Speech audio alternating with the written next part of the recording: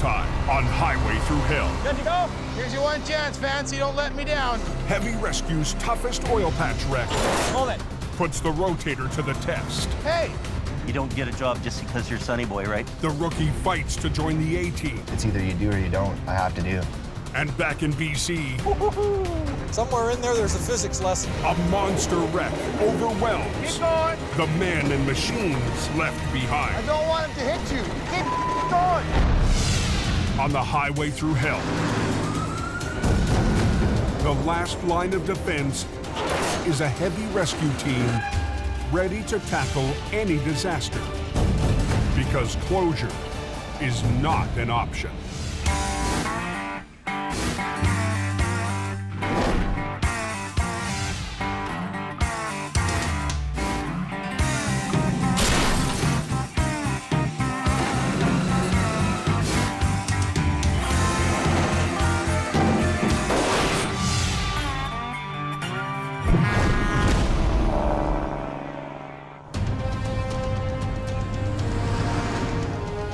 It's 4 a.m. Shoot and then quad my way up. The wicked storm that's hammered BC's Coquihalla Highway for more than a day is finally dying off. Down in the Fraser Valley, Trailer's cut right in half. That's what I heard. Not a good thing to happen.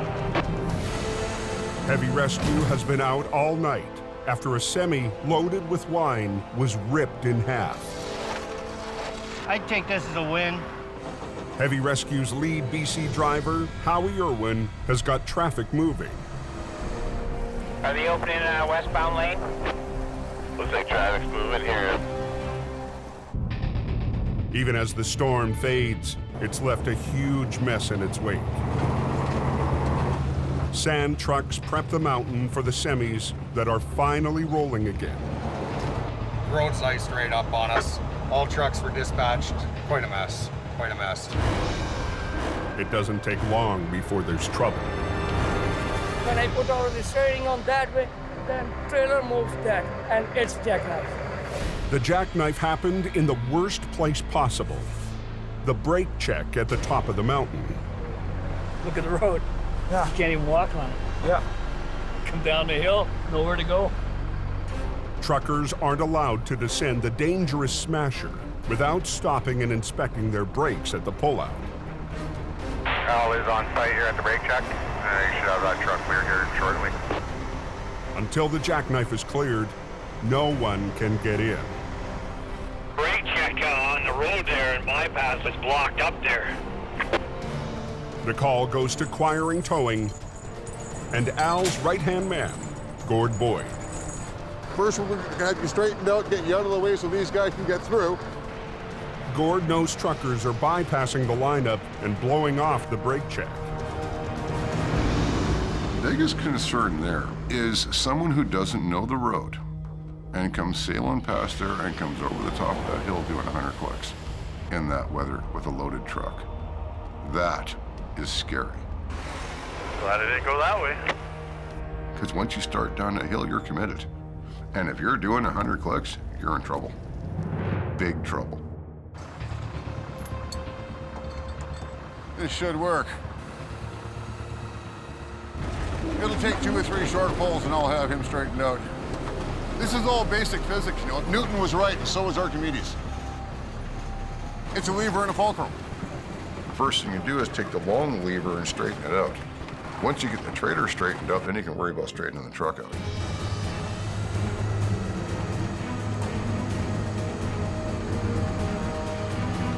This truck is not drivable. I'm gonna hook him up and take him home. A successful fishing trip. Looks like it's opening up then.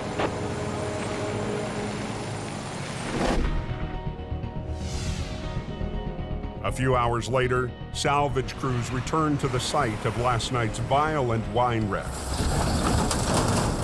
The highway is open, but there's still work to do for Jamie Davis Heavy Rescue. Morning. Fine. Last night, a semi crossed the median into the oncoming lane, right into the path of another truck. One trailer was sliced in half, The other semi totaled. With Jamie following his Rotator to Alberta, Howie cleared most of the wreck with just one 25-ton wrecker. All that's left now is the gnarled back half of the wine trailer. Well, I'd like to grab the carriage somewhere.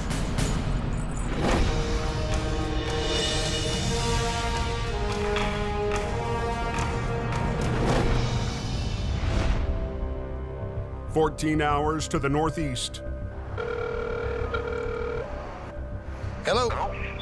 Hey, what's going on? Where you at? Adam Gazzola gets an update from his boss, Jamie, who's en route to join him. Are you bringing Brandon with you? Yeah. You're not keeping him here, are you? We'll talk. Yo, you gotta be joking. No big issue, buddy. Okay. Bye.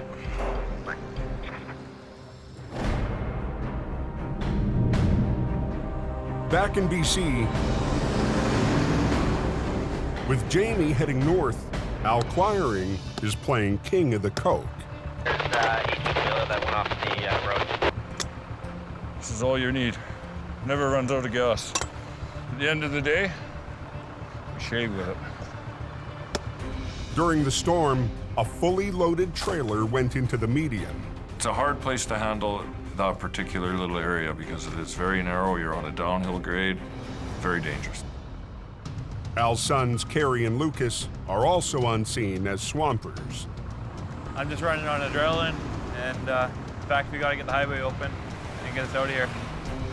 See if we can hook the, see if the strap is long enough to go. Grab the other strap, Luke. It's the kind of wreck that would be perfect for Jamie's Rotator. But Al has a different approach. My dad needs a rotator. He just calls this local crane company. The crane is a way more efficient machine.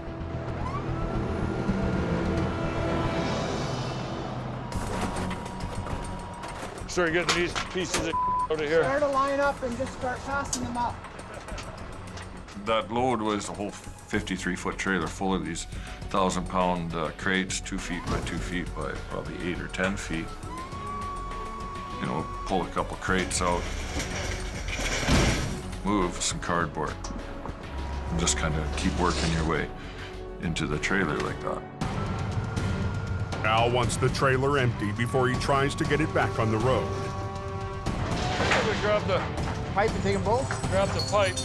It'll take both of them.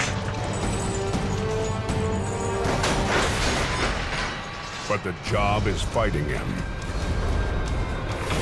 Watch out behind you, Al. Up on the coke, Al Quiring is fighting with a heavy load of cargo after a trailer rolled over. There were some really hard things to handle in there, and because the trailer's floor is very slippery and on an angle, you know, you're worried about injuries. Watch out behind you, Al. It's moving.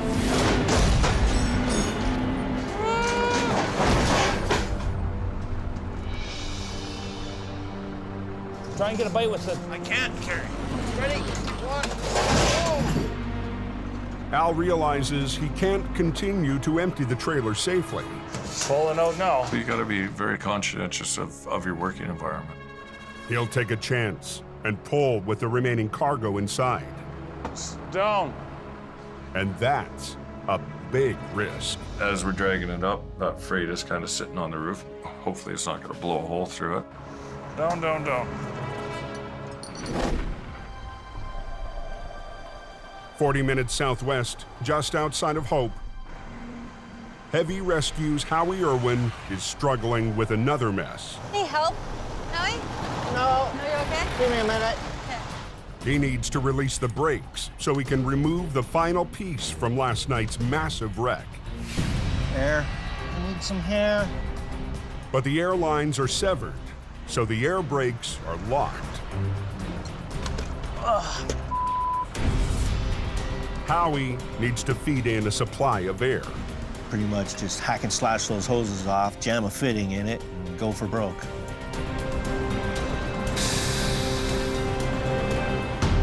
That sounded like brakes to me. I pretty much want to grab it right here. Okay. I got 2 chains I'm gonna hook up. Yeah. I'm gonna run them out, just do a chain lift just like I did on the truck last night. Okay? Okay? I'll honk when I'm ready. I'm just gonna give her lots of throttle and hope for a good bounce and drag it out onto the highway. Good job.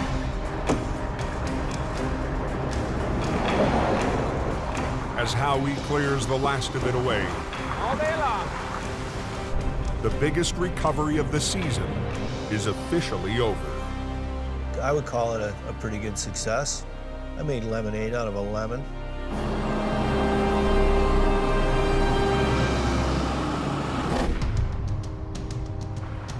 Back on the mountain, They say we gotta come your way, probably about 6 feet, because that curb is in here.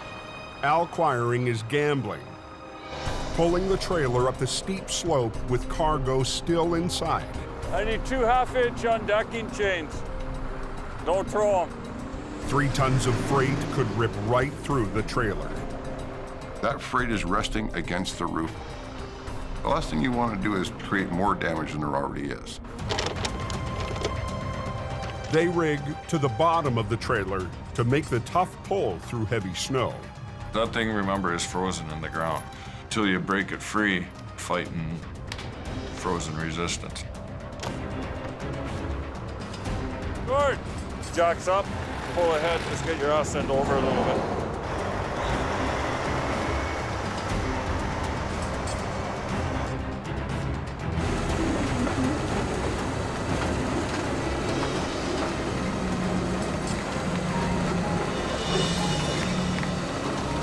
Now we're cooking with fire. It's the floor of the trailer that's actually doing the pushing of the snow. So you pull it up, you get it just to the edge, and you bring it up and set it on top of it, and now you've got this nice little rocker sitting there. Nice.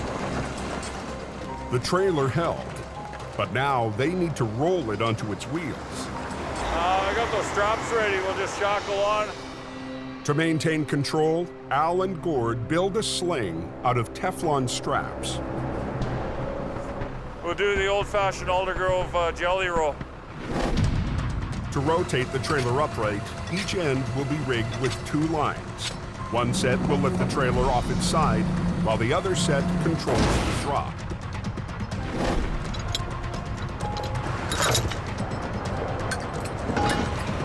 Just mostly with that one, let her down. Yeah, you bet. It's a balancing act. I'm gonna bring one cable in and one cable out, and I'm just gonna rotate this thing just like a barrel. Let the pendulum effect come into play. Once it settles down in a straight line behind me, then I'm gonna pull that bottom one up and bring this one down, and it's just gonna rotate. But the leftover freight in the trailer is a wild card. If something shifts inside, it could over-rotate. Sending it into the lane of traffic just a few feet away. Whoa, whoa! Whoa, whoa!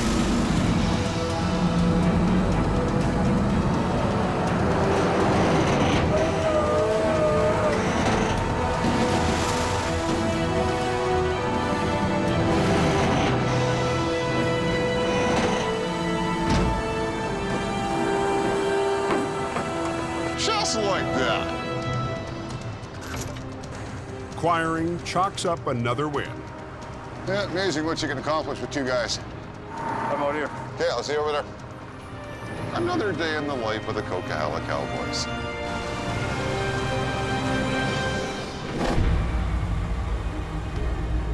In Alberta, Jamie is bringing his stepson with him. Adam Gazzola is heading to conduct a job interview. I didn't even know he was coming. I was kind of shocked, actually. Brandon has been pushing for a chance to work up north. I'm like, man, what's he gonna do out here in minus 48?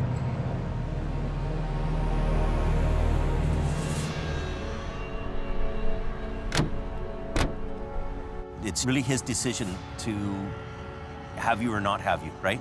You got to convince him, not me. You don't get a job just because you're Sonny Boy, right? You got to work on it for real. Yep. Yeah, right. Hey, how's it going? Good. I wanted to come out here and man up, balls up, and get to work and get hands-on into it. I just don't know if you really know what you're getting into. Like, it's the harshest environment I've ever seen in my life. Yeah. You know? It's either you do or you don't, and I have to do. You know, I'm not trying to be ignorant when I say this, but your mommy isn't around here, right? No, I know. So... I'm coming here to work my ass off and do it. You gotta suck it up, and... Yeah. You know, a lot of people are gonna give you attitude when you get there. You know that. You think so? Well, you know, you gotta earn their trust, right? You gotta prove to them. You know, you've kind of flaked out before when people are trying to teach you things. Yeah. You know, this is gonna be tough love for you. So whatever the you gotta do, right? So. Oh yeah, I'm down in anything. That's when things will work out and everyone will become a team, when everyone's working and everyone's helping each other out. Yeah, no, fair enough. Okay, Yeah. Well, good luck. All right, thank you.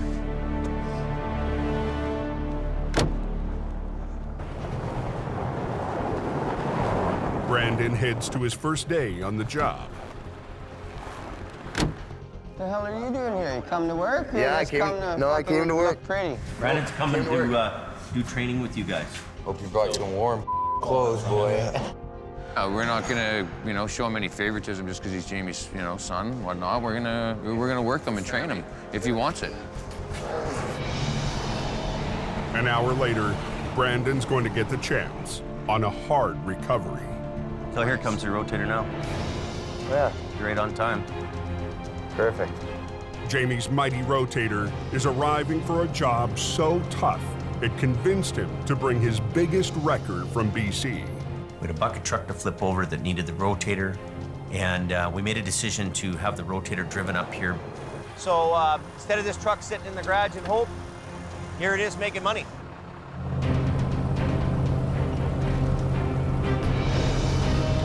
Today is our second attempt at going up and getting a crane truck that rolled over down an embankment.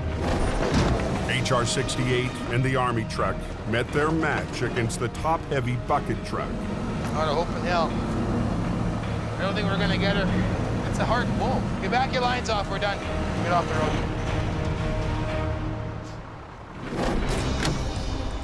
Brandon with me.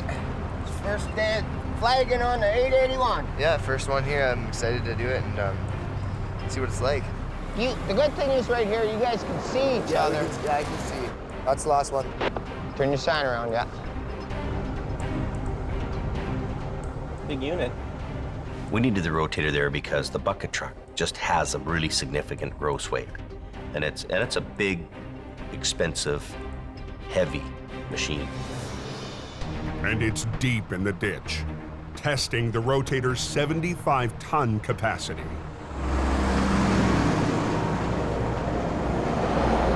They've got the traffic control going now. I think what we'll do is we'll take this lane, I'll back up. Yeah. You back up in the front, right? Yeah. And then we'll get our rigging down to the machine. Yeah. And we'll swing out together at once. Okay. And then do it. They'll rig 2 lines from Colin's wrecker to the front axle of the bucket truck, and 2 more lines from the rotator to the rear.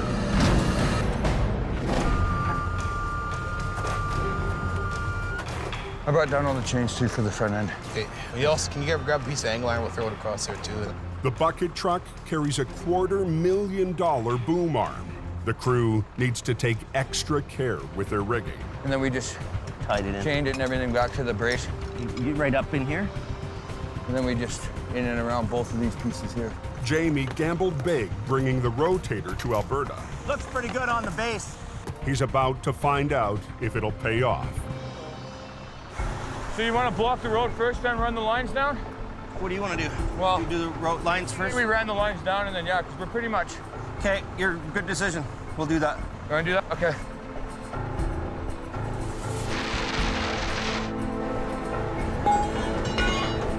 Okay. We're gonna wait for him to come through, and then we're gonna block the road. Blocking this road, even for a few minutes, has big consequences. This is the main vein to the north and all the oil-related businesses. Okay, let's go. You get in let's here. go. Stop all traffic. Come on, let's go.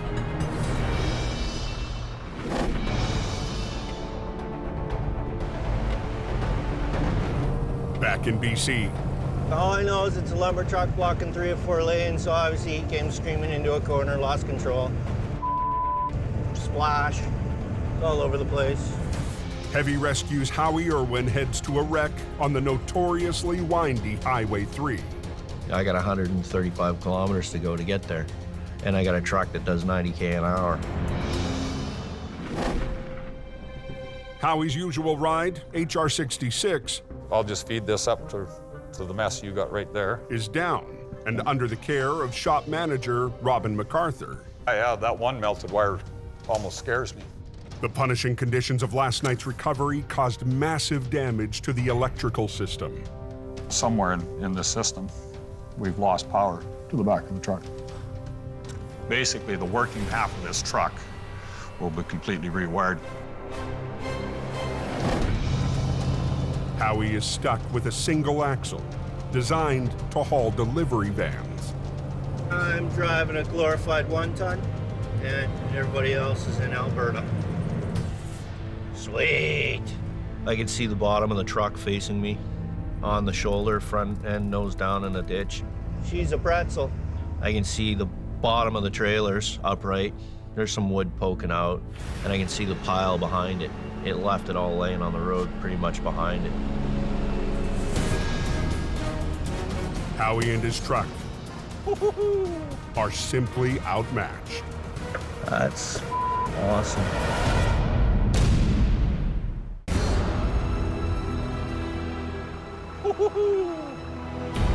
That's awesome. Just west of Princeton, BC, Heavy Rescue has arrived at a 50,000-pound lumber wreck on Highway 3. It was pretty much bent in a Z, tractor pointing forward in the ditch, lead trailer across 3 lanes of traffic, and the pup 90 degrees to it.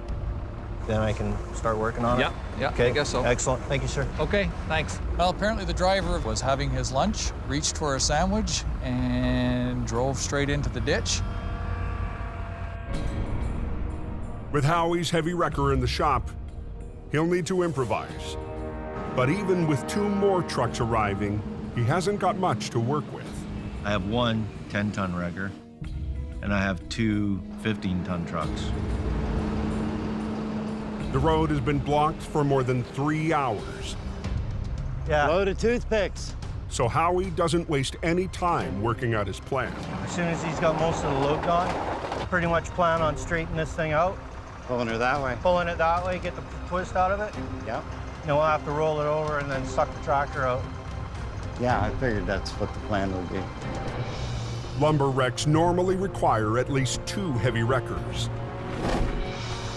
But with limited muscle, Howie will need to space his 3 single-axle trucks along the length of the semi. 2 wreckers will run lines to the trailer. The 3rd will pull the cab. Even if he rigs it right, Howie might not have enough weight to roll the truck. Well, it's 25 tons, and I have to overcome that weight. So I'm using the truck against itself. It's like karate, using your enemy's energy against himself. Well, right now I'd like to get it done before dark. The sun's gonna go down here fairly quickly. Howie and Jamie's newest driver, Wayne Sahada, I got it. rig up to the rear of the trailer. Hook both chains to it. I'm knowledgeable. I know what I'm doing. Oh, hang on. Wayne just moved to Hope to help Jamie keep the coke operation running while more men and machines head for Alberta. I already know about the problems, and I wanted to try to help be part of the solution and fix it, or, you know, not make it worse. Okay, watch out. With the trailers rigged, Howie's first job, drag the wreck straight.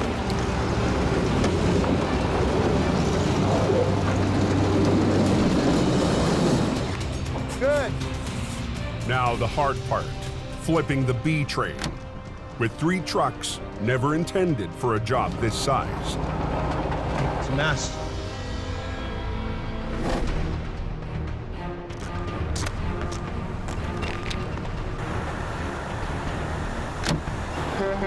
This machine's probably, I'm gonna say, $500,000.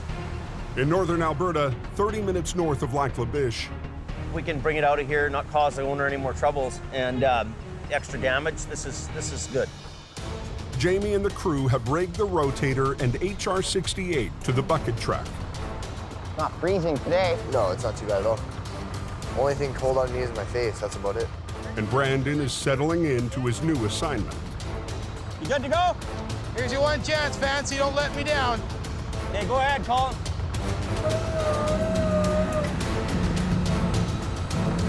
It's a gamble sending our flagship out there. That cannot be a fail. It's got to be a win. Okay, get going, Colin. Right, yeah.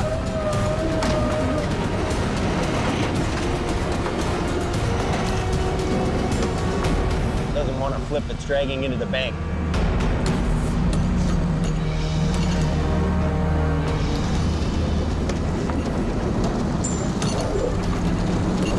Colin, hold it.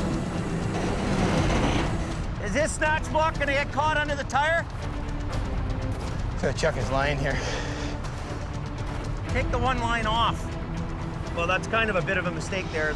So they should have had a little more chain there to make it so when the thing comes down, it doesn't come down on your chain, right? They'll have no way to unhook and re-rig for the pull to the highway. There. Okay, good. Good enough. Okay, so let's flip it. Okay, ready?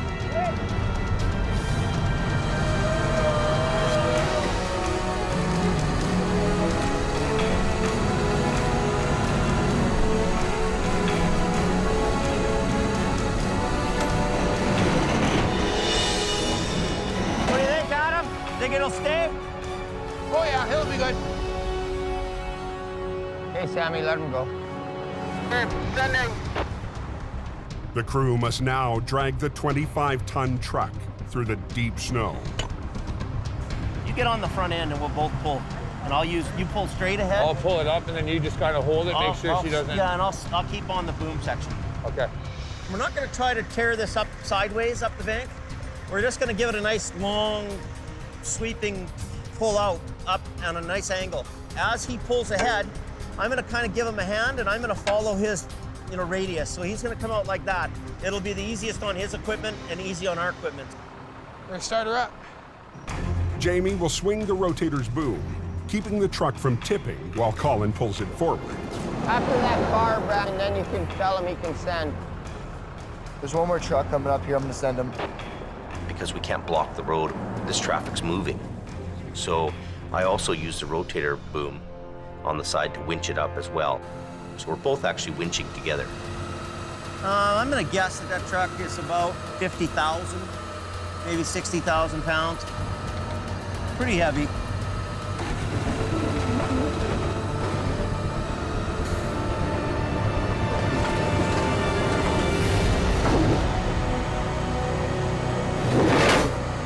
Are you sliding? You're getting pretty close to that edge, dude. I had a pretty good lean on it. She was dragging. Yeah, Jamie, that's coming right down. It was getting closer and closer to that ditch. Heavy Rescue is still waiting for custom ice cleats that can dig into the frozen northern highway. I was a little concerned, and I looked over at Jamie, and he said, "Keep going." I don't really care if you suck this thing into the gravel, right? Let it find its happy spot. I can always pull you out, right? Okay, I'm just checking. That's Yeah, what don't be afraid to winch on something, right? All right. His truck, he says, "Winch her into the ditch, and I'll pull you out." All right, boss. You know, it's okay to drag that truck. He needs to drag it so that it can anchor down, right? Get tension on the other line. We're getting there. There we go.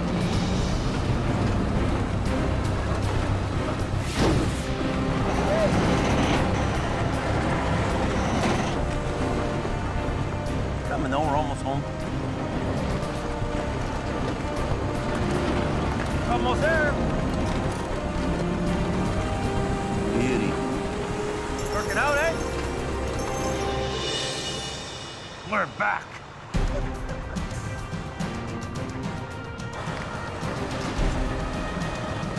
The team is firing on all cylinders. Most importantly, I'm back in the saddle doing what I really love. Last pickup truck last. Copy that? For Brandon, it's not a bad first day on the job. It went well. I'm in for the long haul here. I'll be staying here for good. From a few months ago to where we are now, we're going to the moon, Alice.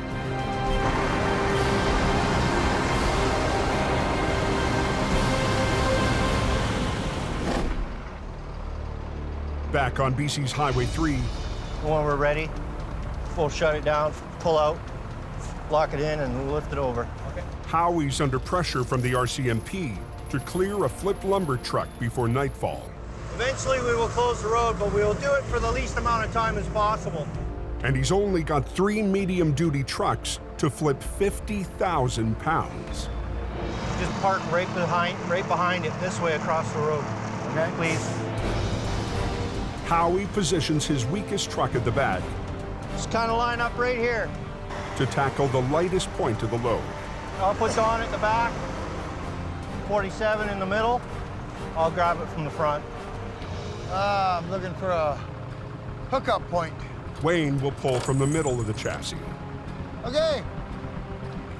Wayne's there in 47, and it's just a little Holmes 500. It's like a 10-ton record. So I know it'll put 20,000 pounds of force against it. At the front, Howie started rigging up his truck. Howie, I can't get it out. But he discovers a problem with his winch. Yeah, well, let me, Why the is it not turning now? I had one winch that wouldn't function at all, so I mean, I'm stuck to one line and a deck winch. The deck winch pulls from a lower angle. Howie might not have the leverage he needs. You want to run this one? Oh, that's not working, is it? No, it's not.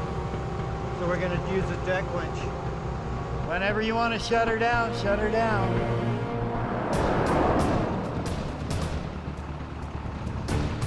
Okay. You think it's gonna go, buddy? Yep. All right. Honestly, I do. You all set? I'm ready to roll, yep.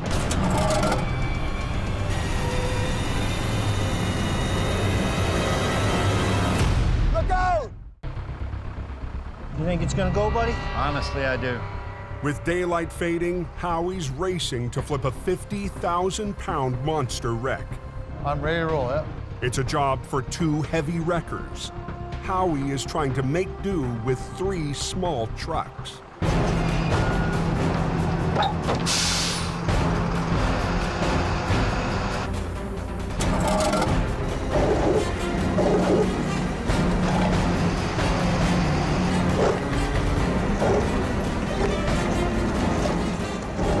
Come on, dude.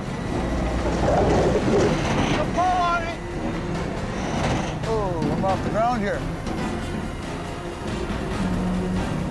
Once the truck started lifting the front tires off the ground, he started to panic. Keep going. Just keep going. I should put my wheel lift down. Just keep going. I'm gonna put my wheel lift down. Keep going. Keep pulling on it, man. Howie was like, just keep pulling, keep pulling. I'm like, Howie, it's not doing nothing. It's just pulling my truck in the air. I don't like this.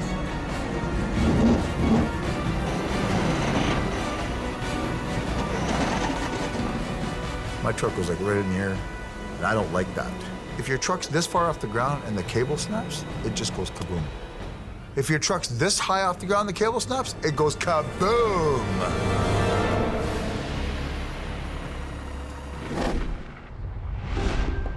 Was he smacking you?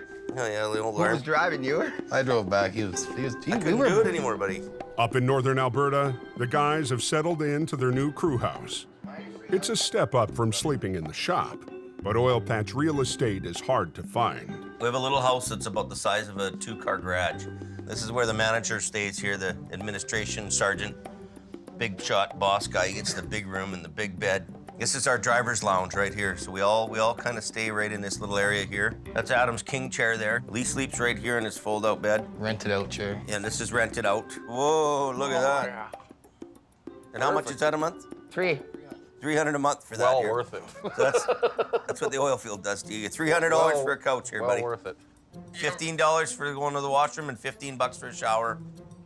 Then we got Phil here. He's got a big fold-out bed here. Yeah, Phil, you know, you've kind of got the biggest bed here, and we've had a few applicants looking, so I'm going to have to rent out the other side of the hide bed. So We've got 1, 2, 3, 4, 5 guys here, and we got a potential 6th renter coming here. it's like going to a trailer park. You know, if you want 2 pads, you got to pay for 2 pads.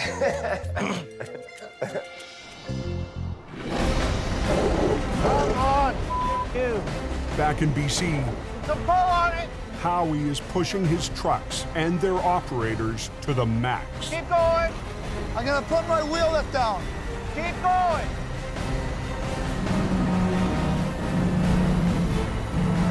I don't like this. He wanted to stop. Well, I pushed him out of the way and grabbed the levers and blocked them in. I'm not gonna let the truck go over backwards. I'm gonna stop long before that happens. And as long as things are moving forward, keep pulling. Wayne lowers his wheel lift to brace the back end of his truck. Yeah, put that down once you get your wheels about that high in the air. You gotta get some pull on it.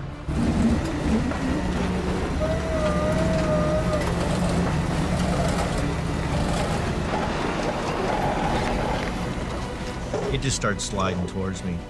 Jam a board under that thing. When you get steel on concrete, it doesn't really grip. You need friction to keep it in place. Just stop it from skidding around. How are you doing? Slide. Yeah, it's gonna pull towards you. Move. Stand up. Up. Keep going, Don. Okay. Howie, I don't want it to hit you. Keep going. Stand up. Up. On British Columbia's Highway 3, I should put my wheel lift down. Keep going. tensions are running high. Okay. Heavy Rescue is fighting to flip a B train. Go, keep pulling, man. With 3 small wreckers, Keep pulling on it, man. Howie refuses to give in. On it. Here it comes.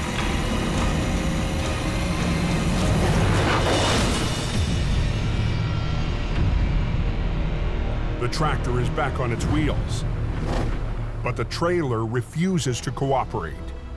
Howie scrambles to move a line for better leverage. Get going. Okay, here she comes. Get out of the way. Look out! Get out of there. Textbook.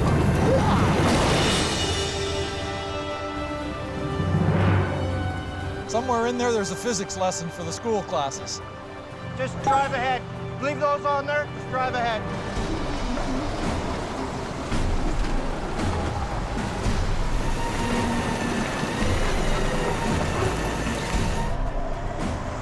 Come on. Okay, you can clear traffic out. I want to make sure they got a full open lane. Traffic is moving, but 3 lanes are still blocked. Happy that it's on its wheels. Till I get it completely out of the way, they're not going to be completely happy. Grab that big hook. Ready? Yep. Run. Howie, that's good. Howie hooks up to the tractor's toe pin and uses his deck winch to pull the truck back onto the road.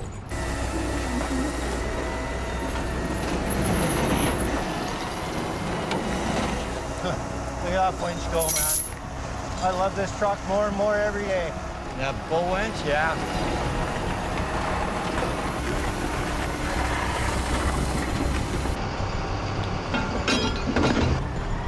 Now Howie lines up to haul the rig away. Here, right here. Right in the front. It's just a little glorified 1-ton, right? I'm trying to pick up the front end of a tractor. I'll just follow you with lights on. To get the highway open, Howie will have to haul the tractor and trailers to the nearest pullout. Sweet. At the top of Sunday Summit, the second highest point on the entire highway. The concern is that the truck and the trailers weigh 3 times as much as the truck I'm driving. Okay, let's go. Let's try this.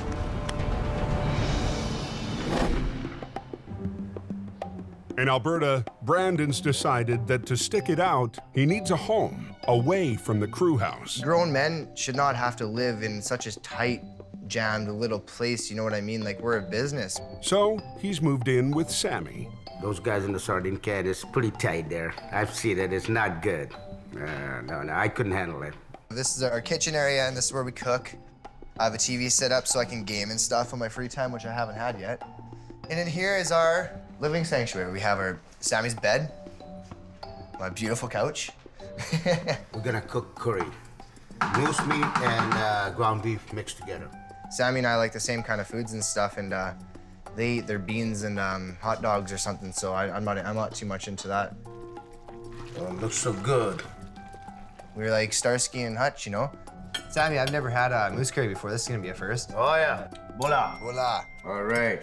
Here's a good one. Awesome, man. Yeah, you behind me, he's in front of me. Okay. In case I need a bumper. Back near Princeton, BC, Howie's gearing up for the drive to the pullout at Sunday Summit, where he'll split up the tractor and trailers. You gotta split that big load up. I can't make it all the way home. There's not a hope. I can go as far as the first safest place to separate it. To get there, he has to haul a very heavy load over very steep terrain. It's a challenge. I'm 105 feet in length. I'm 70,000 pounds gross. It's the big suck.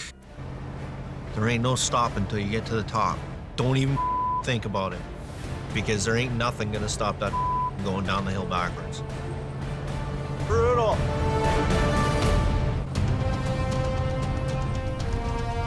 Brutal.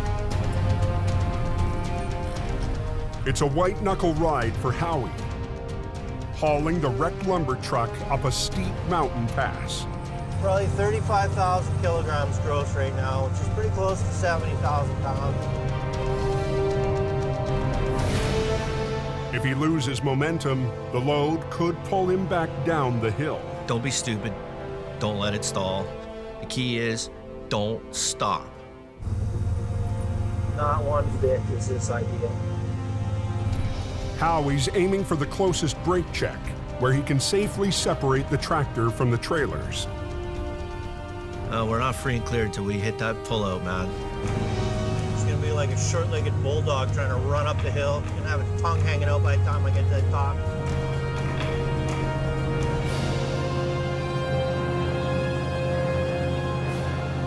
I'm at the top. I am the top. I didn't start breathing again until I had that thing parked and I was out of the truck. That's the moment when I could release my sphincter. Howie gets to work separating the tractor, which he'll haul back to Hope.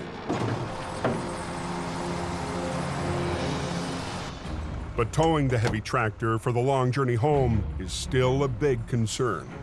Well, you saw how I was struggling to lift the front because it's got so much weight on the nose. If I can deflate the air ride, chain the back axle up tight, reinflate the air ride and get this axle to hang in the air, it's an extra 1,600 kilograms off my drive. It's always handy to take a little bit of stress off an overworked truck. I've created a fulcrum point off this axle.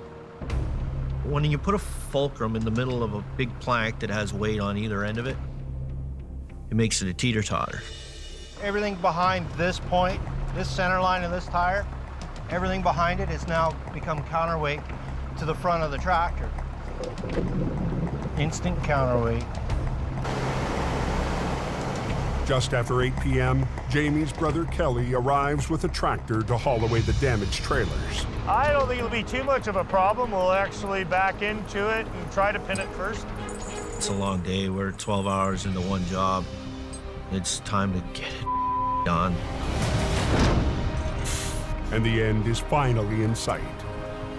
All I can hope for is that I'm an asset to the company and that I can make them some money so that I can make some money. I'm amazed we even got this accomplished.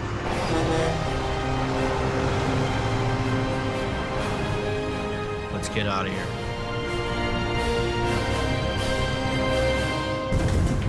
Next time on Highway Thru Hell. Holy! A violent wreck. It's minus cold. Test the new arrivals in Alberta. Get over! Back in BC, massive carnage chokes off 2 highways. See what we can do. Keep it going. And a pair of lone wolves Hang on a sec, Al. have to pull off the impossible. That is nasty.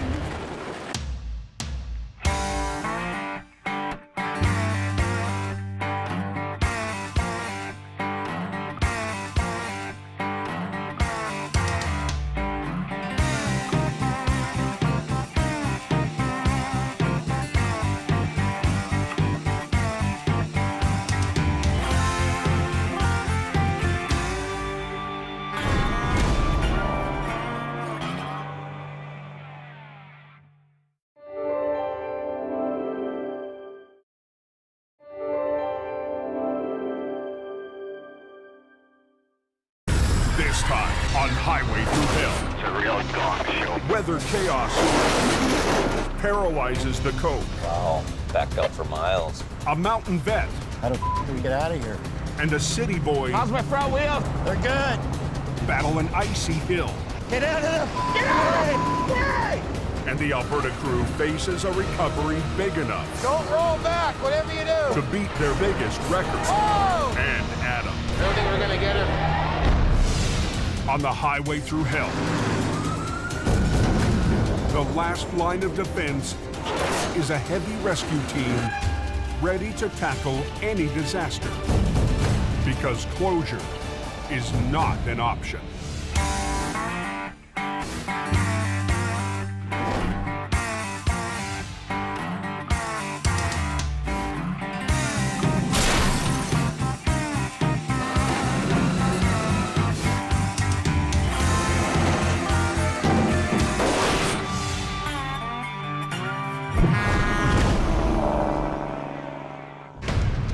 Traffic will be thick on this road today. Apparently it's a real gong show. 2 days before Christmas, a sudden storm is slamming British Columbia's Coquihalla Highway. The compact snow turns into compact ice, and they can't put enough sand down on it quick enough on this highway. Cold air hit, froze solid. We now have concrete. Trying to get it off is a real problem. And I think I'm out of sand. I don't hear anything now. On the busiest travel day of the year, drivers are stranded. You know, it's nice and sunny down on the coast, and you get up on top of the mountain, and it's a hell zone. I passed a pickup truck, and then all hell broke loose. My husband just hit the black ice just now, and the truck spin. This road is a sheet of ice.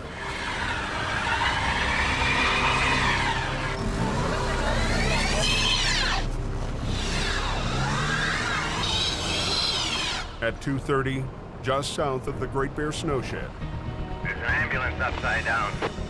the icy road claims its first casualties. They can't even get out the accident. Blocked up so bad. Just down the hill from the ambulance, 2 semis have tangled up in the slow lane. Nobody's gonna make it up this hill. This hill's just way too slippery. Traffic is at a full stop. What, you're not even plowing it or sanding it, doing anything? They can't get by all the trucks. So is the road closed? Yeah, it's gonna be a while. But down at Jamie Davis Heavy Rescue, the Rotator is sitting idle. We're not on rotation right now, and the trucks are all parked at the yard lined up. Jamie's competition is on exclusive police call for 2 weeks. So he's just another driver trying to get through the mountains. It tears me up to be in a situation where I can't provide a service to the public that the public deserves. Bugs me. Bugs me a lot. Since he can't work for the highways today, Jamie's heading to Merritt to pick up his stepson Brandon and get him home for the holidays. I'm being Joe Citizen today and I'm just driving. Oh, Highway 5's closed, it's saying. Uh-oh. Oh, they've got it closed right down here. We may not be able to go to Merritt. Wow. Backed up for miles. Christmas traffic is stopped dead, and the one guy who could help open the road is off duty. I don't think any of this stuff would have happened if Jamie would have been up there. A 14-hour drive northeast of Hope, there's one place where Jamie's trucks are hard at work. There's a load of traffic. On the highways that form a lifeline to the oil fields of northern Alberta. 10-4. With Christmas only 2 days away, It's like a parking lot out here. workers are racing to get out. It's real greasy when you get out of Radioactive all the way up past Confronts. But an Arctic flash freeze has coated the highway with a thick layer of ice. Feel like I should get my curling broom. Heavy rescue has their hands full and are fighting to keep the road open. Okay, you're gonna come up to that semi in the ditch there, you guys. Set up your sign. 30 minutes north of Lac La Biche, a low bed coming around the curve hit ice and slid off the road. Brutal, man. It sucks. Sammy already has one lane closed. But to get the truck out, they'll have to shut down the entire highway. Hold traffic. Get this out of here. It's already been a busy week for the crew. Be the second one of today, and we got a couple more after that. It's really picking up, almost scary. I'm not even sure if I'm going to be able to make it home for Christmas. Brakes are off, and just kind of steer it up the bank. What's going on here? The road's closed both ways. Put your boom down. Boom in. The crew would like to quickly pull the truck out sideways, but the low bed is impossible to drag through the snow. Just hold your brake on. So Heavy Rescue decides to pull it straight ahead. Adam needs Colin to lift and pull at the same time. Lift your boom up. Hurry up. I'm not allowed to think for myself. We get the truck out so we get to the next one. Yes, we're getting to the next one. Another tow truck up the road. I know, we saw him. We already talked about it. Hop in and drive her. With traffic backing up, Colin has to move the wrecker to position for the final pull. Put her on high speed. Same direction you are, just head right there.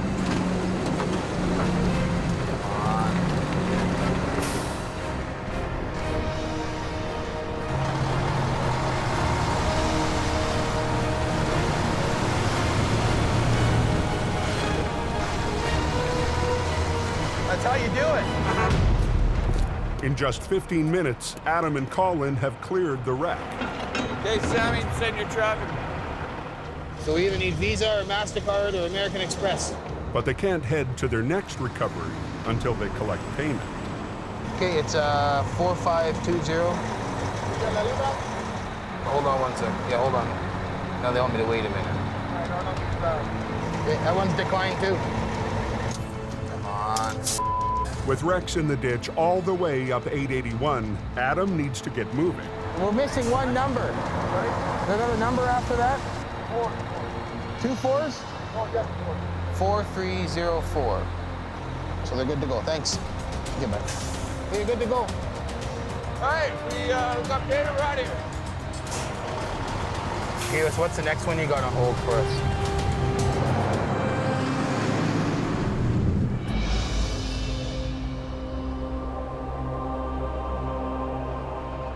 Hey, I just heard they shut the coke down. Is that right, guys? Yes, it is closed. Multi-vehicle accident, an ambulance upside down. Back on the coke, the highway has now been blocked for 2 hours. Holy, this is crazy. Dozens of trucks hauling Christmas freight are trapped. And holiday travelers are in for a long day. I haven't been trapped on the highway like this before, no. I should have took the Fraser Academy. Jamie Davis is still stuck in his pickup truck at the back of the line. This is a weird experience waiting in traffic like everybody else. Jamie's competitors are on police rotation today, and getting the highway open is solely up to them. There's extreme times when things go crazy here, and you need to have a full complement of equipment and people to deal with it. This could be what I would describe as Armageddon in our world. But the competition seems to have trouble just getting started. The tow truck driver was trying to put the chains on the truck, and I'm thinking it was the wrong chain for the wheels. He started chaining up, and then I seen they take it off. So I don't know if they wrong size chains or what, but he took off the chain, so he made her up somewhere.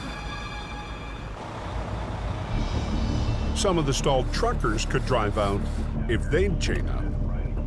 Full water tank, man. Highway manager Richard Enns is getting tired of waiting. When I got here, he finally started putting them on, but didn't know how, and here we go. Bit of a nightmare. And it ain't over yet. Up near Porsche, a northbound truck loses traction on the hill. I'm trying to get some chains on now, but I just don't want this guy come smashing at me.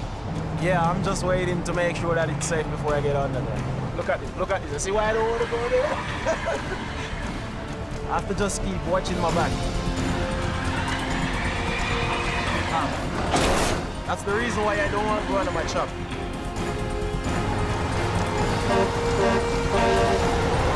Watch out! Holy!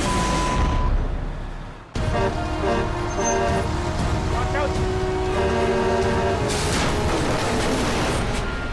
5 minutes south of Box Canyon in BC, 3 separate accidents have shut down the Coquihalla Highway. All of a sudden, over I went. Good thing he was here, or I would have slid up against this. The trucks will have to chain up to get moving again. Not good. There was at least half a dozen that really had no idea how to put their chains on. First time I had to put them super singles on since I bought them new 5 years ago. Hey, where'd it go? Oh, he's going. God, I love BC. I can't wait to see it in my rear view mirror. Come on. The last 2 stalled trucks are finally chained up and ready to go. 10-4, he's going to start moving, so I need him to move up to where that yellow sign is. He's getting up right now. The sand truck gets through. Lunch is when the roads are safe. 106 to base. And at the back of the lineup, Jamie finally starts to move. Traffic's moving a little bit now, so I'm getting through a little bit, so you know that. In my mind, I'm thinking to myself that one day somebody's going to figure out, hey, look, we need a guy like you to make sure this road's open. I'm having a real hard time to just say, hey, we're moving everything to Alberta.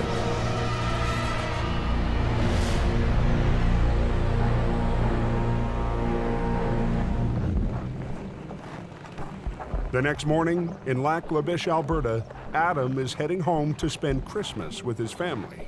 Well, don't anything up. All right, I won't. But that means leaving rookie Colin in charge. Sooner or later, there has to be a time where the young'un grows up and then goes on his own. Think before you do. Get going. Jamie held my hand for a little while, and I grew up and I went on my own. All right, okay, well, take it easy. Have a safe drive. Take care. See you guys later. Drive safe, eh? It feels good that Adam feels comfortable enough to leave me in charge. And it's good that those guys get out of here, too. Peace and quiet.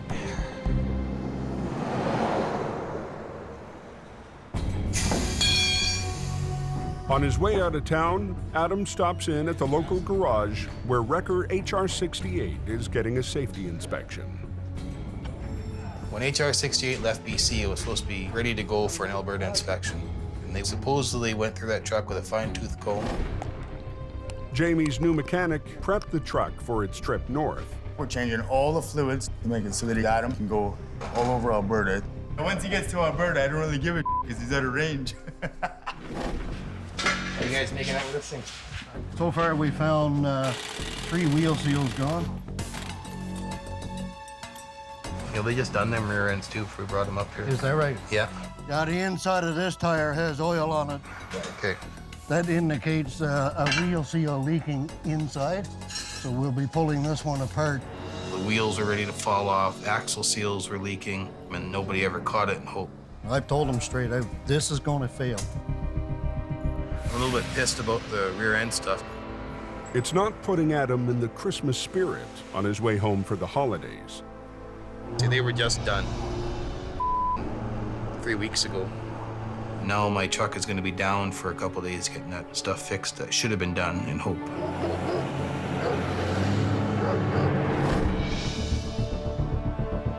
Back in BC, we'll get her done. Heavy Rescue's Ken Monkhouse is heading 10 miles up a remote logging road for what should be a quick recovery.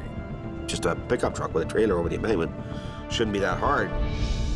With Jamie off of police rotation, every non-highway job helps.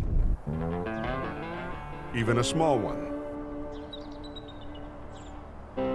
Don Starr's been waiting an hour for backup after his own truck failed to make it up the mountain. I just couldn't climb it, that's all. The truck's a little light in the back end. It's made for hauling trucks, not for climbing hills like this. And Don knows these hills. With more of his crew in Alberta, Jamie hired the 20-year mountain veteran to help keep the BC operation running. I've seen pretty much all of it.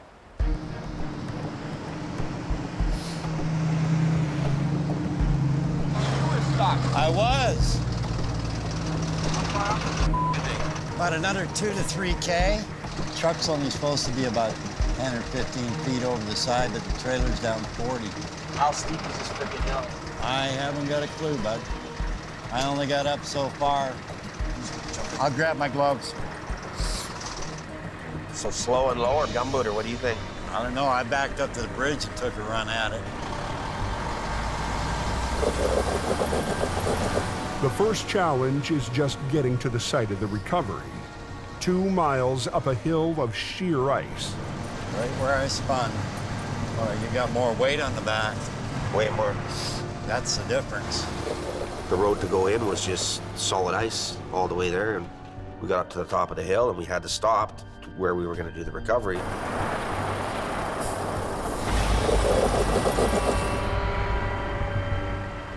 We're sitting on sheer ice.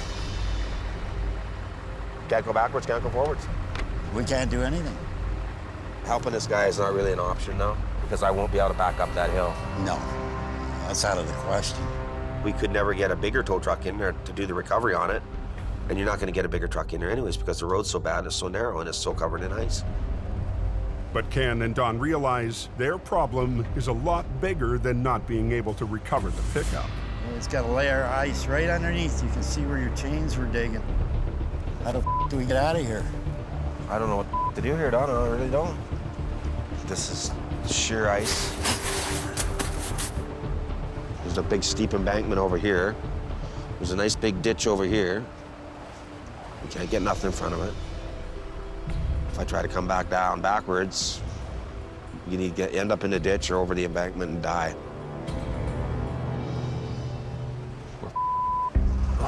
What the f do? But Don's 20 years of towing has taught him a few tricks. How about lowering your wheel lift and putting your frame forks in upside down? Would that help? Yeah. You might dig the road up a little bit so you get some traction. Yeah, maybe that's the best thing to do.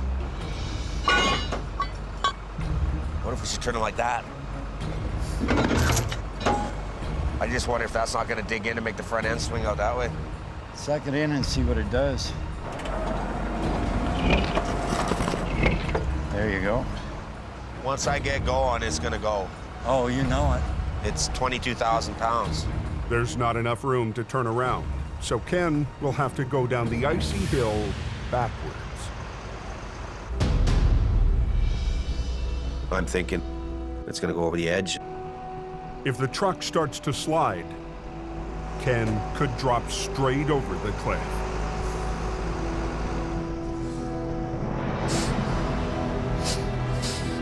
Straighten her up.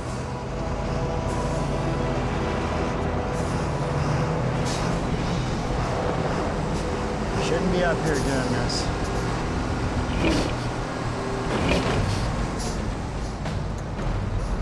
Right at that real snotty part.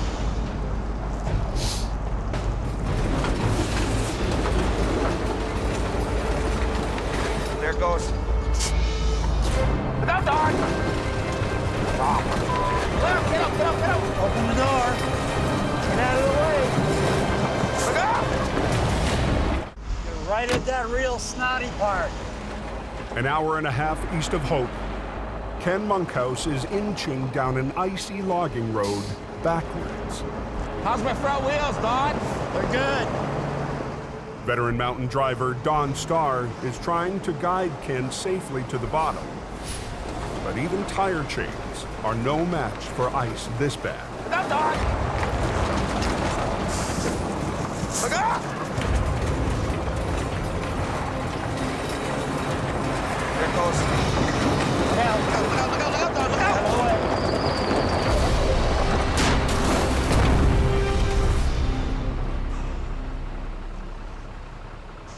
Well, we almost made it.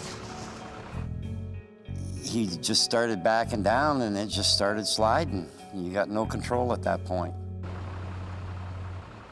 It went into the ditch side of the mountain.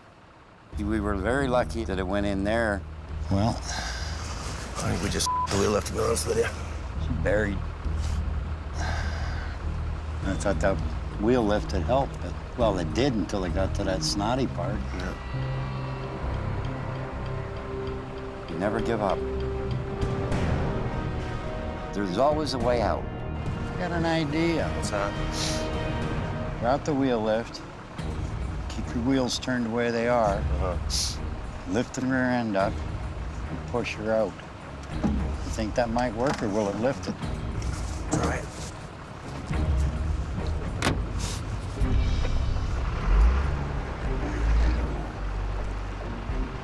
Hey, you ready? Hopefully we can get it pointed in the right direction down the hill.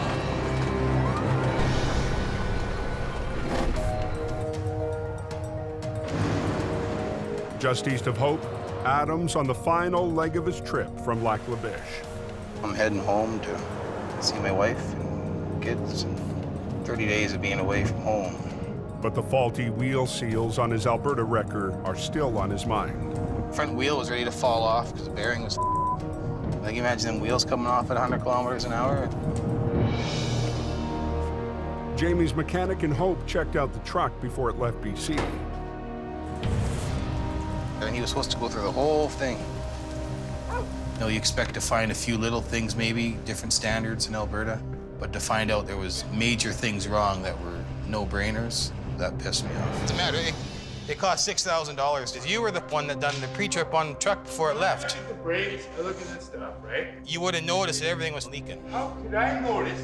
Because the oil was pulling out of all four wheels. Didn't it go through a motor vehicle inspection? Well, yeah, it did up there. That's why it failed and cost $8,000. You were told to pre-trip the truck before it left. I don't have control of this. Yeah, so you're just a mechanic. You just walk around and, you know, you take the door handle.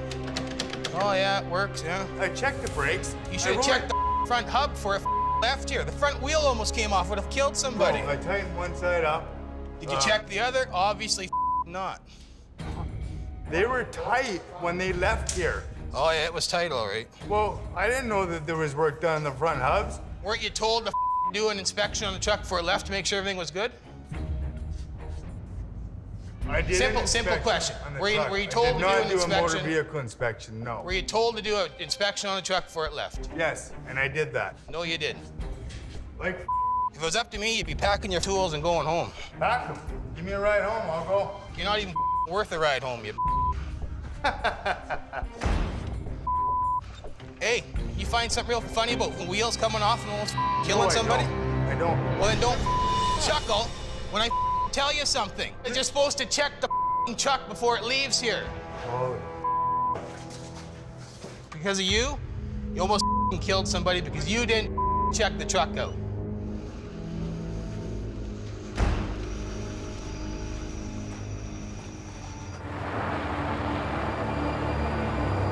Hold her there with the brakes. Back up at Whipsaw Creek, Ken and Don are still trying to get Jamie's truck out of the ditch. Try giving her a little bit. With night falling and the temperature dropping, they're running out of time. Okay, hold it. You got it. Don't stop. Just turn your wheels this way. Straighten them out. Okay, you're headed down. It's all yours, Ken. I only thought that we could get the truck straight on the edge of the road, not out of the ditch. But when it came out of the ditch, we're going all the way. We're not stopping. Ken has to make it down a mile of sheer ice with a 400-foot drop at his side. Failure is not an option. If you go over the embankment, no one's gonna find you. Back in town, Adam's long day is almost over. He can finally put his work problems aside. He's gonna come home and surprise my little girl. She hasn't seen me in about a month. I think she'll be very excited.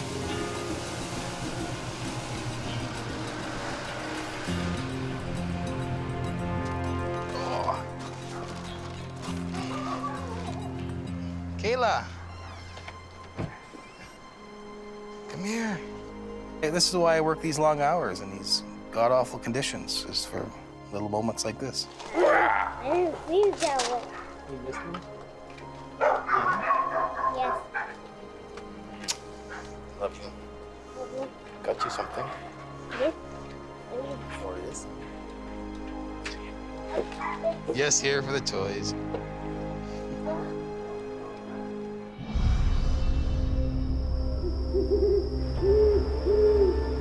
Are those forks still down? Those wheel lift forks still down? Back up the logging road, Don and Ken are on the move again. How's it feel? He wants to take off, but you know what? They've reached the top of the steepest stretch of the icy hill. I'm thinking I'm not gonna let this truck go over the embankment after all we did to get it down to where it was. I don't like to fail, and I don't like looking stupid.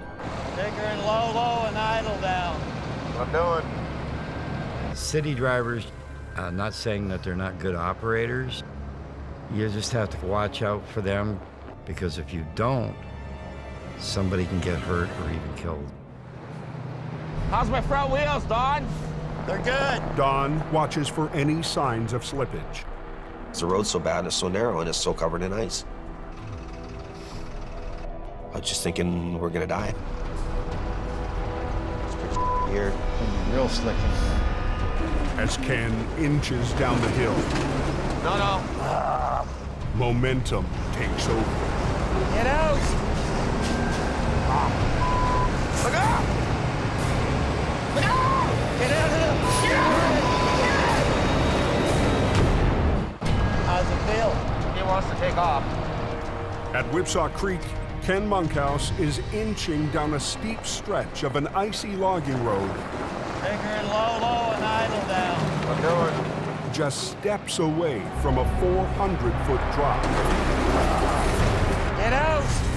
Once again, his 5-ton starts to slide out of control. Get out of here! But this time, Ken stays behind the wheel. Ken!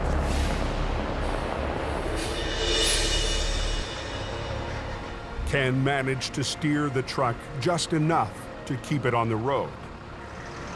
Buddy, I wouldn't have rode her that far. You done a hell of a job.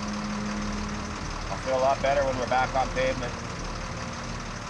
I thought she was gone. I thought so too. Death-defying, let me tell you that right now. If Ken hadn't have pulled that out, that truck would have been gone over the side.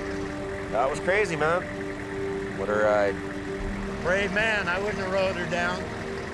But he did. And he kept it under control, too. Just want to get out of here, get back on the road. 7 hours after arriving on the mountain, Ken and Don are back where they started. Nightmare. Yep. Why am I doing this? Why am I risking my life? For nothing, for no pay, not a dime. Doesn't make any sense to me. I understand, Ken, what was going through. Towers have a different perspective on mortality than other people do. We see it so much. Maybe this isn't meant to be. They didn't get the wreck, but they got away with their lives. I wouldn't have got out there if it wasn't for you, my friend, so I really respect you. I don't respect hardly anybody, but I respect you a lot. So thank you, I appreciate it. Let's get the out of here.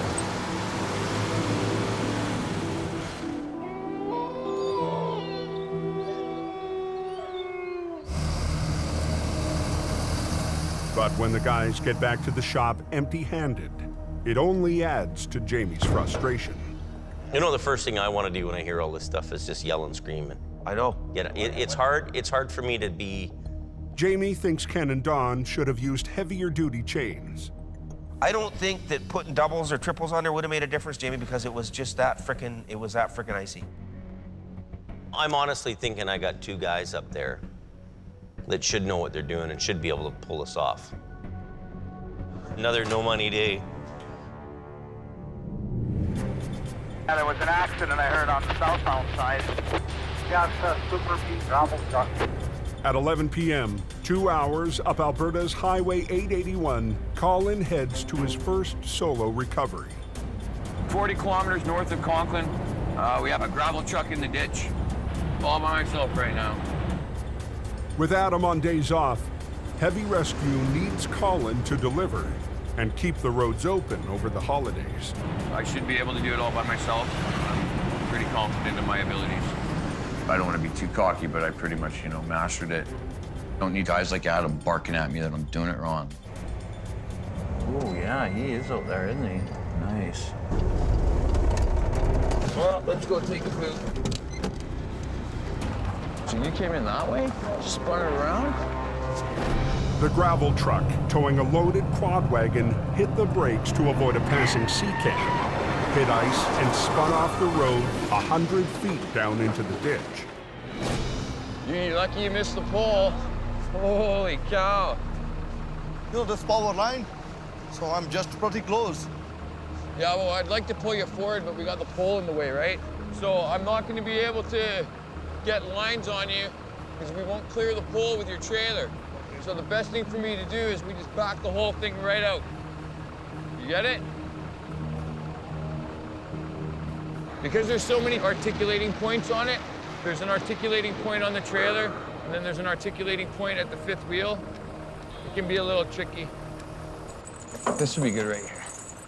Since Adam's away, Colin has to be his own boss. Suck it up, buttercup. That'll do there. Okay, where's that blocking tackle? Without any swampers, he'll need the driver to help steer. Just one guy in the truck driving. Maybe you can sort of act as communication as well. It can be a big responsibility when you're pulling out a $100,000 truck, and these are guys that have never done what we're doing. All right, driver, the dump truck, you can release the brakes. Your trailer's gonna slide just a little bit down towards the hill. It's all good. I have a line on you. If Adam's there, then I'm following his orders, and my ass is covered. See if you can straighten out the dump truck and get it even with the trailer. But if Adam's not there, then I'm the one that's in charge. I'm the one that's responsible. What you doing? Turn your wheels to the right, please. Dump truck driver, turn your wheels to the right, please. There we go. Come to me. After just 20 minutes, Colin's got the truck up to the edge of the ditch. Now he needs to freewheel the winch and reposition to pull the truck up onto the road. Max, can I get you to put all your brakes on? The driver has to keep his brakes locked, or the truck will roll right back to the bottom of the ditch. All your brakes are on, dump truck driver. Okay, 10-4, I'm just we're gonna do one more movement here. Whoa, brakes! Put your brakes on, apply your brakes, please. Thank you, I thought you said you did that.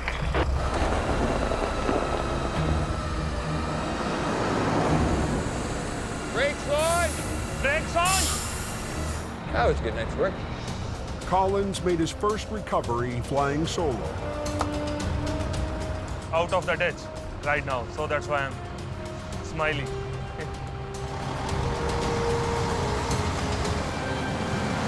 Happy customer, that's important. Okay, let's get out of here.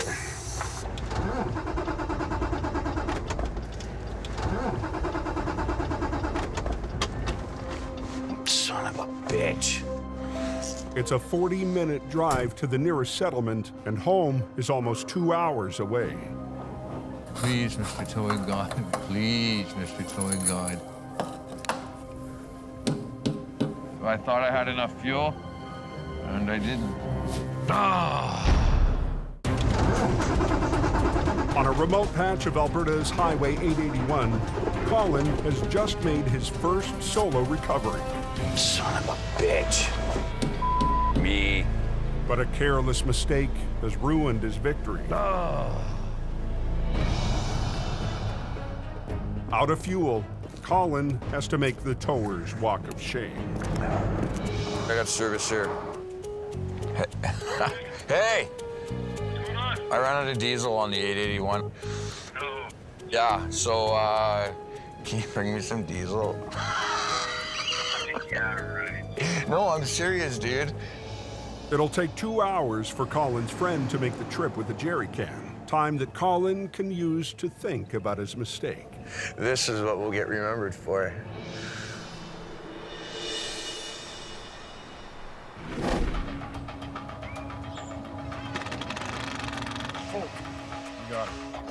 In Hope, 2 days after Christmas, crews are gearing up to go back on highway rotation. But Ken Monkhouse is still reeling from his near miss up in the mountains. So that Forest Service road was pretty traumatic. A couple people could have come real close to dying, including myself. It may work. Can you and me go have a chat? Private? Just had nightmares about it every night. Wake up in the middle of the night, just freak right out. Go for a walk around the block, go back to bed, push play, the nightmare starts all over again. Are you gonna want to kill me if I go and work for a month in the city to help buddy out? And I can go down there and pound a bunch of cash. If you're getting mad, and don't worry, I won't do it. Well, no, I mean... It seems like we got lots of guys and a few trucks. I tell you, this is the worst time of the day to do it. But I'm so out of sorts with myself.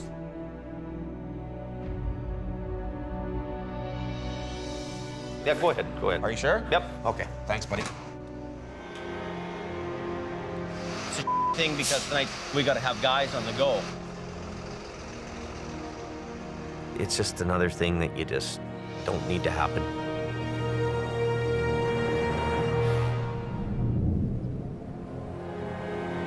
Slippery loose this morning. Just a traffic jam. In northern Alberta, Highway 881 is jammed with crews heading back to the oil fields. It's so bad you can't even pass a guy. Whereabouts exactly is this accident? Extremely slippery. 30 miles north of Lac La Biche, heavy rescue arrives at the scene of a complex wreck. A bucket truck for stringing power lines is down. Yeah, he ain't gonna be driving that home. The top-heavy truck caught a wheel in the soft snow, veered down the steep embankment, and flipped over on its side in 3 feet of snow. Holy buddy, she's deep.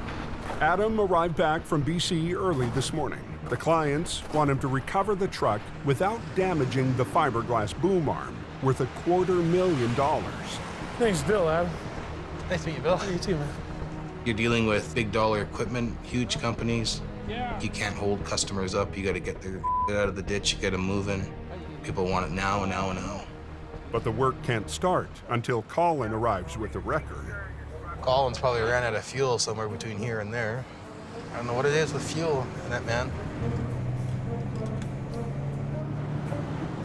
All right, well, we're here on the scene. Put together a little plan of action and get this thing out of the ditch. But Adam's not letting Colin live down last night's mistake. Why didn't you fill it up when you went to Edmonton and back? I did fill it up when I went to Edmonton. So you fill it up when you come back from Edmonton? No. Why not? Don't I always harp at you about fuel? Yeah, you harp at me about everything. At the end of the day, I really like the guy. I like working with him. I just kind of wish he would progress a little more. We're probably lucky to have him because he takes all the constructive criticism I give him. There you are, see? There, pumpkin. He can call me all the nicknames he wants to call me. If Adam's picking on you and being a bully, it's because he loves you. He's a big dirty, this one.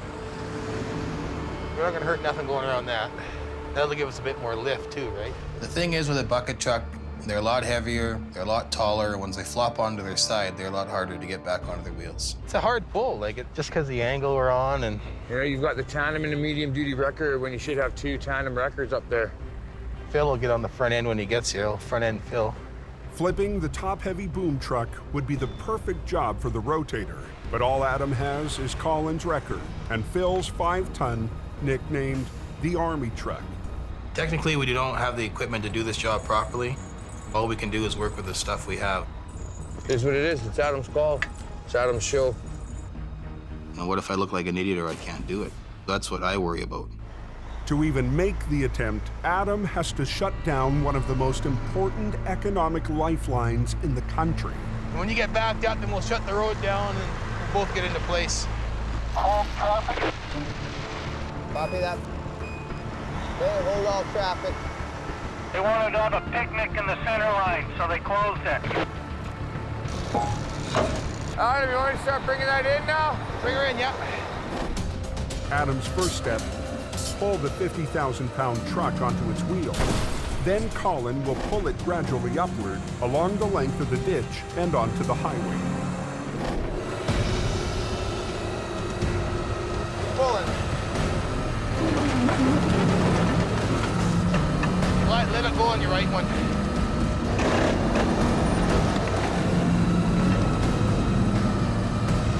Want to do more with your high one, right? I'm gonna bite in, that's all I need to do. The spades on HR-68 raise the tires off the road and use the weight of the wrecker to dig into the ice. Yeah, these teeth aren't gonna let us do it. On a hope in hell. Adam's waiting for a set of custom cleats designed to anchor in extreme cold conditions. It's just so icy. With no grip on the frozen pavement, the 2 trucks just don't have enough weight. Until we can get the trucks anchored, we can't do diddly. So Adam changes the plan. We'll hold their foot on the brake, keep her revved up. With HR-68 lowered back onto its wheels, Adam's hoping they can provide enough traction. I got my foot on the brakes. Are they dynamited on? Don't roll back, whatever you do. Whoa! We'll hold your foot on the brake, keep her revved up. Oil patch traffic is backing up on northern Alberta's Highway 881. Why'd they close it? You're using why it's closed. Closed means closed. I got my foot on the brakes. Are they dynamited on? Adam makes a last-ditch effort to get a heavy boom arm truck upright and back on the road.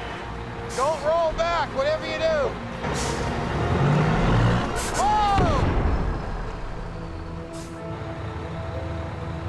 The extra weight of it, where it was down the embankment, it definitely weighed more than my truck did.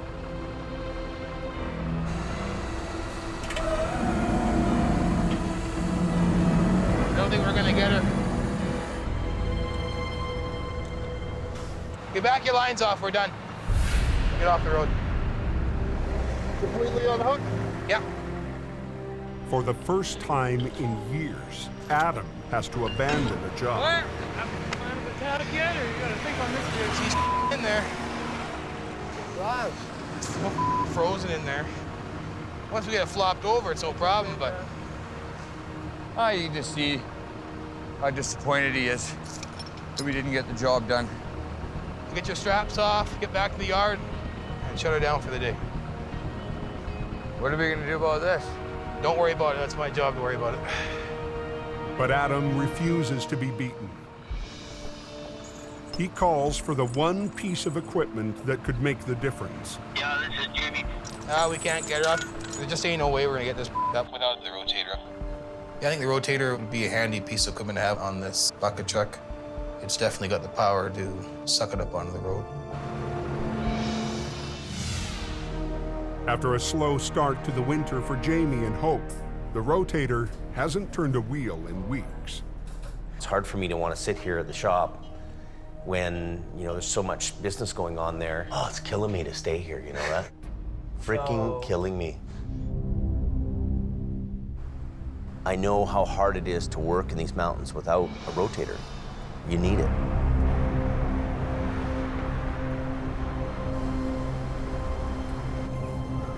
The next morning, Jamie makes a bold move. There's a job waiting for it. I have work for this truck.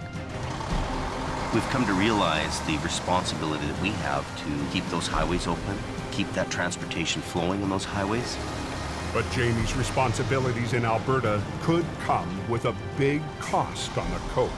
The Rotator has always been our flagship vehicle here, our best, biggest, baddest recovery machine that separated us from everybody else.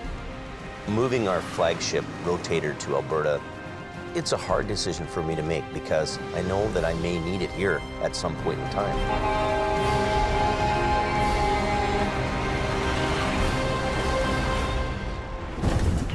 Next time on Highway Thru Hell.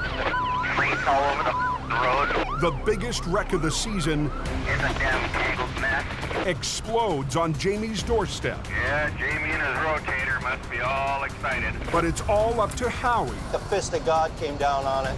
to get the highway open I'm all by myself. without the one truck he really needs. No Rotator. No backup. Ah.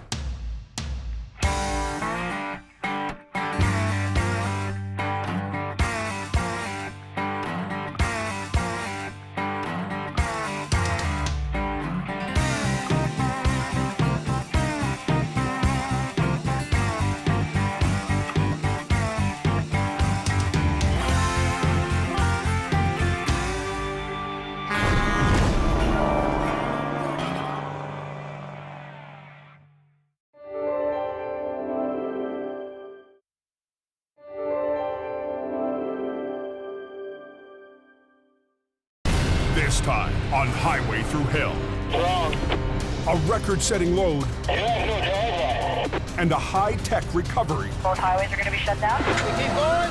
choke off the route to the north. It's got to be enough there. What do we got here?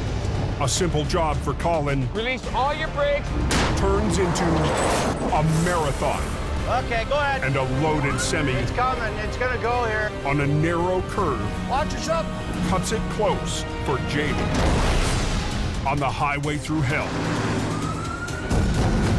the last line of defense is a heavy rescue team ready to tackle any disaster because closure is not an option.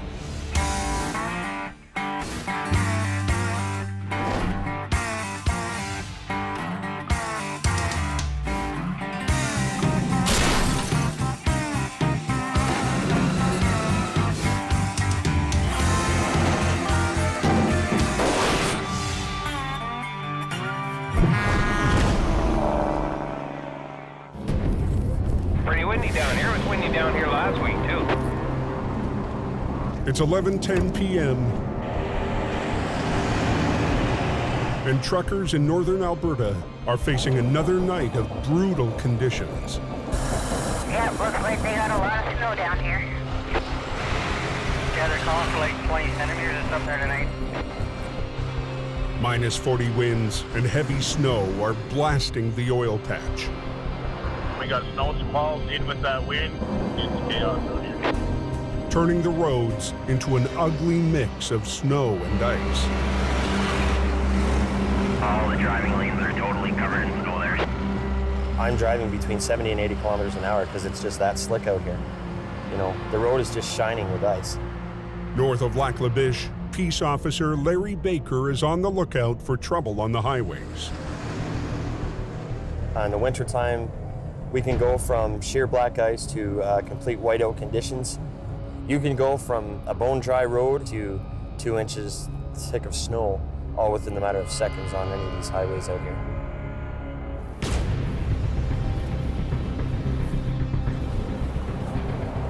How's it going? Good. You know why I'm stopping you? I'm guessing my brake lights. You proceeded unsafely. You flew right out of that parking lot.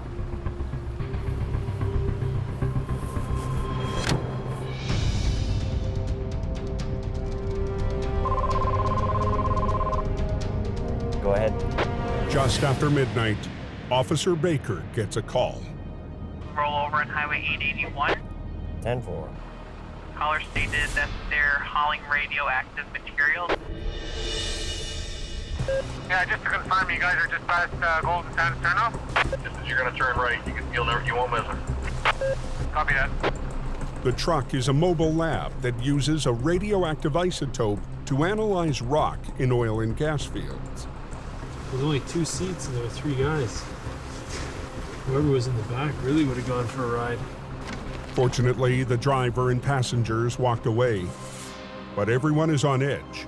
There's still a small amount of radioactive material on board. We're not too keen on that, but we'll approach cautiously and see what we got. Heavy rescue swampers Kevin Ritchie and Jamie McKelsey have never faced this kind of wreck. How close is it, Kevin? I'm not sure, but it ain't gonna turn my hair green because I ain't gonna get that close if I don't need to be. Not a boring business by no means. We're at the junction then?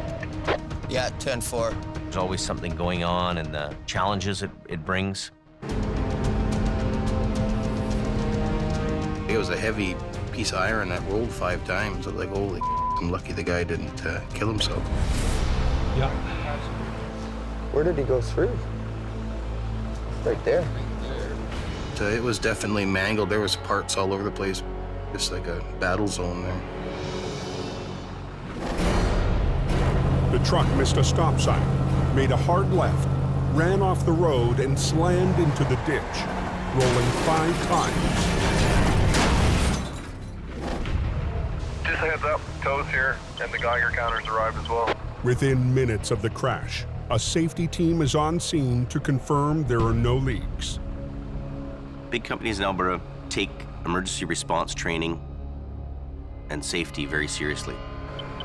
Dave, do you get those details about radioactive material in that vehicle? It sounds like it's still intact. There's no screwing around when it comes to a big wreck. What they're doing is just to make sure that the radiation levels that are acceptable that come out of the vehicle on a normal basis are still there. The truck is built to contain the small amount of isotope in a secure compartment. It did the job. There are no leaks. They do have a reading outside the vehicle, but it's within acceptable levels. With no risk from exposure, heavy rescue gets to work. Deep, eh? We're gonna try and flip it over and then bring it up, but it's gonna be a bit. So, chain goes through again, as usual.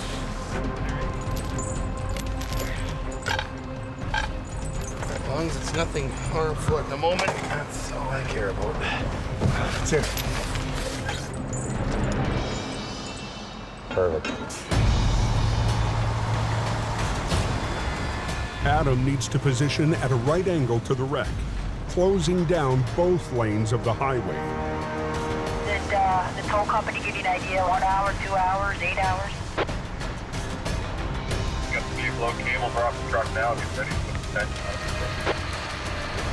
It's pulling them lines now. The timing couldn't be worse to close 881. Okay, 10-4. So as of like right now, then both highways are going to be shut down? Yeah, let's say right now it's officially closed. There's another major roadblock on the route to the oil and gas fields. Come on, get on that cable pull till it gets all bound up. On Highway 63, 12 miles south of Fort McMurray, a huge transport is about to get underway. 2 solvent tanks, each 4 stories high and weighing almost as much as a 747. Jelly, eh? Dan Kosowin is the field supervisor for tonight's record-setting move. To move everything steady, you're going to use about 1,600 horsepower. So that's about 3 trucks per unit. So you got 1 pull truck and 2 pushing from the rear. There we go. The convoy will travel up 63, all the way through Fort Mac, and continue on to a site 40 miles north. We're going to start our entry onto this highway here fairly shortly. Yeah, you brakes off. You ready to roll ahead? Everybody's clear. Okay, here we go. Okay, here we go, Kevin. The tanks will create new jobs, and the transport company is ready for this challenge. If they have a mechanical breakdown or any kind of incident, you know, that's serious traffic concerns. You're not moving that kind of weight in a hurry. This has never been done this size of diameter. Good on the drive side light. Clear the drive side. Excellent. Coming around nice on the swamper side there. Should be clear right now. Listen. Shutting all northbound traffic right through town, all side roads, all intersections are going to be a complete shutdown with the RCMP and our pilot cars. You can start bringing it over. You're there now. Everything's reacting smoothly there, Kev? Everything's looking good, reacting good. Keep pushing a little bit, Peter, just a little bit, come on. Okay, you mean you can't? Stop. Wrong.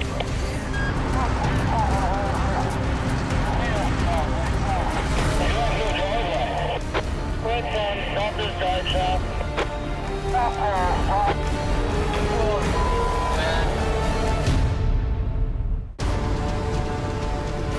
You can start bringing it over, you're there now. Keep pushing a little bit, Peter, just a little bit, come on. On Highway 63 in Fort McMurray, the route north to the oil and gas fields. Stop.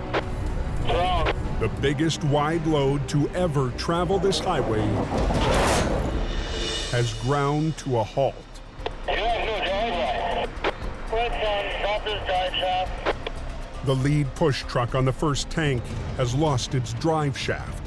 If they can't get it moving, even heavy rescue won't be able to help. You're looking for more than a guy like me to come and help. That's big issues, you know. They're in a league of their own, these guys. Pull that drive shaft out already? There's a hill just ahead. If the crew can't move the 320,000-pound load, 63 could be shut down for hours. So that fell right on the ground, so now he's got no drive support at all, so he can't do nothing.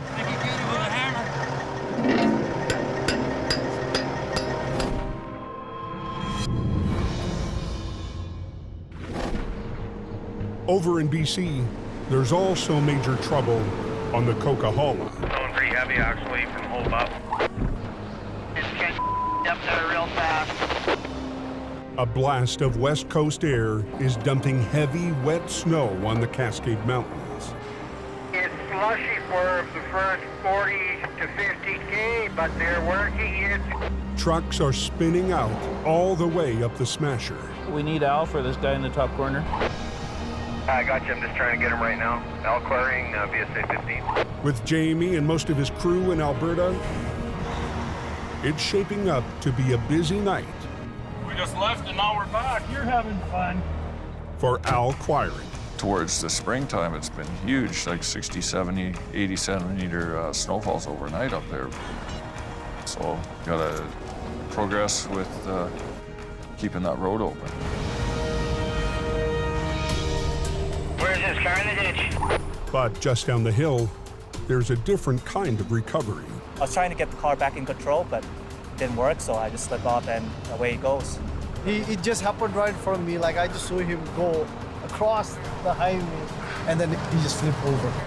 He's lucky he's okay. Is the key off and everything? Key is right here with me. Okay. A small tow truck has already claimed the job. But even though he's busy tonight, Good tow truck guy, get you out of the ditch before the cops come. Al can't resist lending a hand. This is how we operate on the Coquihalla. One guy helps the other. Wow. Yeah. It's a quick job, but Al never turns down a chance to help. You're good, Vic. And I rely on them to help me out too, so I try and have a good working relationship with all the different towing companies if I can possibly have that. Okay, we're out here. Hee-haw!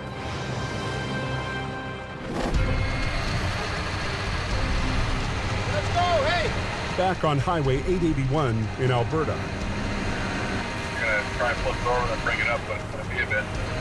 Heavy rescue has shut down both lanes to get a mobile lab back on its wheels. Yeah, somebody was saying it's gonna be another couple hours and the highway's completely closed. We gotta go more. More? Okay. Come on, get on that cable pull, because it gets all bound up. The race is on to reopen the road to traffic. Keep going. But hauling heavy lines through deep snow is slow work. Just wait till you get a bit, Jamie, and then it'll be easier to walk with it. Still can't go anywhere because the road's blocked. You're not alone, man. We're frustrated. Good to go? Yep. Even under pressure to open the road, Adam wants to bring the truck over as gently as he can. That's got to be enough there.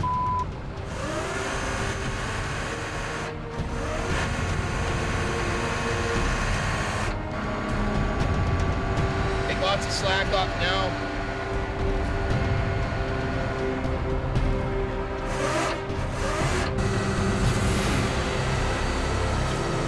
Are they coming or not? I can't even see. Rolling over. Oh, yeah. It's a workout, isn't it? Now they have to get the truck up to the road, but the heavy snow is going to make it a tough pull.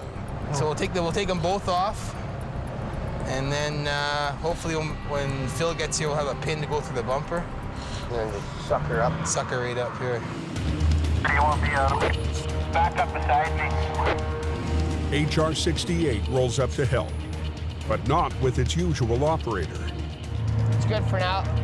Phil Renault is filling in for Colin, who's on a rare night off. It's different. Anything you do in the towing industry is never, cut and dry, never routine. Lower your truck down a bit. Anything so I can get up there. New operator Phil has never seen a job like this one. You just do whatever it is you have to do to get the job done. Jamie, you want to grab that line? Just keep going with her lots out. Easier to do it up here than down there.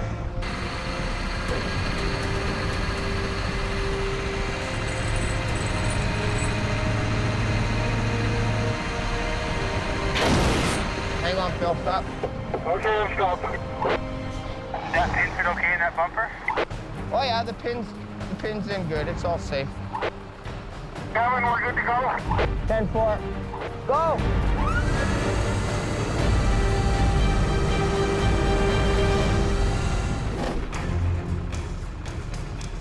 So that fell right on the ground, so now he's got no drive support at all, so he can't do nothing, push. Back up in Fort McMurray, Field Supervisor Dan Kossowin and the transport crew are racing to unhook a broken push truck from their convoy. Straighten your tires out. Every minute they're stuck here is a minute closer to the morning rush. Okay, Elvis, you can back up. So now what we're gonna have to do is just rearrange a couple trucks and then have a secondary pull truck out front of the first load now. The convoy is facing a steep incline up ahead. There's no way the first load will make it over without full power. Cameron, unhook your rear push truck and then send them around. Dan's only solution, move one of the push trucks from the second load. He's gonna back up, tie on to Linden. Yeah. Once we get over top, then Elvis can go out in front.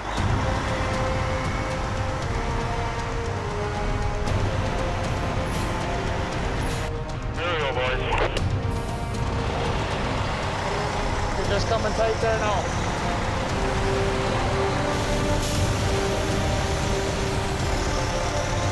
Okay, here we go. We got clean harbors and one more coming here, and that should be it. Copy there, Tanner. But the breakdown has cost the crew too much time. The tanks won't reach the refinery tonight. Tomorrow night? Yeah, tomorrow night we're gonna do it again. So we're just gonna get through town and park, and then carry on tomorrow. They'll park in a pullout north of town and make their delivery tomorrow night.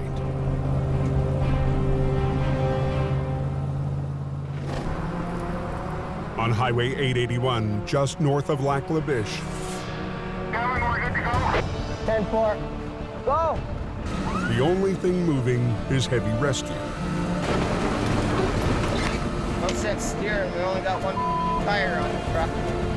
Phil works with Adam to pull the high-tech rig straight up the slope. He's pulling this direction, and I'm pulling this direction, which is keeping the truck into a center line coming up to us.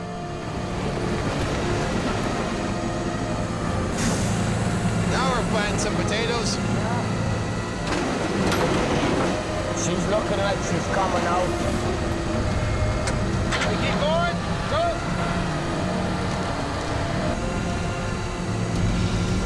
Hold her, hold her, hold her. Too much. Yeah. But once they get the truck up the hill, The whole rear end's on that thing. The back axles on the truck were damaged.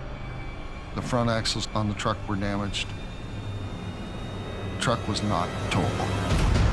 This thing is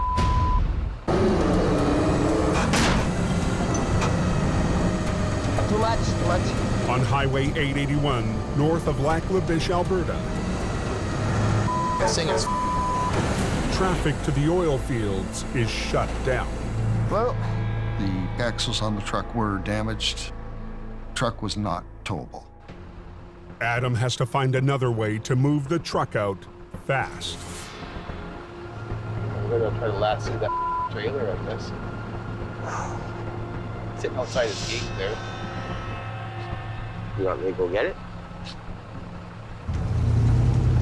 Adam and Kevin have gone to get the flatbed because bent axles and flat tires, and there's no way that I'm going to tow it in with the way it is. Morning rush is just 2 hours away.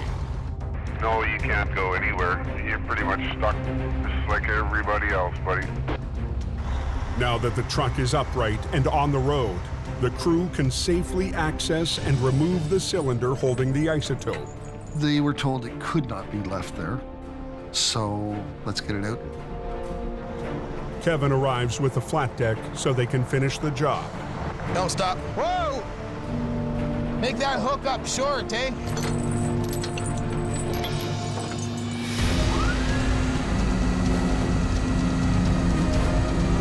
Turn her this way, some. A unique recovery for heavy rescue More if you can. There you are. comes to an end. Yes, good job. Everything went pretty well.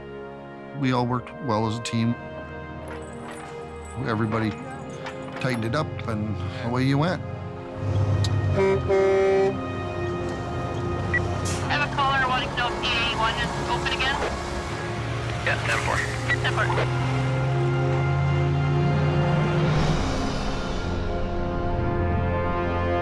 The next morning, 800 miles away in BC, Jamie gets set for a comeback 3 months in the making.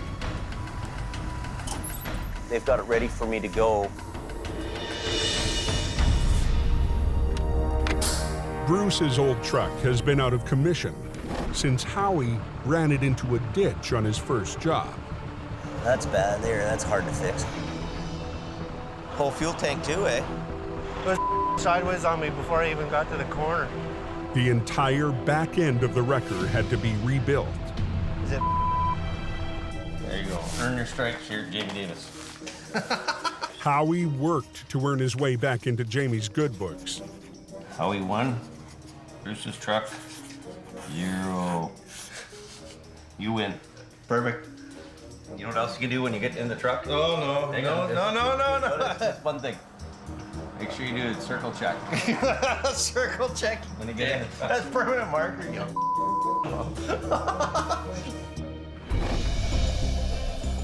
And today, Oh, you put a new window on it too? Cool. the truck will finally get back on the road. We need the thing to work. It works, and it's all fixed up now. You know, I'm really just happy to get the truck back into service. We really need this truck on the road, and I've missed it all winter long, so I've lost revenue for the whole winter. You know, we need it to pull a trip for us right now. Thanks a lot. Take her easy.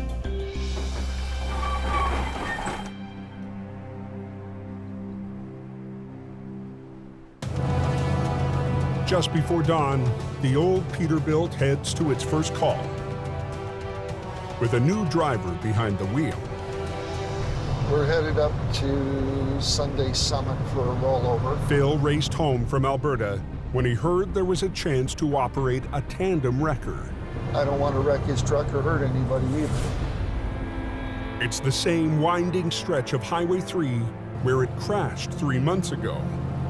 This truck and this road apparently don't get along with each other. That's it.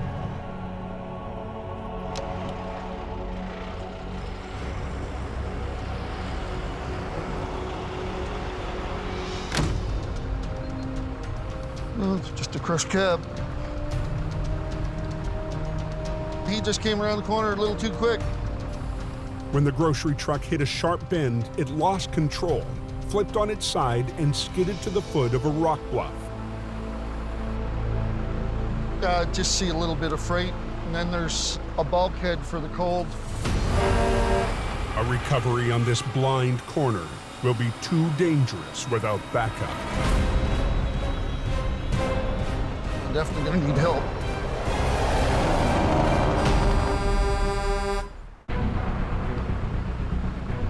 Well, it's just a crushed cab.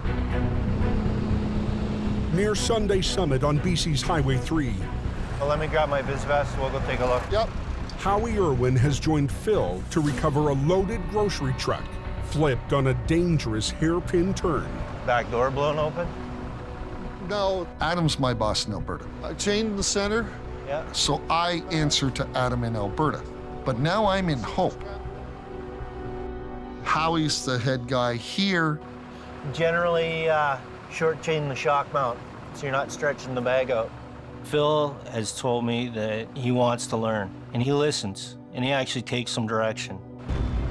Well, what I would do is I'm gonna put me on this end.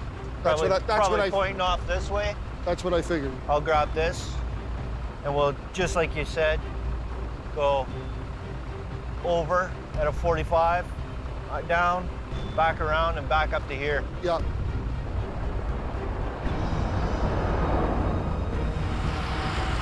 At 7 a.m., It's got some issues. I'll walk you through it. Jamie joins the crew. I think you We'll should go see. where the weight is. We'll see. Here, we'll start Have at a the quick back. look. Okay. I would just chain that to here, Yeah. and then power buckle it like you're doing. Chain up the axle, Yep. and then let's just give it a try. The load inside the trailer is the wild card.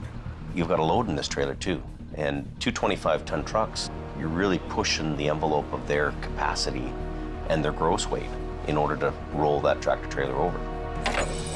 The basic idea behind rigging it is to exert the same force against it that caused it to fall over in the first place. So all that energy that it took to slam it onto its side, we have to do the same thing in reverse to stand it back up. Under the force of the pull, the loose cargo could shift and overroll the trailer. I don't think they're gonna have an easy job of this.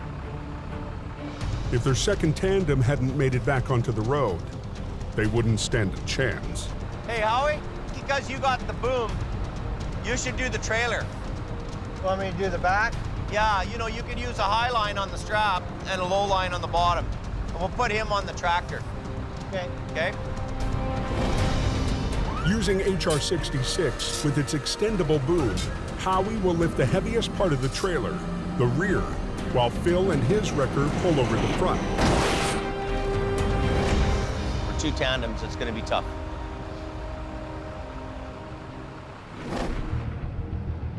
Anybody know if they got any white stuff up on the Coachella? A 2-hour drive to the northwest. It could be a bit snotty. I mean, you know, every couple of miles, I mean, the temperature could change 10 degrees. Right now, there's not a lot of snow up here. It's just enough to make it dangerous. Constable Steve Martin is patrolling the Coquihalla on the lookout for stranded motorists. It gets cold fast as you're going up the hill. People don't expect the change in temperature as they're going up the mountain. Just the conditions to trigger an accident. Haven't seen any yet today.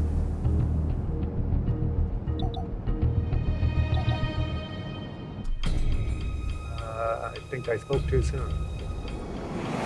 So he just hit the slush and lost control, or? All right. An SUV spun out and slammed into the barrier.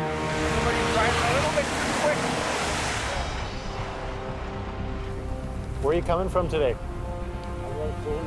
Coming from Kelowna? The driver's in a rush to get towed away. He might have a reason. How come it smells like marijuana in here?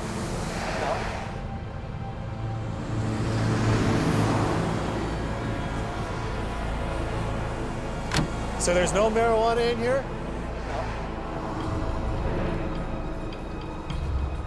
It smells like marijuana in the vehicle, and I'm just making sure there isn't any.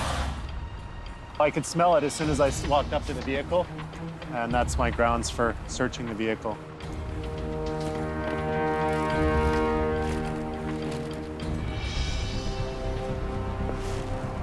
This your suitcase? I got license. You got license. You told me there was no marijuana in here. The guy, maybe I don't know. Maybe you don't know. You lied to me. No, sir, because the guy maybe he put it here, but license. You knew it was here because you brought the license up to me as soon as I opened up that bag. You're lying to me. Right now, you're under arrest for possession of marijuana. Do you understand that? Come with me. The driver has a medicinal license, but it doesn't cover this amount. But he's only allowed to be in possession of 900 grams. And there is a lot more than 900 grams in this suitcase. Dryer sheets in an attempt to mask the smell. Inside is a large quantity of marijuana.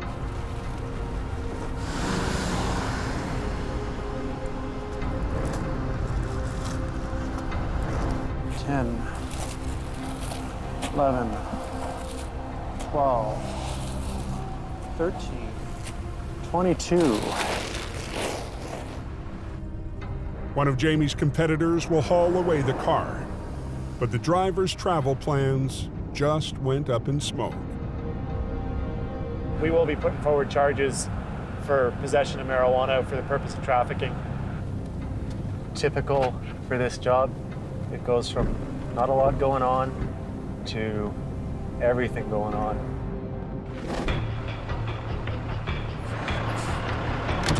Down on Highway 3, Jamie wants his crew to clear the refrigerator truck before the Friday afternoon rush. Turn your wheel straight.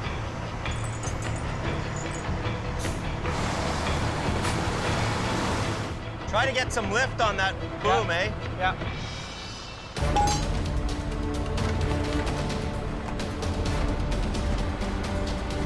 Should be your low pull guy. Okay. Look at these junk little hooks. Put this low to your rear end. Howie and Phil really have never been together on jobs. And when you're doing these big jobs with these big trucks, Can't get her? Got it. you need guys to be able to read each other on the side of the road. They need to know the other guy's move ahead of him. He needs to anticipate what the other guy's like. Just because we're not going to get a second chance, you know what I mean? Yeah. It just went back into gear. Got it. Yeah. Anyway, we're just about ready. We're all rigged up and we're going to go. Don't rely on the top first. Do your bottom end first. They're a little rough around the edges on this job, and Phil, you know, good hard worker, going to get out there and do the job, but he doesn't really know how to make the 750 sing. Okay, I'm going to show you something right now. So what I'm doing here is I'm coaching these guys with the equipment they have to make this wreck happen. You just keep doing this till your truck slides back. See how it slides? Okay, sliding back, next one. Do a little bit, right? Okay. Then stop, next one. All right. Okay? Just keep doing it that way. Okay, go ahead. It's coming. It's gonna go here. It's gonna bounce, right? Oh, it's gonna go all up. And as the rig starts to move, Jamie sees that the new team has made a critical mistake in the rigging. Just. You know what's gonna happen here, eh? Snatch block's gonna be under the tire. Howie needs a block of wood to prop up the tire. Yeah. Stand back. Just try to throw it under there. But the positioning Pulling it right down. Keep pulling her, buddy. is off. Watch out. Get out of there. Watch yourself, David. Anybody heard a update on Highway 3? No close. On a narrow stretch of Highway 3, heavy rescues completely blocked off the road, It's gonna bounce, right? Oh, it's gonna wall up. trying to flip a loaded grocery truck. You know what's gonna happen here, right? Snatch block's gonna be under the tire. But Jamie sees that he needs to prop up the tire before it hits. Watch yourself, Jamie! Watch out, get out of there.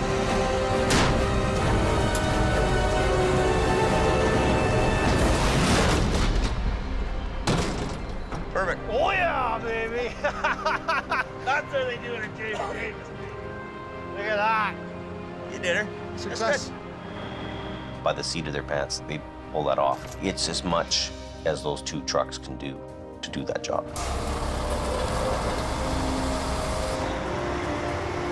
Okay, so as soon as he gets off the road, I'm gonna do single lane, okay?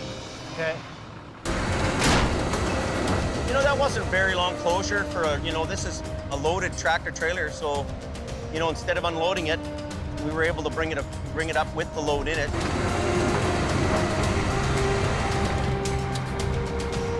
By the end of the morning, Got a pair of ice grips and I can crimp that off. the new team has the wreck out of the ditch and on the way to the yard. You know what, Howie? What? That didn't go so bad. No. Oh, I'd be more than happy to work with Phil again. He's all right. Everybody's got a different way of doing things.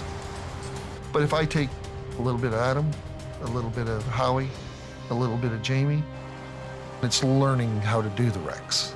And that's what I'm learning to do.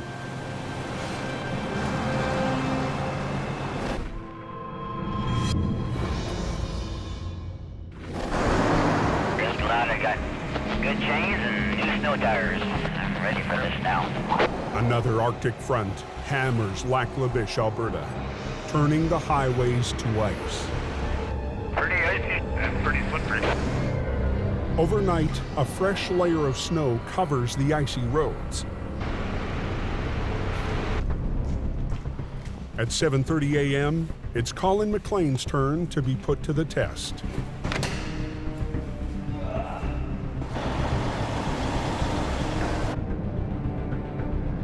We're just heading up to a spun-out tractor set of B-trains just outside of Atmore on the 881. The rest of the crew is back in BC, but this should be a simple job for Colin to handle solo. What Adam expects out of me is professionalism, to be able to go out there and get the jobs done and not wreck anything. Okay, where is this guy?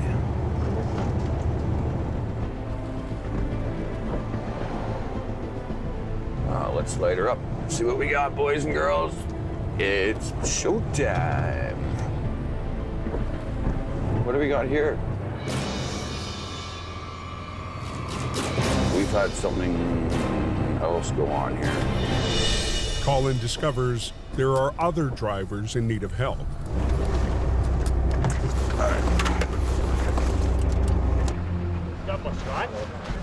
Well, I had an original complaint down here of a B-train stuck, so. A flat deck has plowed into a pipe truck. There's a driver coming down the road here who's headed north, another driver behind him, rear-ended that trailer pulling the pipe there. And then it just domino effect from there, right? The chain reaction has created a mile-long stretch of 9 stuck and spun-out vehicles. The highway was shut down. No traffic was getting through. You know, you had trucks that were northbound, you had trucks that were southbound. Yeah, it was pretty crazy. Wow, just wow. Chaining up is definitely going to give us the advantage over most of the other trucks here in the area right now. If the tow truck's stuck in the ditch, well then that would have been really bad. But Colin can't even find his customer. Hello. Hey, Carl, how you doing? Did you see are you here? Yeah, I'm on the other side of the ambulance. Is that you on the other side there? Yeah, I'm in, there's 4 of us here, so you're gonna be busy. Colin will have to clear a path through the carnage. But before he can even get started,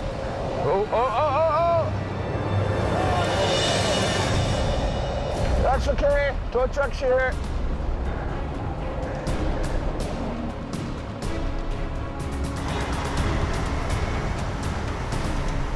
It's usually the firemen that come to our rescue.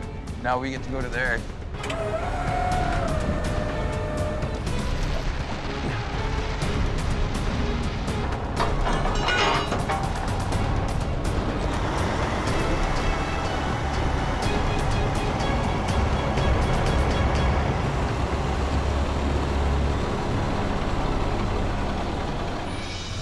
Hey, not a problem. With a fire truck back on the road, Colin can start to clear the highway.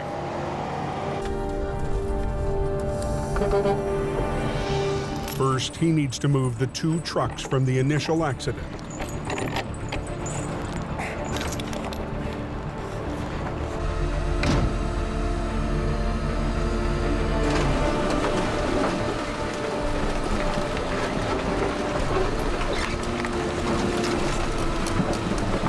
Can I get a truck through there now? Yeah. My original call has been here the longest, but we've had to basically clear a path to get to him. Okay, mirror, mirror.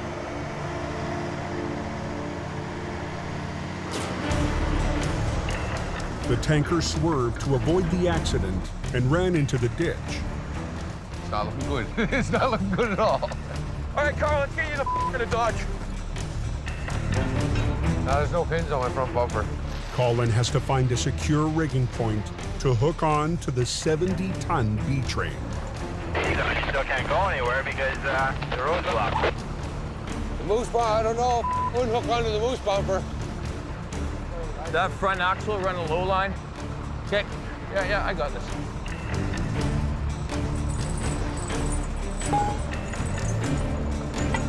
Carl! Yeah? You turn the wheel all the way to the right? Yeah. Good. Colin chains up to the front axle, near the wheel that's off the road. Turn the wheels to the left. Left.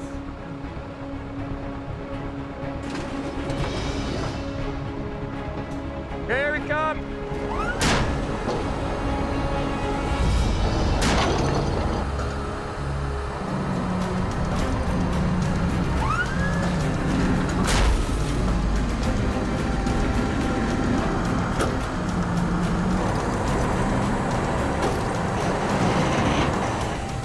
The tractor's on solid ground. Now the tough part, getting the 2 trailers to follow. You release, keep foot pedal, right? Don't release both brakes? Release all your brakes. Brakes are on, so I'm ready to roll whenever you are, buddy. Okay, here we go.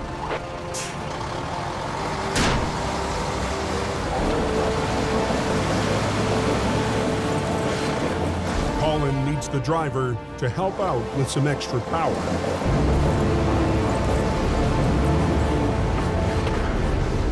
Hang on. One more little tuck here. Work with me.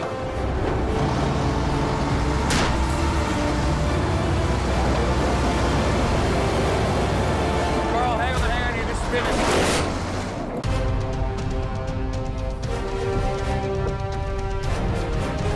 It's 81, so close. Yeah, 10-4 control. We're looking at another 2 hours here. She's going. On an ice-coated stretch of Highway 881 in northern Alberta, we're just trying to clear out the highway here now so we can get traffic moving. Colin McLean is working single-handed to clear the road. You know, I wanted to get that highway opened up, and I was the guy that was going to do it. But a 140,000-pound tanker is putting up a fight. Hang on, you're just spinning.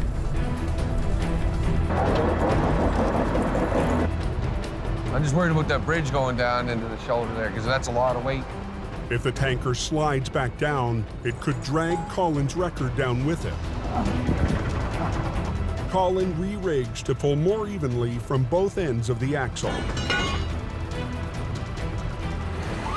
Put both winch lines on you.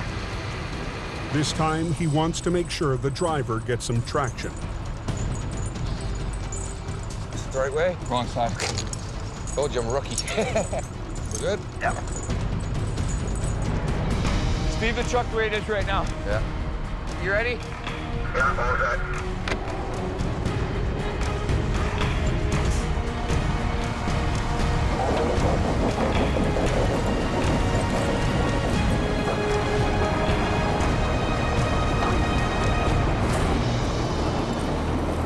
But you should be pretty good here by yourself, eh? I'm gonna try, yeah. We haven't even put a dent in what we need to do today.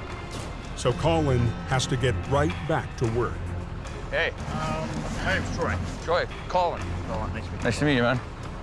Yeah, we'll get you off that tire.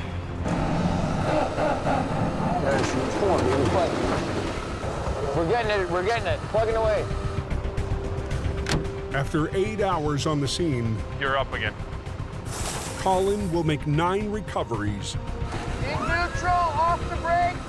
Don't touch anything. and open the highway. It was a good test for me knowing that I could do it. You know, that I accomplished that in that day by myself. There's a few new guys to heavy rescue this year.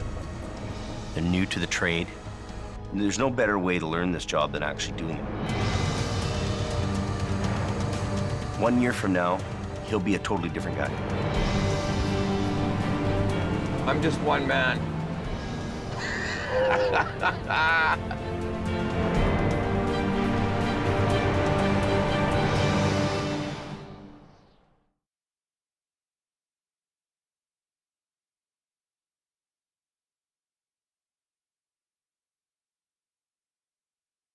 Wow. Next time on Highway Thru Hell, We're on a dangerous road. a backcountry recovery puts Adam's crew Here we go. Watch your back. in a tight corner. Was it just like black ice? Police take to the sky Get the highways open quicker. to solve a deadly mystery. He's gonna lose the truck. And Jamie's lone wolf Now what? Hey! runs into heavy rescue's top dog. We got 15 minutes to get the road open because the highway guy is bitching. Are you kidding me?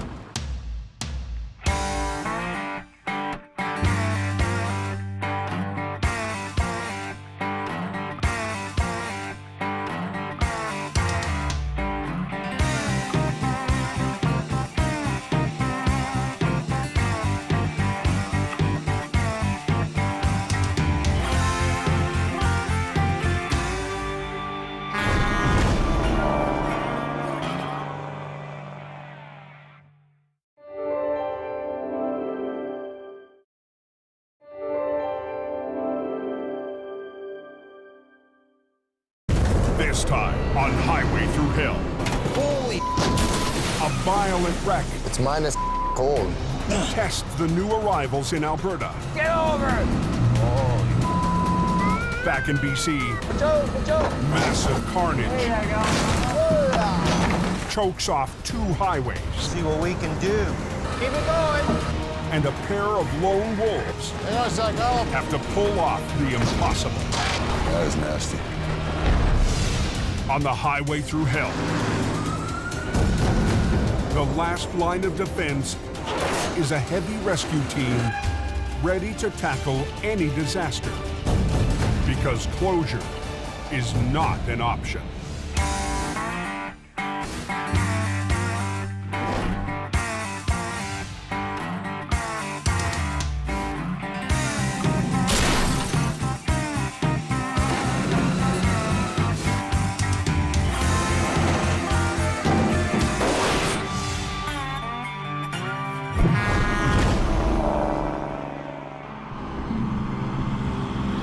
Feels a lot freaking colder than minus 10 out here. It's the 5th straight week of sub-zero weather in northern Alberta. Both go down to minus 20, so. The deep freeze has turned Highway 831 to ice. That's a nasty little road. Just grip on that steering wheel. At 1:28 p.m., a semi loses control. Call 911. Yeah. What's gonna happen?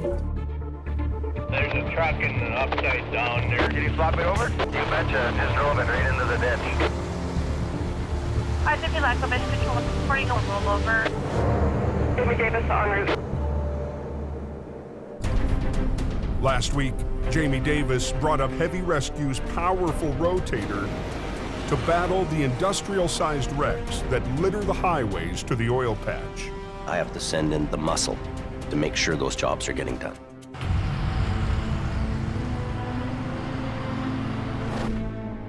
Heavy Rescue's heading to Highway 831, which feeds one of the main routes to the oil patch. We got a tractor trailer that's rolled over. Joining Jamie today is operator Colin McLean. A bit of a mess. Trying to get there, take a look, see what's going on. It looks like we got a couple of pieces of pipe that have all come off the trailer. Good day, sir. Good. Something led the driver to catch his trailer on the shoulder and lose control. The driver survived, but the crash sent his load of industrial pipe hurtling down the highway. These are pipeline pipes, very, very thick, heavy.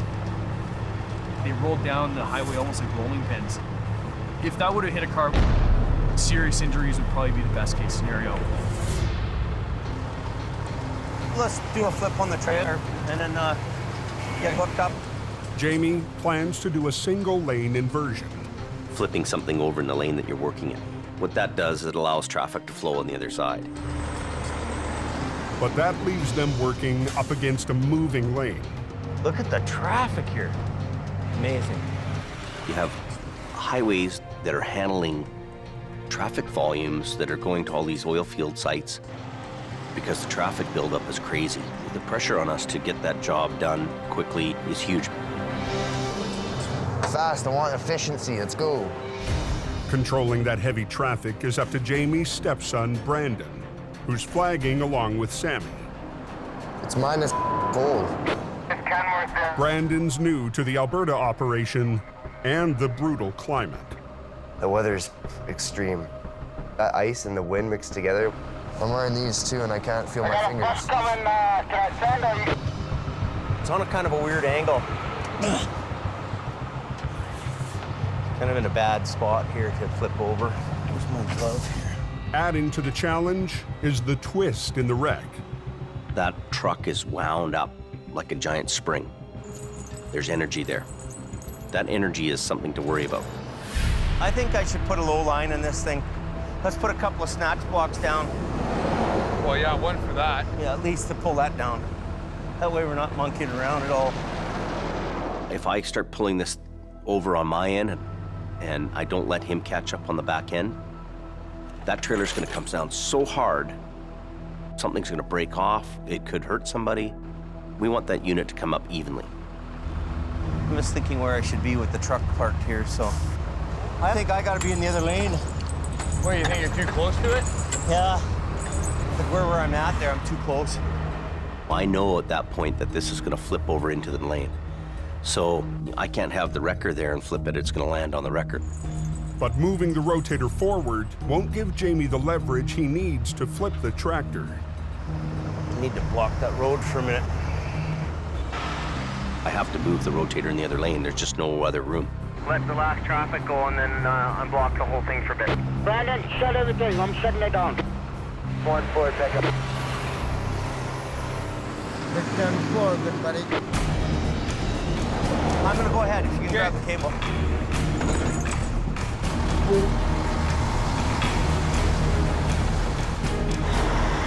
Yeah, you're good there. The public want to move. If we're holding them up in any way, shape, or form, we better have a good reason for that.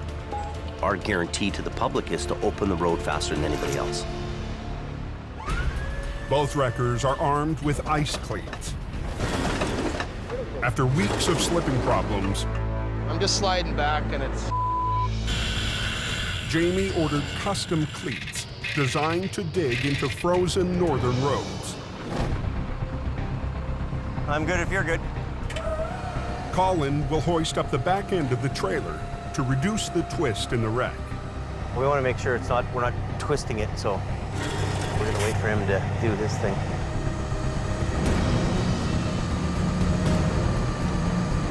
I'm waiting for the perfect moment that he's in line with me, and then we go together. Boom.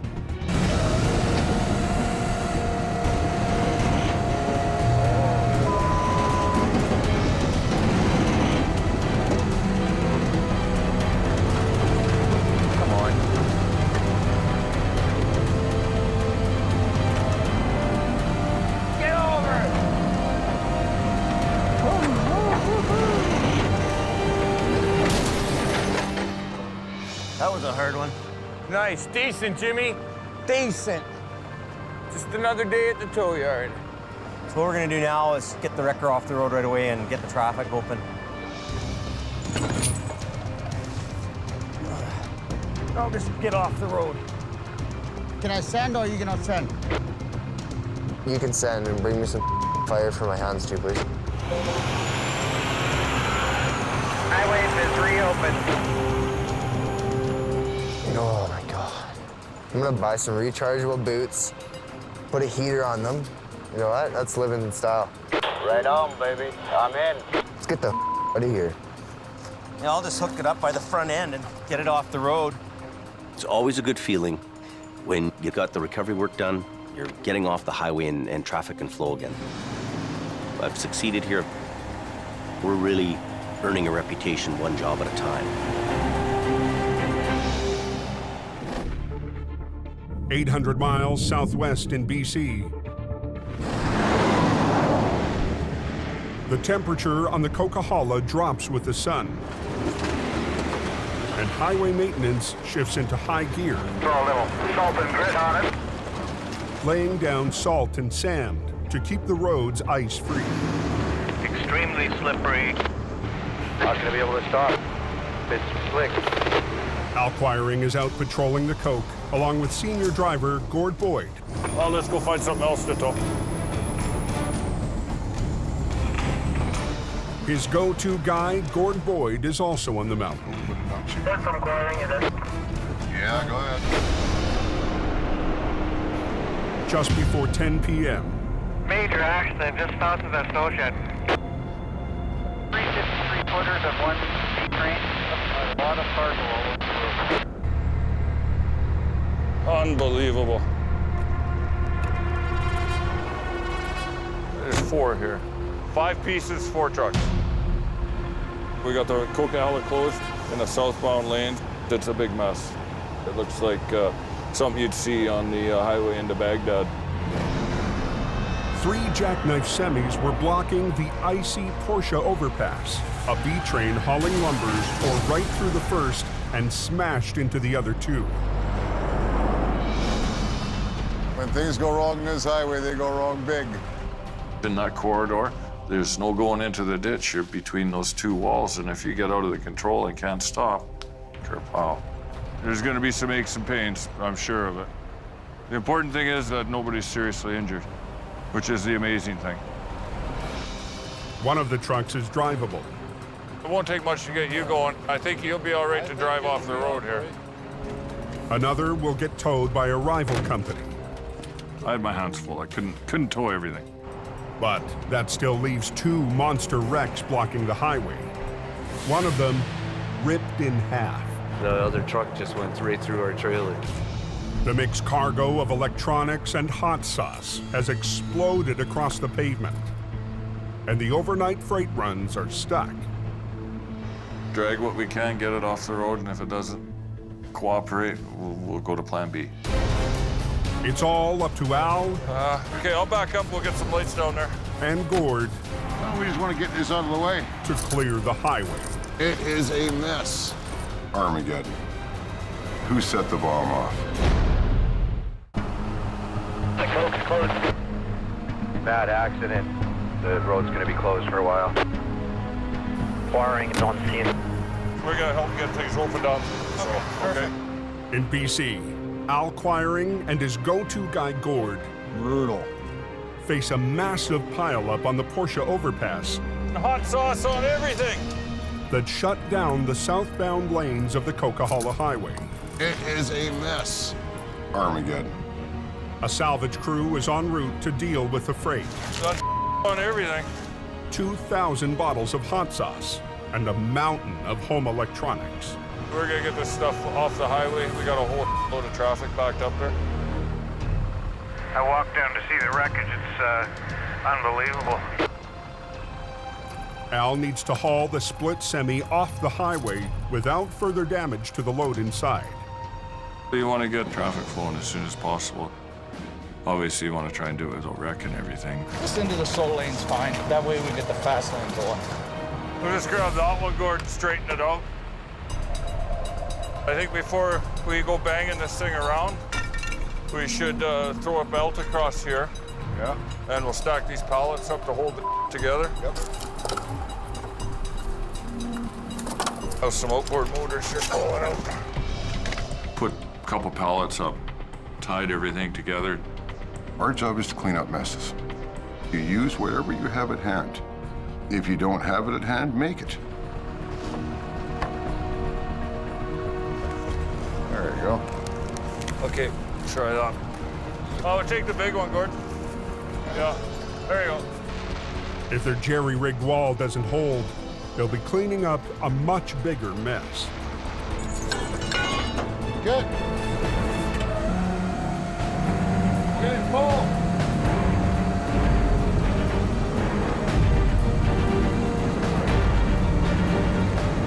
Hang on a sec, Al. 2 hours northwest. I think I'm gonna do Highway 1. I don't want to get caught up there. If in doubt, go to the canyon. That's what I'm doing. With the coat closed, traffic surges on Highway 1, the alternate route to the coast. There's a lot of traffic over here on Highway 1. Hammer down, and if you know the road, you can make a good time. But the twisting, narrow highway can't handle the same high speed. 18-wheeler. At 1:23 a.m., just north of the town of Lytton. Half his tires are touching the ground, the other half are right up in the air. She's right on her side there. Now we got a truck rolled over. Apparently it's laying in the middle of the road, got pipe on a trailer. I'm going to assume it's ugly. With most of heavy rescue in Alberta, Howie Irwin tackles this job solo. I know that he's going to be on some of these jobs trying to pull off the impossible. He's a one-man band.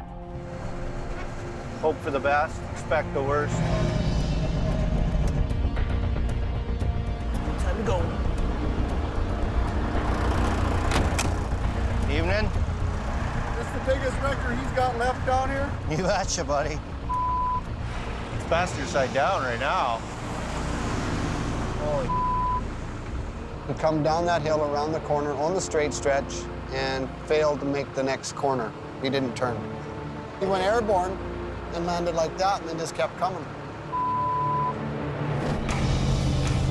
The tractor, hauling a trailer load of plumbing pipe, overshot the curb, hit the hillside, and flipped onto the road.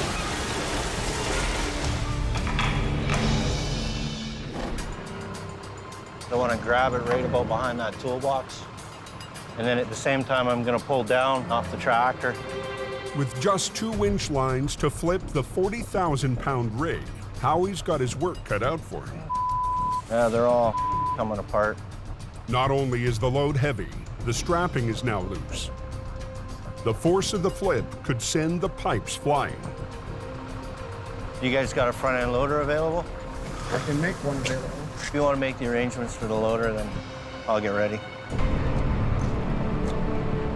I'm gonna untie the load up a bit. The load is nowhere near intact. There's no point in trying to make it stay intact. Cut it free and shovel it out of the way. That's a bingo. Last one. Just like clockwork. Howie can't flip the truck until Highways clears out the pipes. I'm not going to do anything until the loader shows up. Once I go to flip it over, it's going to block this lane as well because it's going to take up 10 feet this way. So I don't want to do anything until they're ready to move.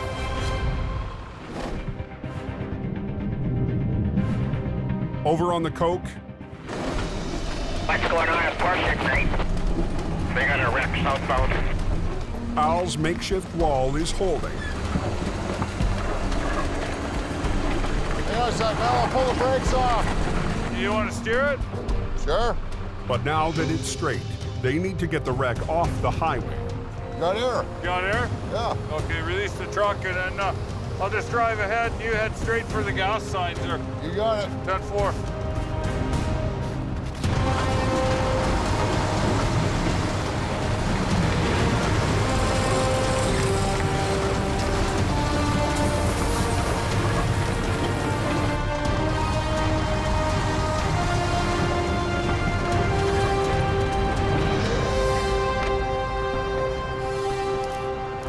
Okay, I left the brakes off.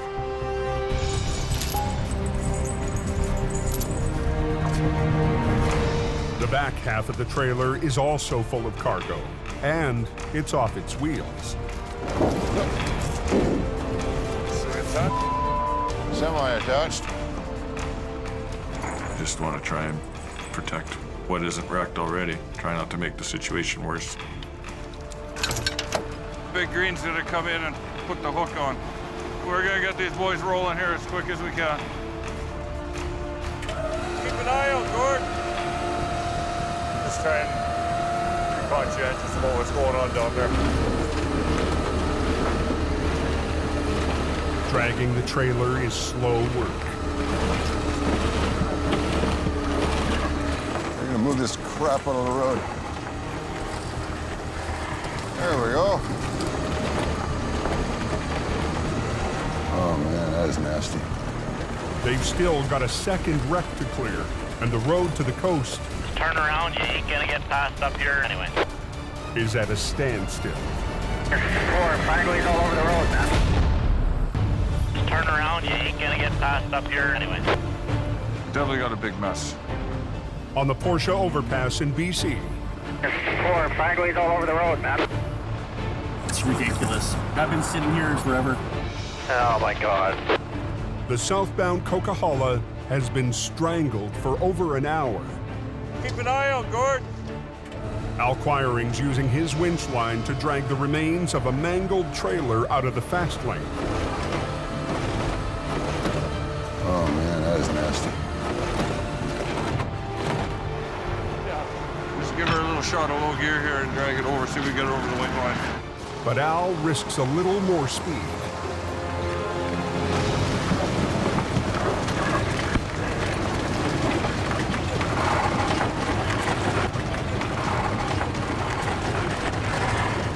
So far, so good. Yeah, a little bit faster. I just dragged the carnage of the trailer behind me. Once he clears the overpass, Al finesses the trailer onto the shoulder.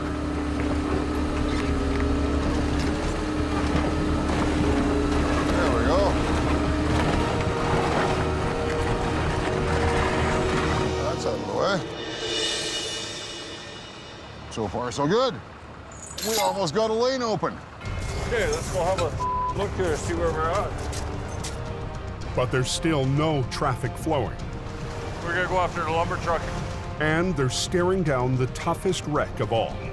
That lumber is simply bundles of little sticks. If it starts to go, you're not going to stop it. We've got some tire issues. In the Fraser Canyon, a 2-hour drive to the north, there's also a wreck blocking the #1 highway. Chaos. Heavy Rescue's Howie Irwin is waiting to recover a massive rollover that spilled across Highway 1. Here's your loader. About time. Rod, go over to channel 22 and come around to the axle. As soon as the cargo of pipes is cleared, I'm just gonna let these guys do their thing first. Howie will attempt to flip the pipe truck with just 1 wrecker and 2 winch lines. See what we can do. One line will run from HR 66 to the heaviest part of what's left of the tractor. The other will run all the way to the back end of the B train. The one for the trailer was at a sharper angle because I was reaching out further for it. The more angle you put on it, the less amount of pull you can exert against it. The second line might not have enough power to flip the rear of the trailer. It's going to want to pull the truck sideways. With no other wrecker, Howie finds an alternative. The loader that's clearing pipes. Every piece of equipment that's here is useful. Might get him on the other side on that top corner. Just give it a push. Howie wants the loader to push from the opposite side to help tip the trailer upright. Square up to it right here.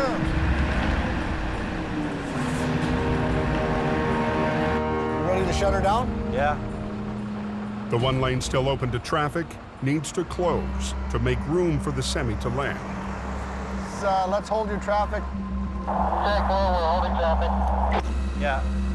One is closed. Now, both Highway 1 and the Coquihalla are choked off. Millions of dollars in freight is stuck. You add the traffic from the larger highway to a highway that's small. You close the small highway down, it goes from bad to worse. To get the highway open as quick as possible. Get it off the road.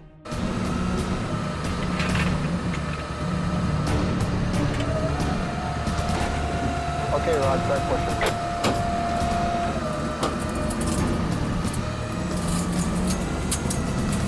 Nice and slow. Losing traction. The loader can't get a grip on the icy road. Oh.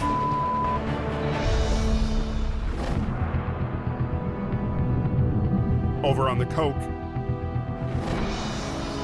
It's ugly. southbound traffic has now been trapped for 85 minutes Okay, I'm gonna back up through here, fellas. as Al works to clear the massive pileup. 3 jackknife semis were stopped on the icy Porsche overpass when a lumber B train ripped right through the first, careened off a second, and pushed the third down the highway. That's the one that did all the hitting. He must have been motoring. All that remains is the lumber truck.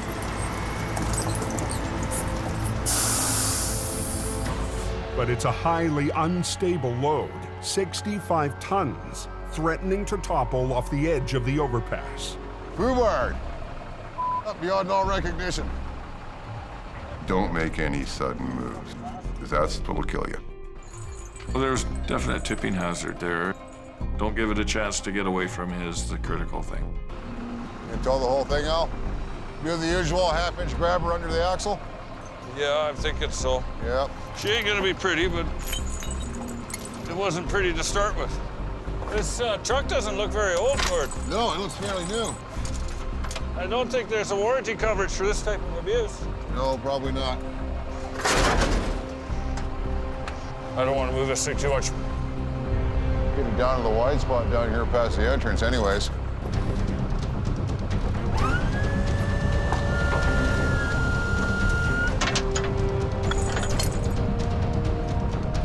We good? Yeah, we're good. Give her.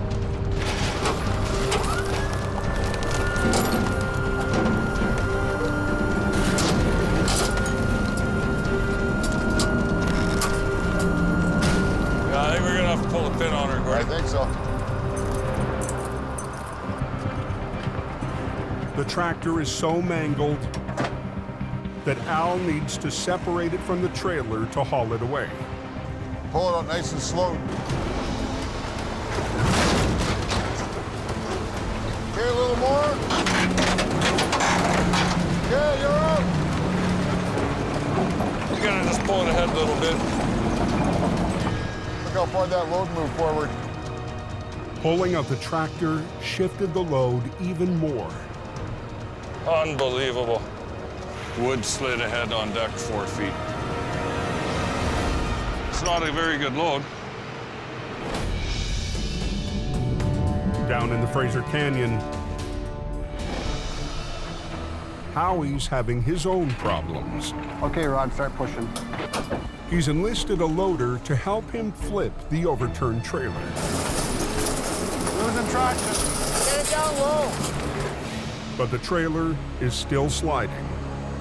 Back up and then reposition a little bit and drop your bucket down. Howie moves the loader to lift from the bottom. It's not an exact science. There you go. Keep it going.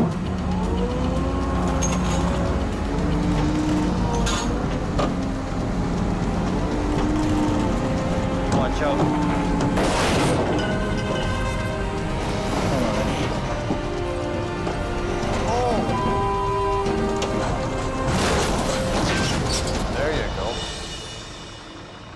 Okay, Rod, start pushing that load into the ditch.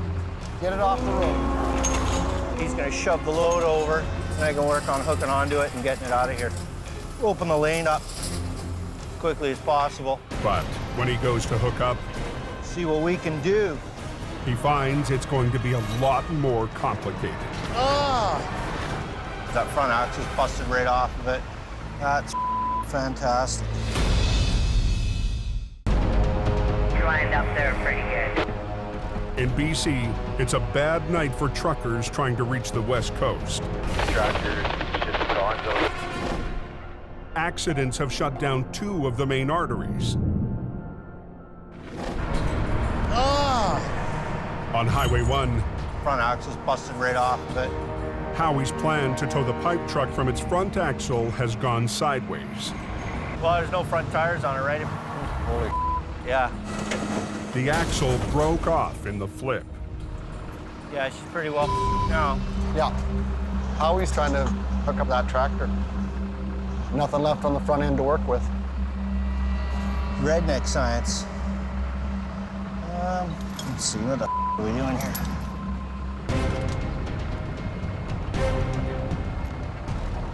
I'm just gonna chain lift it off the front. The easiest, quickest way to do it is chain lift. The old-fashioned way. Come on. Howie has to risk picking up the tractor by the mangled frame. It's gonna come forward, but that's okay. Alrighty then. If it doesn't hold, he'll have to call in a flatbed, and that means a 2-hour delay.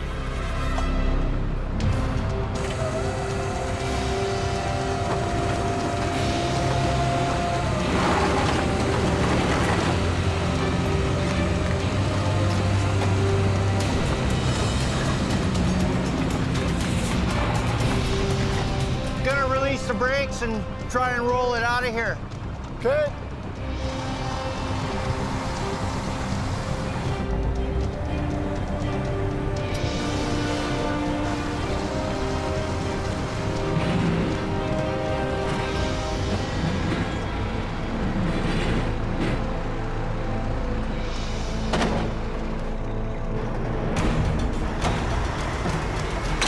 There you go. Be a slow ride home. No, I'm gonna not look back. It's another win for Jamie's one-man band. Howie handling the heavy-duty stuff while I'm all over the place is a huge weight off my shoulders. Whatever comes in, I know he can handle it. He's a Top Gun. Getting the out of here. Highway is reopened. Yeah, it's open. That's what they want you there for. If you can't get the road open, they'll call the next guy. I want that call. I need to be the guy getting that call.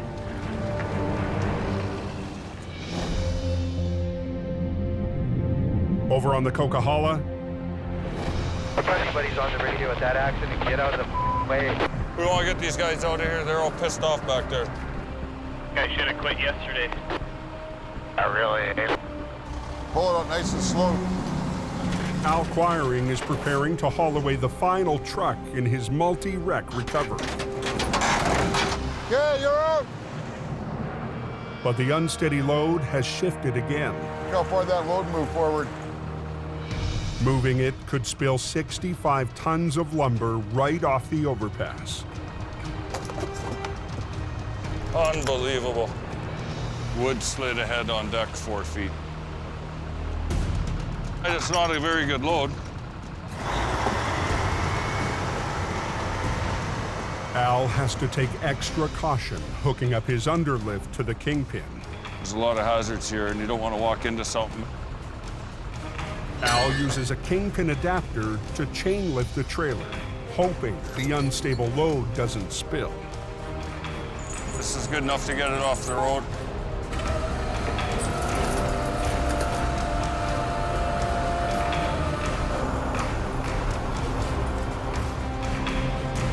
What's the point to around? Just get it done.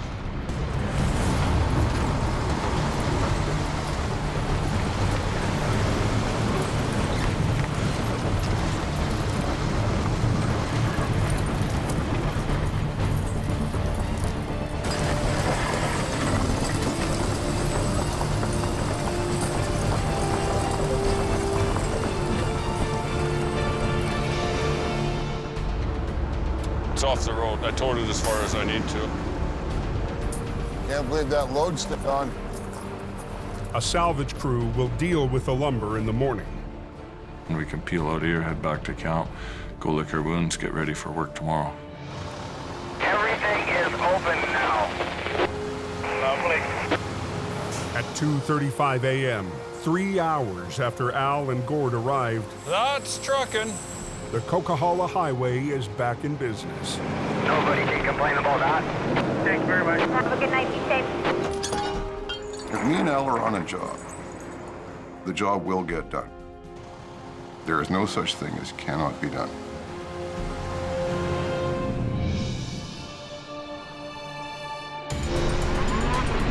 "12 hours later, 800 miles away in northern Alberta, Keep it off the snowbank. All right. Heavy Rescue takes a rare day off to hit the Winter Festival of Speed in Lac La Biche.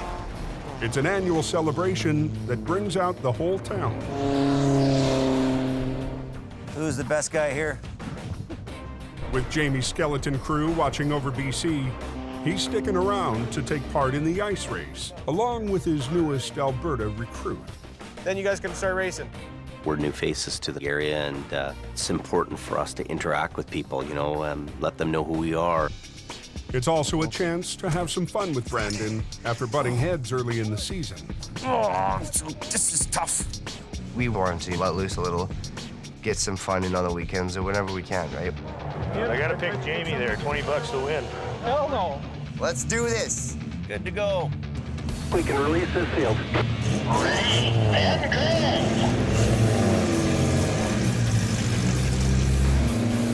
Right away out of the gate, I'm ahead of him and leading the pack.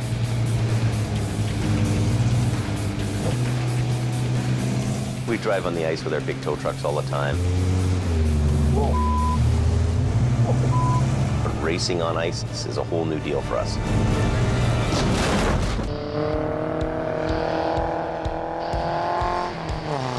On frozen Lac La Biche in Alberta, Jamie Davis, caller 37. Jamie and his stepson Brandon, caller 11. are squaring off in the annual ice race.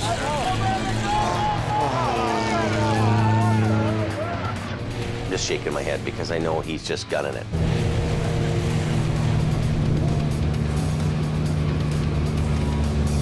There he goes.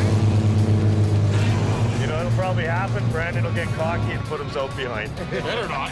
That's what them young guys do. All right. He came around a corner and he was hot on it again, and the guy went sideways in front of him. He T-boned him right in the side. We have a fender bender, folks. But Brandon's not giving up. Jamie gets the edge on Brandon. Final lap. Last chance for glory, folks. Brandon redlining the switchback. Closing in on car 37. Oh, car 11 hits the snow. Oh, no! I'm stuck in the bank, driver's right. Yogi Bear's still running the track and Boo Boo's in the bank. Now, Heavy Rescue has to pull out one of their own. Oh, no. Jamie Davis to the rescue. I had a great time going by there and had a big smile on my face. You know, oh, that's too bad, eh? Sorry for your luck, bud. You finished 8th. 8th. Unfortunately, that means your dad beat you by a little bit. You finished 5th. Good. Congratulations. All in all, the boss won. Thanks for losing. Good job. Yeah, thanks for having me.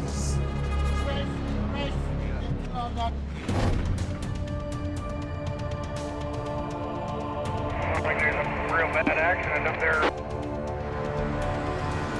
Back in BC, just north of the Zopkis brake check. Yeah, the Coke's closed today? Yeah. That doesn't sound very good. No, it doesn't. Roads are very icy. One vehicle tagged the side of the barrier and just caused a big chain reaction.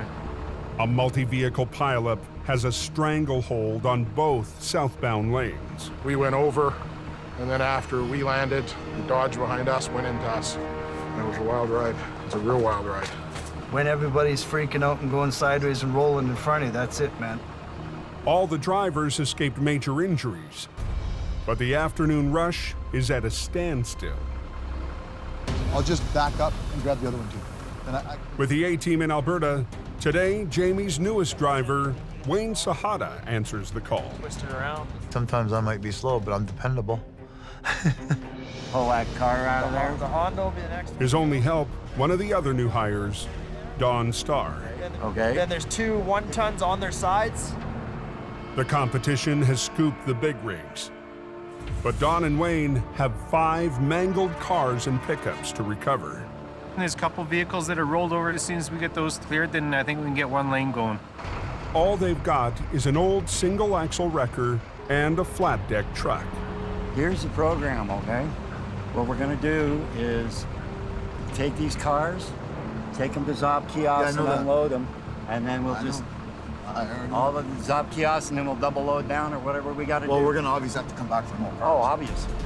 I know Don knows what he's doing, but I don't think he knows what he's doing on all aspects. Boom. Show me how it's done. I'll be watching. As night falls, the temperature drops and the road turns to ice. The line of traffic is growing.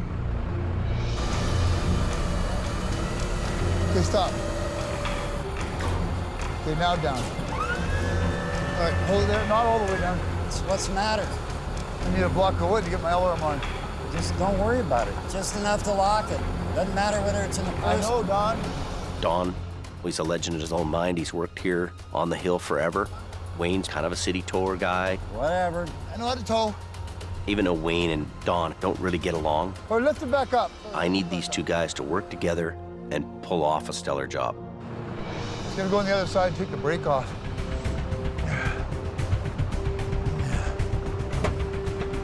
Brakes off. Take it down there like this. In less than an hour, they've got the first 2 wrecks off the road. Holy, just go. It's the wrecks off their wheels that'll be the real test for the new team. Wayne's at Zop kiosk. Let me go to work. But Don's not waiting for his partner. It should be interesting. Stand back.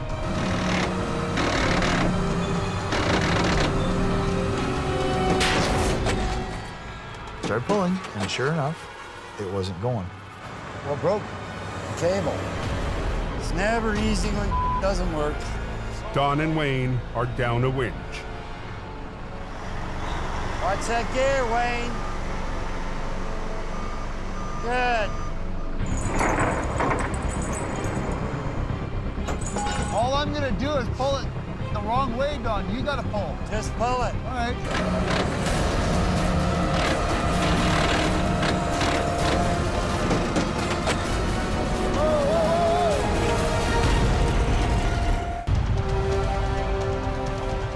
Got a lot of traffic backed up, and we want to make sure to get by these roads that are jammed up.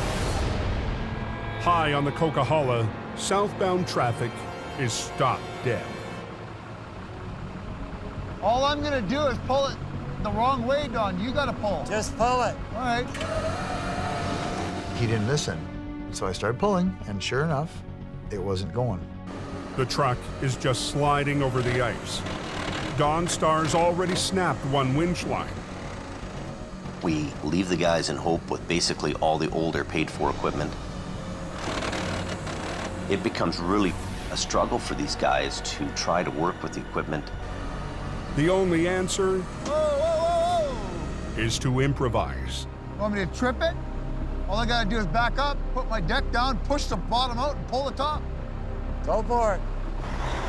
Hopefully this works. Ho! Ho! You're gonna have to help me, though. You're gonna have to pull. Yeah, I know. Wayne braces his flat deck against the truck. Okay.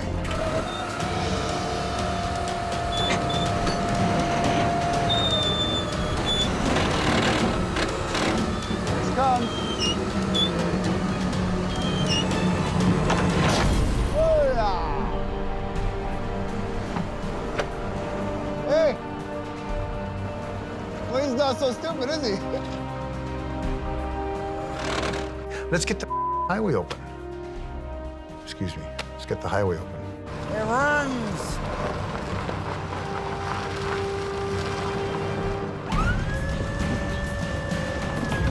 Okay, here we go.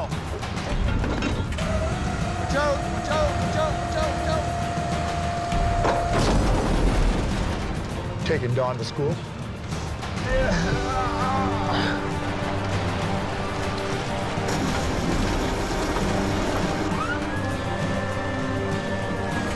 Flip right over. Miracles never cease. Now back, back. There you go, brother. Damn, if we knew what we were doing, we'd be dangerous. Come this way, this way. He does things a little differently than I do, but that's okay. It worked. There's different ways of doing things, and I'm never afraid to learn. I was really impressed with how they managed to keep everything going. They're working on a wing and a prayer, trying to make this work, to try to stay in business and hope. I did get the road clear. I opened it. The road's open. As soon as this guy gets out of here. As soon as this guy goes? Wasn't perfect, wasn't pretty, but they made it happen. Looks like they must have opened that Coke southbound, eh? Next time on Highway Thru Hell. That puts damn chains on. The heaviest snowfall Pretty scary out there. in the history of the highway Don't spin! pushes tower Stop! Stop! and trucker to a standoff. I'm gonna teach him a lesson. A monster wreck hits Unbelievable. at the height of the storm, and Brandon faces off Finally showed up to work. against the boss. Are you not coming back? Be a real manager.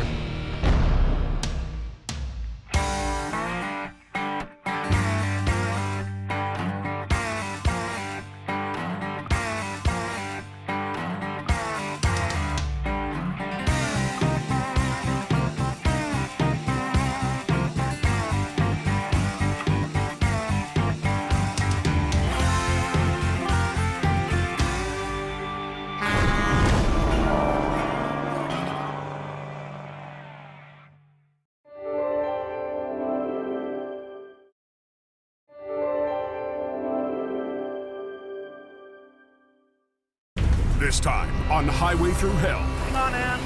a rollover into a river Gotta get you out of here. leaves a woman clinging to life. Clock's ticking here. Go! In Alberta, a 48-ton job Other way, other way, other way, other way, other way. turns into a nightmare for Adam's crew. What? Hey! And on the frozen highway, Brandon! a careless mistake Go! threatens Brandon's future Me! in heavy rescue. On the Highway Thru Hell, the last line of defense is a heavy rescue team ready to tackle any disaster, because closure is not an option.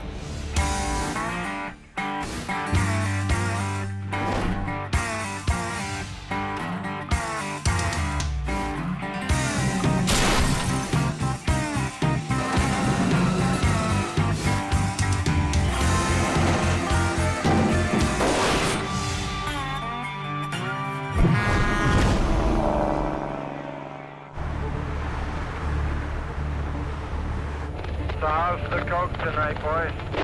There's some compact up on the summit. On British Columbia's Coquihalla Highway, cold air is sweeping in from the north.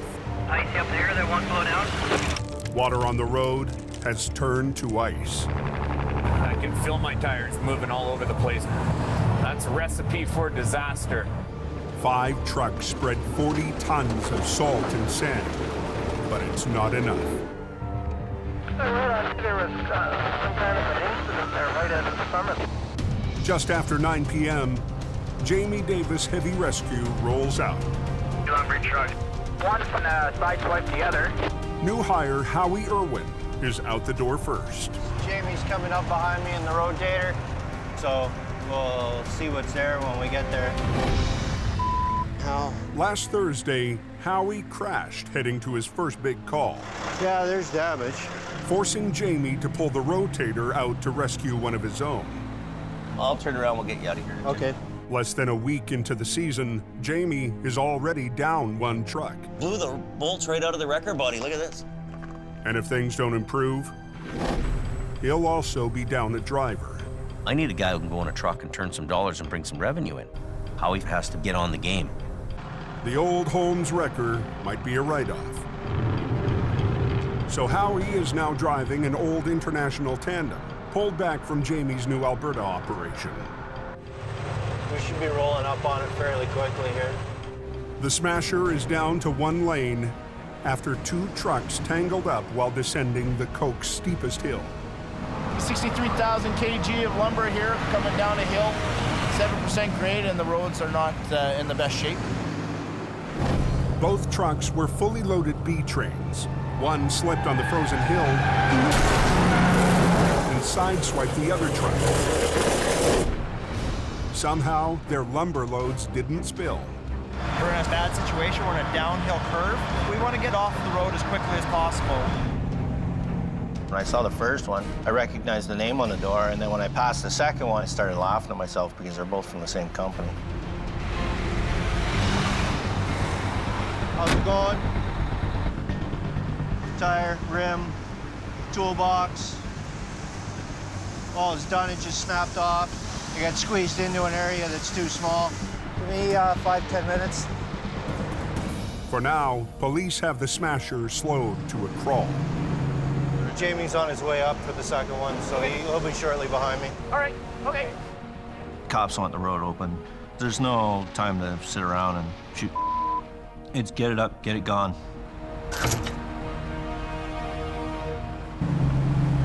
"200 yards down the hill, Jamie rolls up on the second lumber truck. Would they hit each other? Oh, yeah. Unbelievable. It's like they went into each other going downhill. The first thing I do when I get to a scene is I'm looking at that truck and hoping like hell it has a tow pin on the front. Rigging to a tow pin makes for a quicker tow, but this truck doesn't have one. So Jamie has to spend extra time on a chain lift. What we've got to do with this is put it around the front axle on both sides. Oh. Up the road, the front end of Howie's wreck is so mangled, he's having trouble finding anywhere to rig up. That axle's... Nothing's bolted together anymore. It means you can't grab it by the axle. Its broken axle could spell disaster.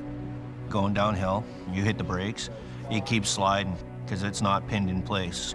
If Howie can't come up with a plan B, he'll have to call a low bed, delaying the job by an hour.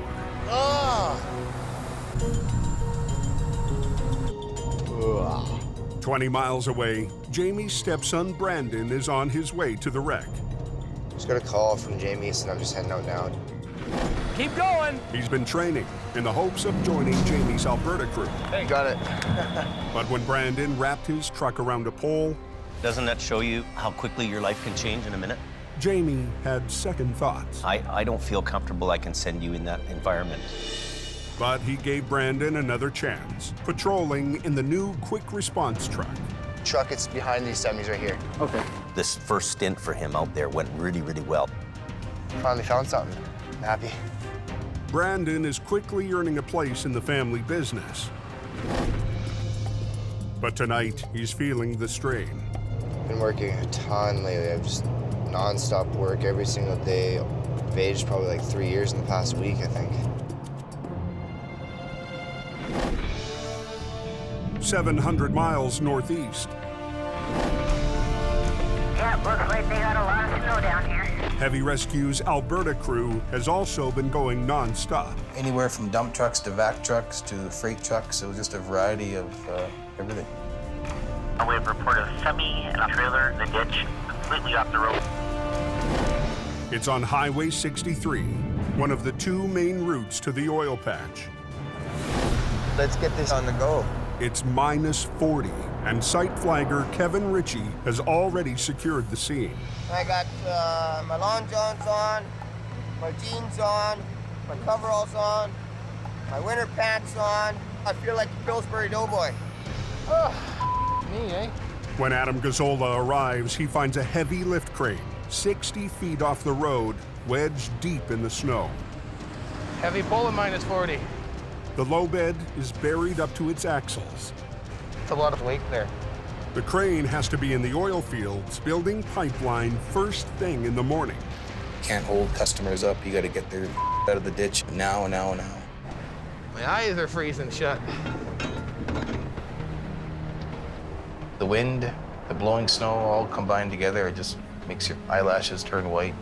Man versus the elements. Bitter cold and big recoveries that dwarf most loads in BC have pushed Adam's team to the limit. Come on, freewheel. Since leaving BC, Adam's been promoted to manager, put in charge of building Heavy Rescue North. I'm a very good heavy recovery guy. I know what I'm doing, I can get the job done, but babysitting employees and making sure they're doing the job, it's stressful. Adam inherited Colin McLean, a city tower who Jamie sent out as part of the first wave into the north. In the city, it's a little bit different. They're more or less short, quick little tows. I'd like to prove, no, I can do the highway towing. Put them back on. Tonight, Adam puts Colin in charge of getting the crane back onto the road. Colin's a city boy. We'll see if he can handle it out here. Kevin! What? Let me know when I can have it, eh? Yep. On it. Shutting it down. Everybody clear? Adam's new apprentice has rigged 2 lines to the front of the truck. Pretty good there? Yep.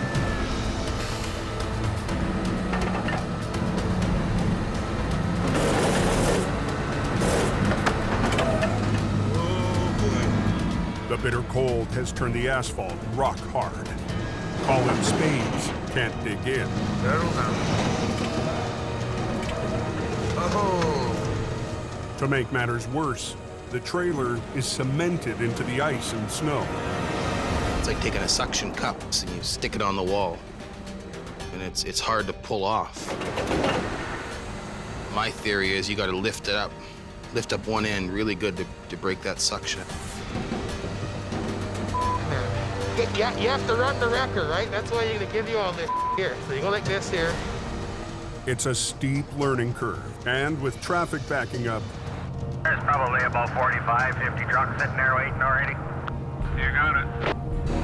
Colin is running out of time. Let's get the off the highway! Back in BC, on the Coke, Nothing's bolted together anymore. Howie's trying to recover a lumber truck, but he can't lift from the broken axle. Instead of using a fork, you use a chain to sling it. Make sure you attach yourself to something that's sturdy, not gonna break off.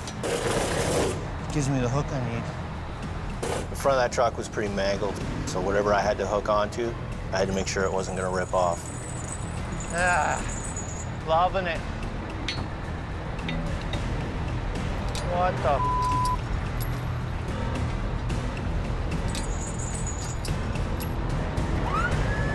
After 20 minutes of careful rigging, he's ready to give it a try.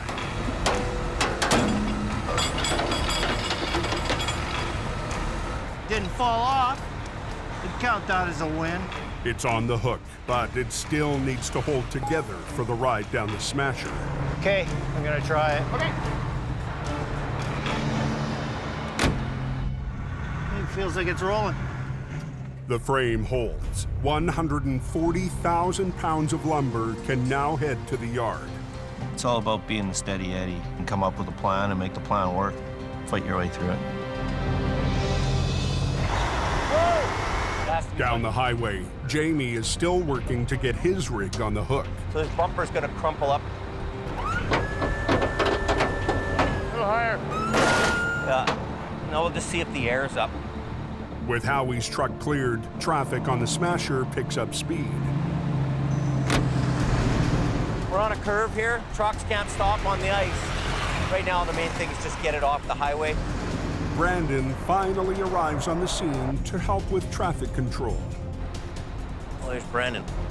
Driving in there pretty hot. Right in the middle of the ice-covered highway. What is he doing? Brandon pulls a U-turn. Brandon! Go, go, go! Me! In BC, an early storm has brought snow, rain, and a layer of ice to the cove. Little slick. It has to be bungee. Jamie's trying to clear a loaded lumber truck from one of the most hazardous spots on the highway. We're on a curve here. Trucks can't stop on the ice. Brandon arrives to help, Get out of here! but pulls a dangerous U-turn. Just tell him to go, go, go! I watch him turn around on the live lane. There's traffic barreling down. Hey! I'm yelling at him. I don't want him getting killed on this highway. He cannot do this. Hey, Brandon, back up and get right over tight over here. You're gonna get hit by a semi, man. That was a bad move. Wow. That's crazy. Man, just unbelievable. You gonna get out of the truck or what are you gonna do? So what did you turn around for then? How about stop at the lip? How about what? How about stop at the lip? I'm not lipping you. You've been lipping me ever since I got here. It was dangerous. There's no one behind me. I know, you don't ever... There's this one vehicle that's just passed. Like, I don't want to argue with you. Holy moly. I've watched that kind of stuff happen right in front of me, lots. You make a wrong decision, you make a wrong turn on your steering wheel, and you're done. He doesn't realize how close he could have come to getting hit by a semi. what was the excuse for blowing the U-ball? Well, you know what the problem is? He's just young and he doesn't understand it. He doesn't understand the danger if you're here, right? That was a total rookie move, right? Wow, that really scared me. Like I have pins and needles. We gotta get off the highway. All the tools in? Yeah. 40 minutes after heavy rescue arrived on the scene. Road's open, all right? Yeah, road's open. The last B train is on the move, but it doesn't feel like a victory. Brandon doesn't get it yet. It's real. And this is what goes on every day out there with people working. Have to be afraid. Learn to be afraid.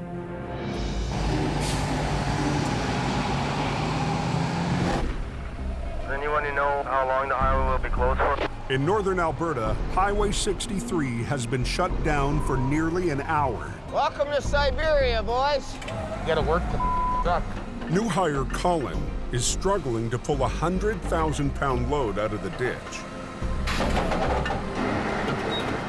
Well, I'm trying to pull up, trying to get the wrecker to bite into the ground, and it doesn't. Traffic is now backed up for 3 miles. If I look at him and I see that he's not doing it, I'm gonna take over and do it myself. So Adam repositions the wrecker in a straight line with the rig. Off it and I give her gas now. He sends Colin to put the truck into gear to help with the pull. To break the truck free, Adam lifts the rig to release it from the suction of its bed of ice. She's in there pretty good.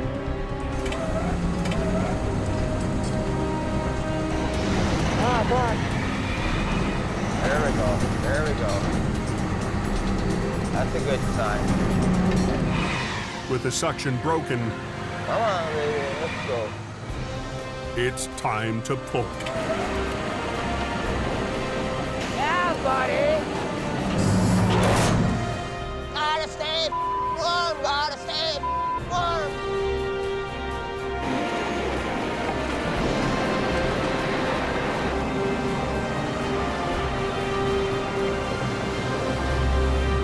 Yeehaw!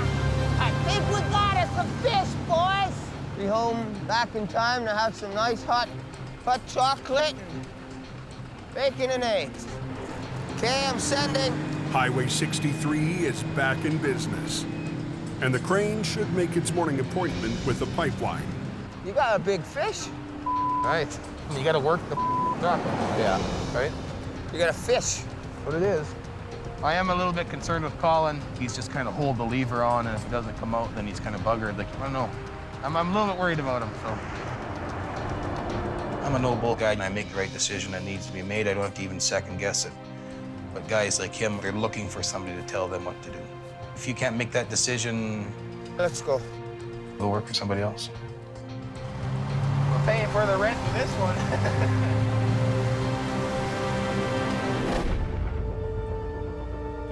Back in BC. What's the hold up here westbound? An hour west of Hope. One of the dump trucks that pulled out of the merge sheet of the cars.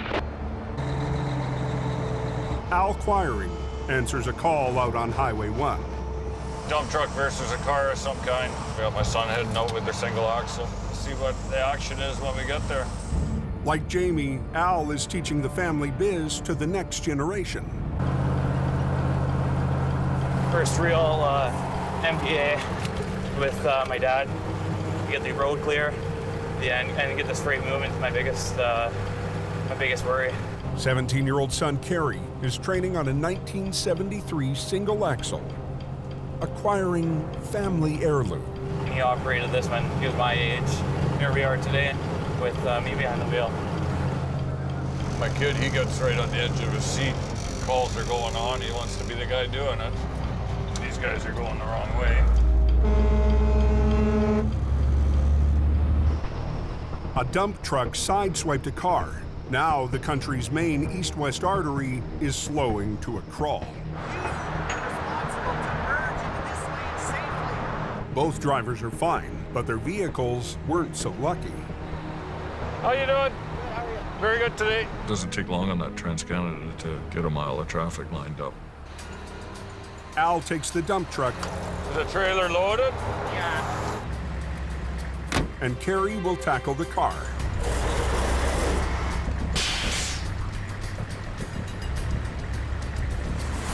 Oh, yeah. The crash has broken the wheel and shredded the tire.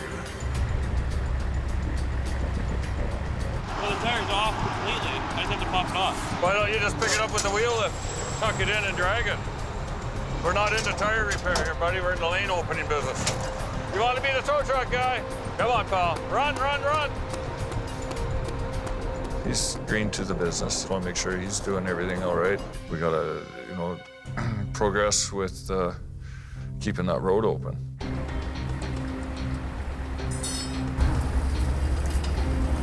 Kerry squeezes the broken rim into the wheel lift. It's not textbook, but it's quick.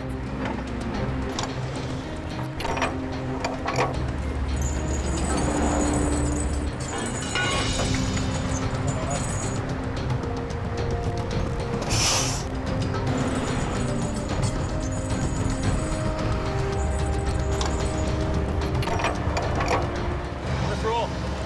20 minutes in, Kerry's got his first job on the hook.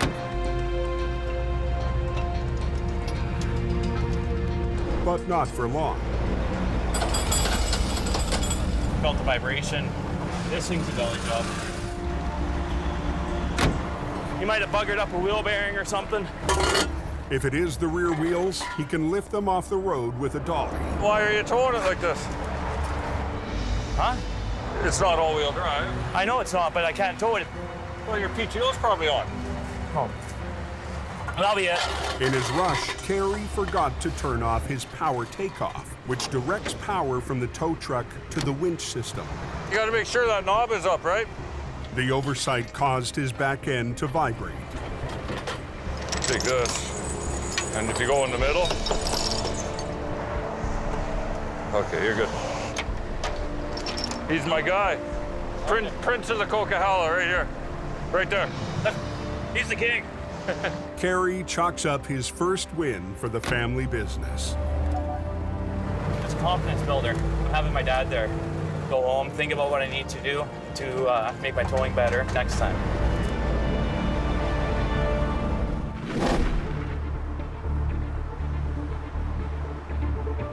the highway was just grease, eh? Oh yeah, there's like 3 inches of ice on it. 2 hours east, high on the Coke. Somebody had an accident up there somewhere. There was a car, and then there was another one. Black pickup. The guy's in the ditch. Get somebody up there right away. Jamie's already on the Coke in one of his quick response trucks. There's multiple car accidents up the hill here right now. We're gonna get up to these scenes, find out what's going on, and then we can call whatever resources we need in there. Accident. Ooh. Are they okay? 2 cars spun out and hit each other on a curve near the Porsche chain-up. 200 yards up the road, a pickup truck went over the bank in an unrelated accident. You okay? Fortunately, no one's injured. I'm a little nervous that somebody might get hit here. This is a bad corner. When I see all these people wandering around on the highway, my first instinct is I have to protect the scene. I have to create a buffer zone. I see.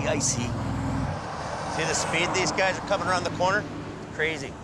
There's people flying by you, and it's a bit of a blind corner. I'm scared. And when I'm scared, there's a reason for that. We gotta get you off the road. If they're kind of drivable, we should just pull them off the road. And Anything to get into a locked car? Locked car, I habitually lock when I open the door. So this one won't start? No. One of the guys locked his keys in the car. One car won't run, so I have to wait for a tow truck no matter what.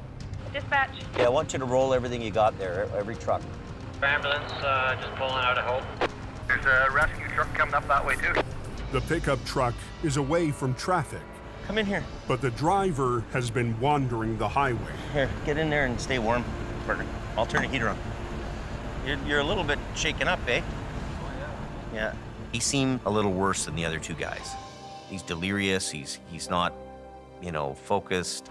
We put him inside the truck so that he can warm up a little bit.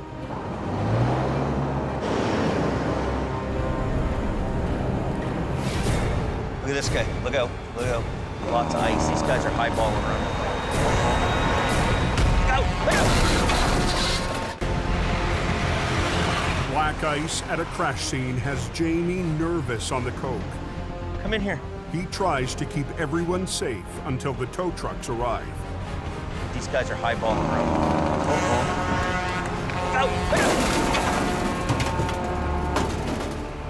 I look over my shoulder and I see a semi, and it's like, oh yeah, here it comes. Bang. Crash happened. You okay? The guy sitting in the back of the pickup had already been in another crash. Whammo. Gets it again. You feel okay? Did you hit the back of the window? Okay. There's another MBA just above Porsche. That's for me, and what a little bit of speed will do, eh? Do you hurt anywhere? No. 2 crashes in one day, and in both crashes, he doesn't get hurt. This guy's won the lottery. Look at the speeds this guy's doing. Look at this, look at this. I think everybody should get off this highway here. Crazy. The semi that did the damage is drivable, but not the 2 cars from the initial accident. We need more cones and accident scenes further ahead. Oh, here we go. This is one of our guys here. You have an unlock kit? If you want to unlock this guy's car. Look at the speeds coming around here, man. This is unbelievable. There's going to be another accident here. Look at the girls here. They're in a really bad spot. Amanda Shar. Leave it. I'm not putting anybody else, especially now it's getting dark. So. It's not safe. No. Good. It's sundown by the time the cars are cleared out. But there's still the pickup truck to recover. The job goes to Howie.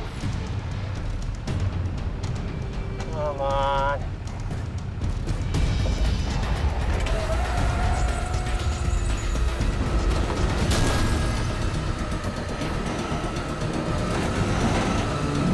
Oh, yeah. That's what I like to call a paycheck. Get it moving. Hook, snag, and drag. A dangerous day on the Coca-Cola finally comes to an end. So make her back to the shop. I'm amazed that this pickup can get hit by a semi my passenger in the truck doesn't get hurt. And this thing's tough enough that I can drive it home at the end of the day. That's pretty cool.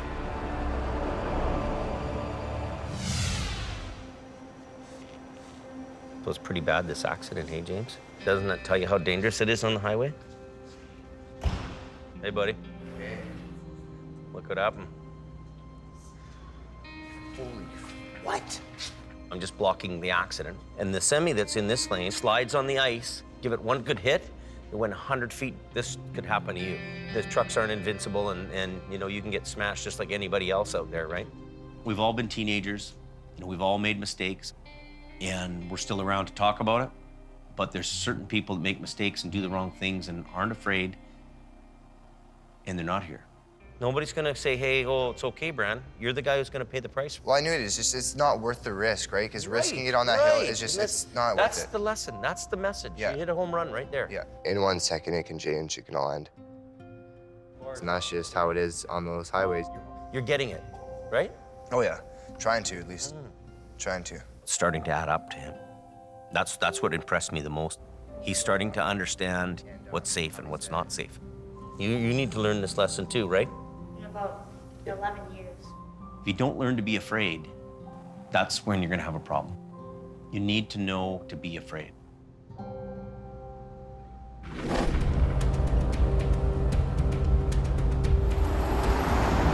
The next afternoon in northern Alberta,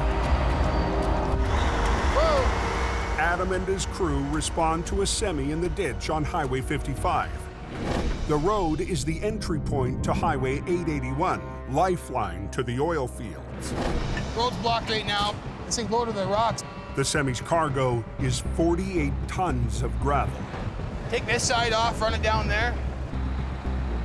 It's a tough pull for one truck and this little small one. You gotta work the both of them. The load is top-heavy. A bad pull could easily roll it over. We're run everything down low on this one. The plan is to position one wrecker at either end of the semi and pull it sideways out of the ditch. They're straining their winch lines to the max in the worst possible conditions. Cables snap easier in the cold, so you got to watch what you're doing, how you're pulling, and really be careful. Yeah, it's just dangerous. This time, Adam needs Colin to be delicate on the controls. These things are like a gunshot ready to blow off here at a moment's notice. Not a whole bunch. You're not going to pull the whole world, right?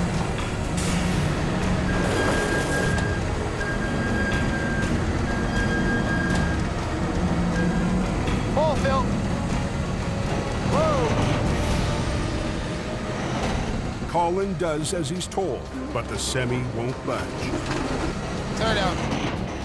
Well, we'll get Phil on here. There's no way we're gonna be able to pull it up that way. We'll get you kind of in here on an angle a bit, but we won't block that road off. Adam decides to reposition both wreckers to the rear and pull the truck out the way it came in. Put a chain in each wheel, pull up, and then back up tight into here, and then go. That way we'll get a dead pull. We'll rip it right up over. I hear them talking about those are lined up pretty good, eh? With traffic backed up, Adam is feeling the pressure. Let's go, come on. Let's go! He needs his team of greenhorns to pick up the pace. It's hard to soar with the eagles when you're flocking with pigeons, right?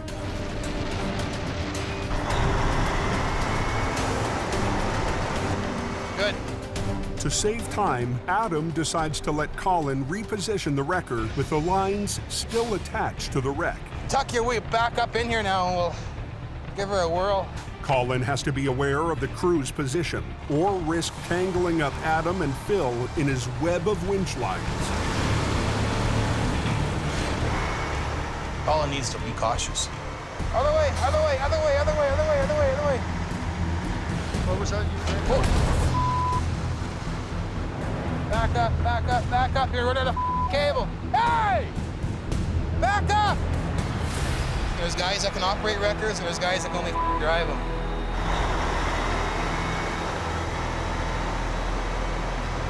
Anywhere near where you want them? No. I didn't think so. Me, you don't want. Hey! In Alberta, Colin's backing up HR 68, getting ready for a heavy pull. Pull in tight here. Without warning, he drives it forward, catching Adam off guard. Hey, you don't watch, do you idiot? I failed to give the signal that I was about to move the truck forward. It could have been bad. Watch what the you're doing. Use your mirrors. You almost took his hand off. You almost took my leg off. Use your eyes. He just does not pay attention. If I just sit there and let it happen, then somebody's gonna get hurt. Look in your mirror before you cram it in gear and go ahead.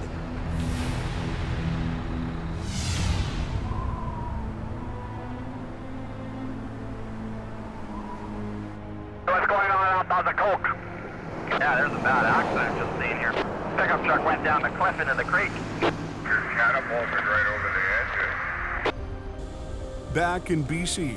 Hell of a long way down. I'd be pretty surprised if anybody walks out of that. There's a car overturned in the ditch in the river with somebody trapped in the car. Pretty serious. Search and rescue, just headed up. Everybody's on it. Police requested Jamie's Rotator with its long reach boom. When you're doing a call like this, you have to be 100% on the money. So just drop your socks and you get on to the job. We're here. A couple in a pickup went over the bank, crashing down 100 feet below the highway. They rolled numerous times over. The husband slid out between the small opening. The wife is still trapped. Down in the water! Squished between the roof and the seat! The victim won't last long in the ice-cold water. We want her out. Hope Search and Rescue takes the lead. Okay, Ann, I'm trying to get you. For now, Jamie's on standby. Pretty serious place to be in, trapped upside down in the river and the water's running through your cab. Clock's ticking here.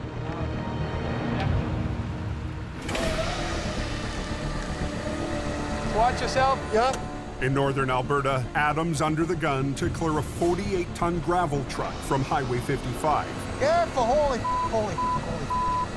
A lot of weight there. For 2 hours, they've been in a tug of war with the top-heavy trailer. This thing go to the rocks, it can go anytime. Let him catch up a little bit. Hey, hold off, let him catch up. You have to work together. There's more to it than just holding the lever. You gotta look.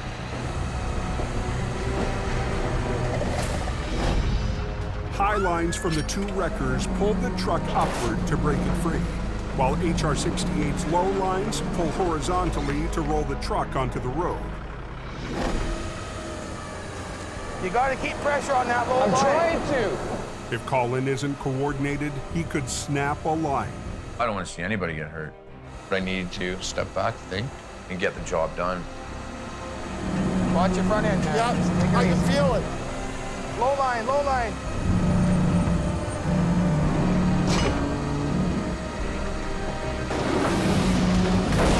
Whoa. It's almost tipped over on us there. Me. It's the second failed pull, and Adam's running out of options. Get off your blocks there. Get on that side so we can pull it over. He repositions Phil's lines to pull from a lower angle and prevent the truck from tipping. Get this failure up on the road, then we got it made. Keep going higher. You know, pull on the low one, lift with the left, and then pull on the right? So you gotta break the suction and then pull. Break, pull, break, pull. All you gotta do is just get one end up to break that suction and the rest follows. Pull just a little bit more.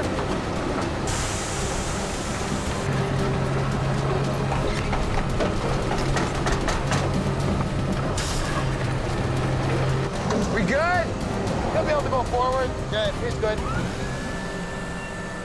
We got her out of the ditch. Decent, Jimmy. It was a good feeling at the end of the day, totally. Done like dinner. 48 tons of gravel is back on its way, and heavy rescue can finally head home. They'll be hobbling around in a wheelchair because they got no leg. That might not be a bad idea. She gets a pension.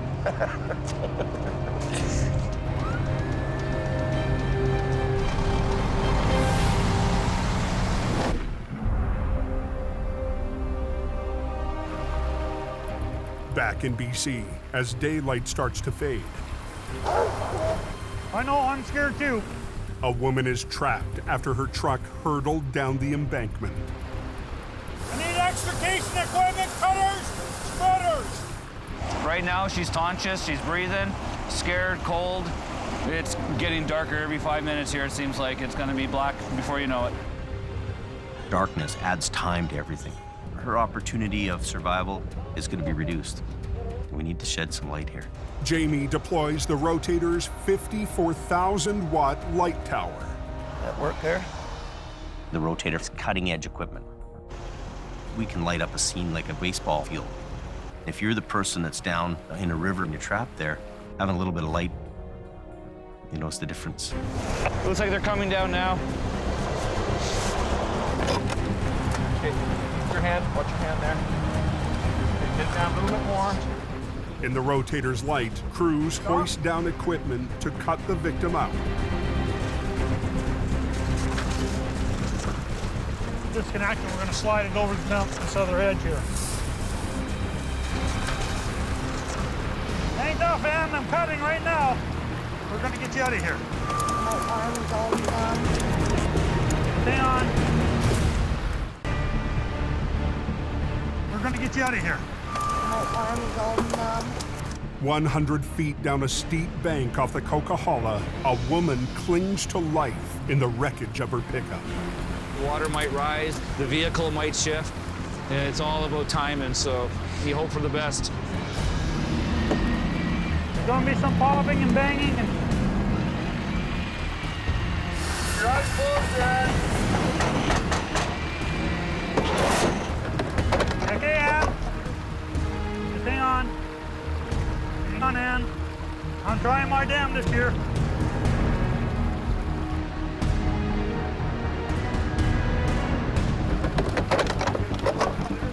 Hang on. Finally, she's within reach. If you slide over, I'll step in there and then go down by myself here. Right in, as far as you can go.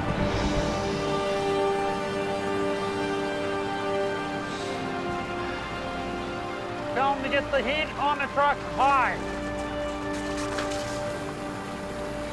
The woman's suffering from hypothermia. They've got to get her to the hospital fast.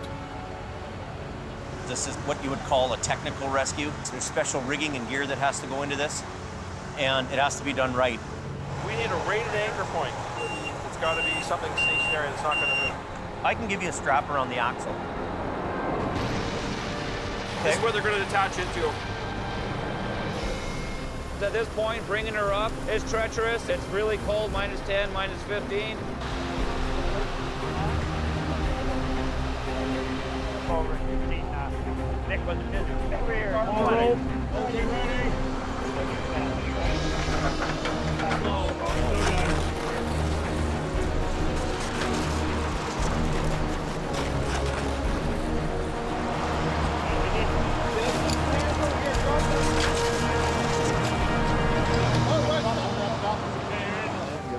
Rescuers have gotten to her just in time. She'll survive her ordeal. Well done, gentlemen. This, to me, was a really nice ending to this rescue. It's amazing that anybody could come out alive. Yeah, your light works awesome. Search and Rescue made a comment there that it made their job a lot easier. Yeah. Everybody's gotten out safely. We can go about doing our business now and bring the vehicle up. You'll both go down, and we'll take 2 lines down. The main line will go down, and we'll use a fairly heavy chain, and then Get up and come back up, yeah. With his experienced swampers working in Alberta, Jamie's enlisted part-timer Ray and his yard mechanic, Jim. It looks like a long ways down. The biggest challenge is going to be getting down the bank safely. It's very slippery, there's lots of sharp rocks here. Even just getting down the slope to hook the car up is dangerous. So what we'll do is you guys can hang on to one of these each on the way back, and that'll help you up the bank, okay? Not there, here. Look at this, could fall out, right? You want to be in there. We're working with casual part-time guys here. I have to be very careful to make sure to tell these guys every step of the way what we've got to do. I'll bring the main line down and you bring the chain, okay? Yeah. gotta be done and we gotta do it. That one's free-wheeled, so be careful. Ready? Pull it now. Is it coming out manually? Oh yeah, there it goes. Yeah, it's coming now. I'm gonna freewheel yours too, okay? That's pure ice there. This is nuts. Let go!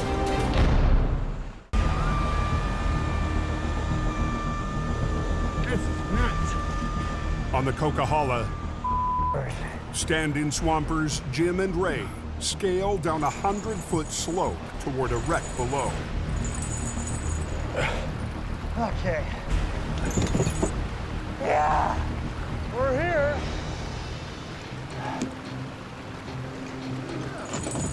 Got it? Pull it tight. That should be good. Is it all tightened up with the chain on? You get a good bite around the axle there? Yeah. Small lines underneath? Yes, sir. Traffic is already bottlenecked, and it's about to get worse. We're gonna shut the highway down so we can move around and not worry. This bank is so far out, we wouldn't be able to lift it. Not enough reach. That's pure ice there. Jamie will have to drag the wreck 60 feet up the slope so it's close enough to lift. We're steering around these big rocks. You know, if you hit a big rock, it's going to be quite a hard thing. 2 years ago, Jamie tried a similar move.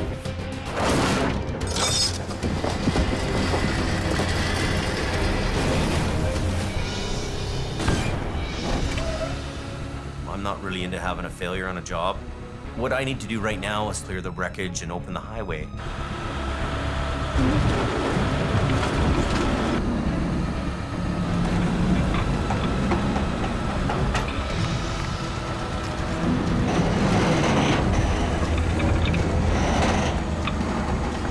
It's right on a big boulder. Our chain better not come undone. Nice and easy. Go easy.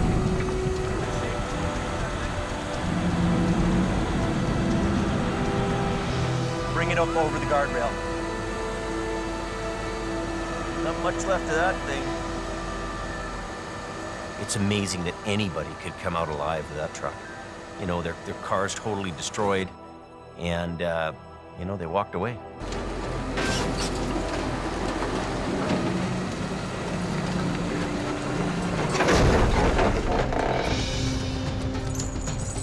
Those guys are really are lucky. We're gonna move this to get the highway open. They'll hook that up from the front end and he'll be gone. Okay, coming. Warp. That's fair. 6 hours on the scene and the road is finally clear. It wasn't the biggest job of the season, but it might just be the most important. It's not always about the money, it's about being there to help people. Well, there's a satisfaction in that you'll never measure in dollars. You know, it's service before self. Next time on Highway Thru Hell. It's a real gong show. Weather chaos paralyzes the Coke. Wow, backed up for miles. A mountain vet. How do we get out of here? And a city boy. How's my front wheels? They're good. Battle an icy hill. Get out of here! Get out! And the Alberta crew faces a recovery big enough Don't roll back, whatever you do. to beat their biggest record. Whoa! And Adam. I don't think we're gonna get it.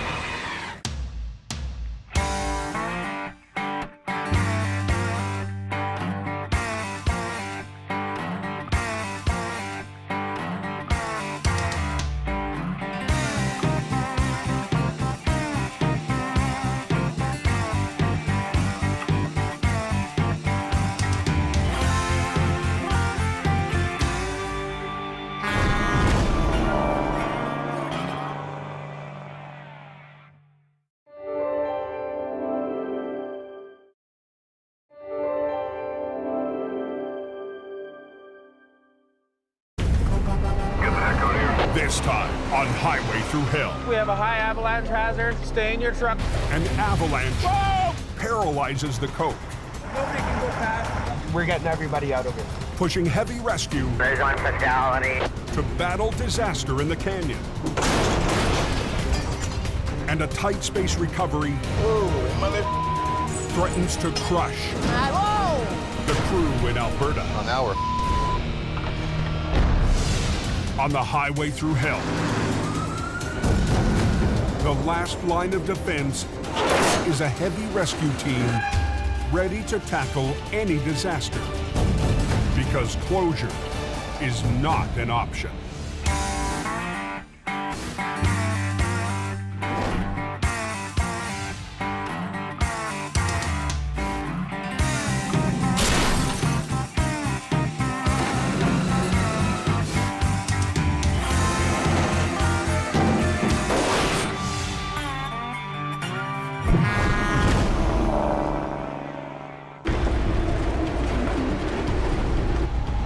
It's been a bad week all over, I think, eh?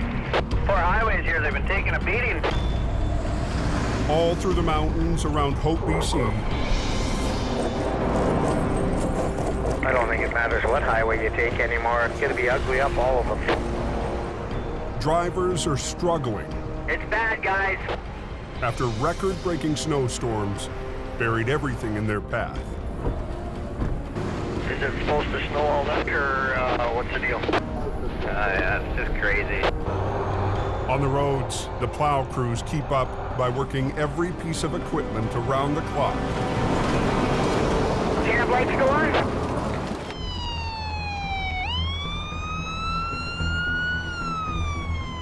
Just after noon, trouble hits on Highway 1 west of Hope.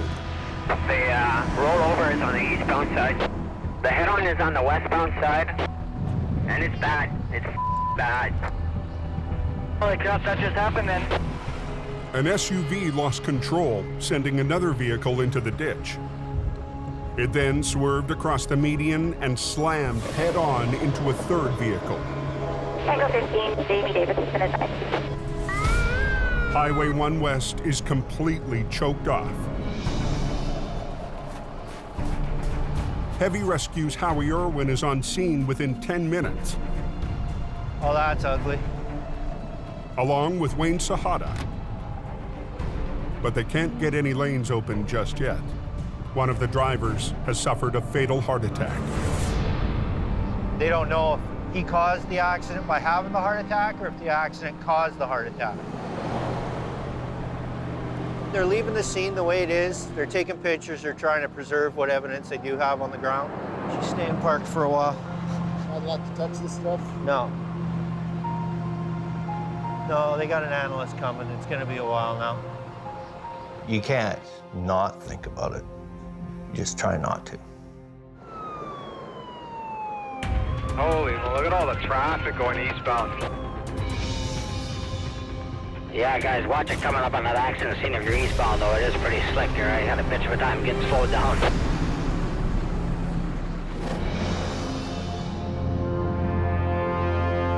In northern Alberta,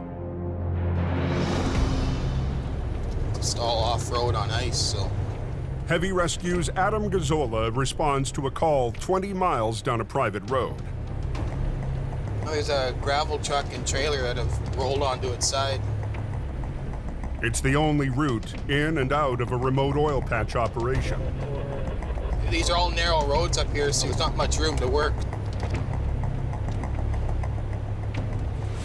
Oh, mother. That's a dirty, dirty, dirty.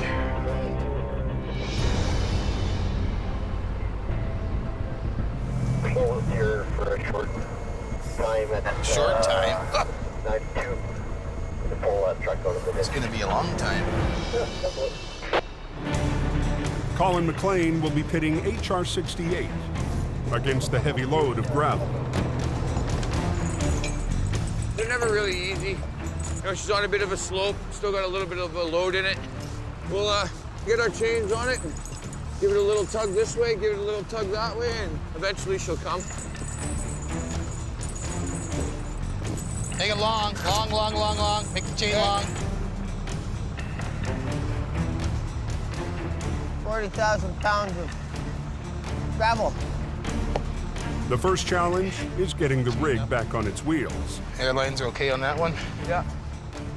But on the narrow road, Adam can't go with his plan A. I'd pull up beside it, and put my outriggers down, and you know, I'd be able to get dead onto it and pull. But where we were, it was tight quarters. So instead, the two wreckers will position at opposite ends, with lines from HR-68 to the high side of the trailer and from the Rotator to the dump truck. I hope she'll flop right over and nice and easy. Probably won't. Get the on the road. You're all hooked up? Yeah. The loose gravel has shifted. All of its weight is pinning down the wall of the trailer. Hold her here. Watch what you're doing. Keep going. Adam! Whoa, whoa, whoa. Oh, now we're...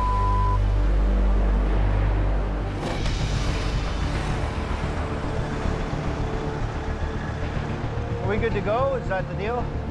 Okay, thank you. Back on Highway 1 in BC, Howie's finally got the go-ahead to start the recovery. Just drag it back. Are they welded together? After 2 hours waiting for the investigation, let's go. I'm ready to go. I'm ready to pull. There are 3 vehicles to recover. Second driver, tell me why the westbound traffic is at a crawl. And heavy rescue is feeling the pressure to get the lanes open. So did they open that westbound yet, number 1? No, not yet. They're still working on pulling the cars apart. Good. Close quarters combat. You're in the ditch with them and you're sucking them out and getting them on the road and getting them moving. Try that. Suck it in, yeah. See you back at the yard. After 20 minutes, 2 wrecks are cleared.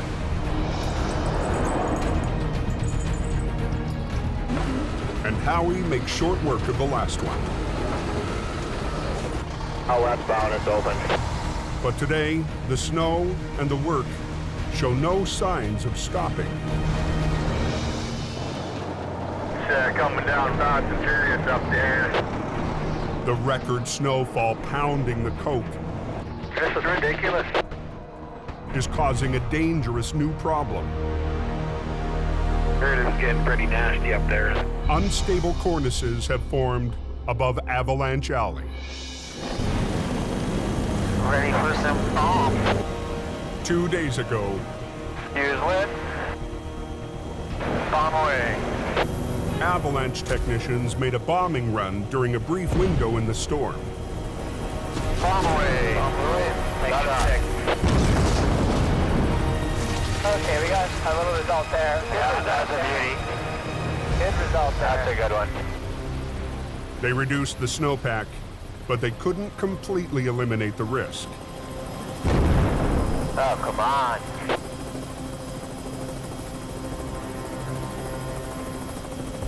I don't think we're going to be moving now with these little shots. Paul. With tonight and tomorrow's storm, we're really going to have to watch that one spot. With the added snow, the unstable layer could break loose at any time. Welcome to BC. This year has been the worst in 30 years. It's like Snowmageddon happened. And most of Heavy Rescue's fleet is 14 hours away. Bottom line is there's not enough gear here to handle what's going on. I mean, we were forced to move our stuff to Alberta because of competition. Nowhere is the snowpack more threatening than just below the summit. Within a very short period of days, we had 3 meters of snow. It's time to not fool with Mother Nature anymore. We've got an avalanche here between Falls Lake and Rocket. It's shut right down. It's an emergency situation. You wouldn't believe how much snow is on that first hill out of Hope. After days of relentless snow on BC's Coquihalla Highway, Let's hope we get pulled up here before it snows anymore. the mountains have hit their breaking point. We've got an avalanche here. It's about 4 feet deep in the center lanes, and there is some tree branches in the mix. Highway Supervisor Richard Enns is first on the scene. Yeah, Highway 5 is closed. Avalanche up top. Don't come this way. Richard Enns has a huge weight of responsibility in his shoulders. He's the eyes and ears of what's going on around there. There's some tree branches in it. 10-4. Oh, that came from above. We're going to go to high hazard, and we're going to close the road down so we reassess. Copy that. We have an avalanche that has run further than it has in a long time. We have to expect some surprises. We need to recognize that maybe this won't be business as usual. Highway closed, or just nobody's going anywhere? It's closed for a while. At either end of the debris field, a long line of traffic sits trapped in the avalanche zone. When you have avalanches occurring, there's a high likelihood that there'll be more. Yeah, Pete, can you and AEL start turning around all traffic at Box Canyon and head them south? You guys in the plow trucks, you copy that? Widen out both north and southbound sides of the crossover there so that we can turn all vehicles around there? Yeah, you bet. But nobody can go past. Yeah. Obviously, we don't want anybody heading south into the zone. We're detouring everybody around and heading them back to Merritt. We're getting everybody out of here. Richard's priority, turning around the traffic stuck on Snowshed Hill. We have a high avalanche hazard. We're at risk right here. Stay in your truck, close your window, and the tow truck's coming to get you. We will be U-turning everybody and sending them on their way.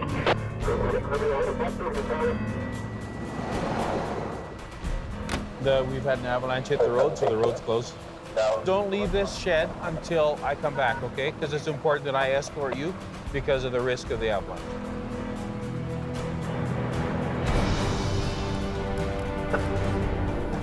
Now I'm turning the small ones around, and I'll get Gord to take these semis up to the top and turn them as up. Less than an hour, there's been at least another natural avalanche. Yeah, copy that. Yeah, turn around, follow me, please. Have to get them off the hill here. An accident waiting for a place to happen. Get the heck out of here. Just gonna send these 3 small ones through, Leo.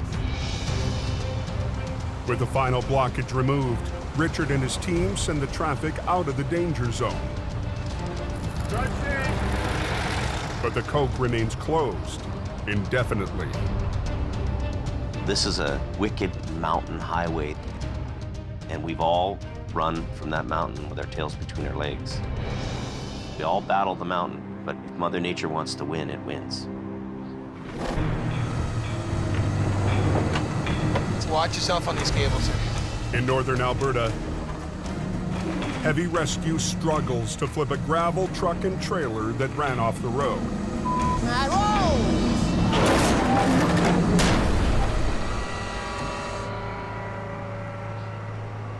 We forgot to chain the box down. Hey, chain these boxes together. The box on the dump truck is pinned down and resisting the pull. As the truck is coming over, the box is staying here, so we gotta make sure we chain this down. If you don't chain the box down, as you're pulling, the box will just stretch out as if it's lifting to dump its load. I'm getting frustrated. I gotta get out of here. You're gonna lose your wrestling match, you're gonna possibly tear the box off or bend something. Watch out, Hook.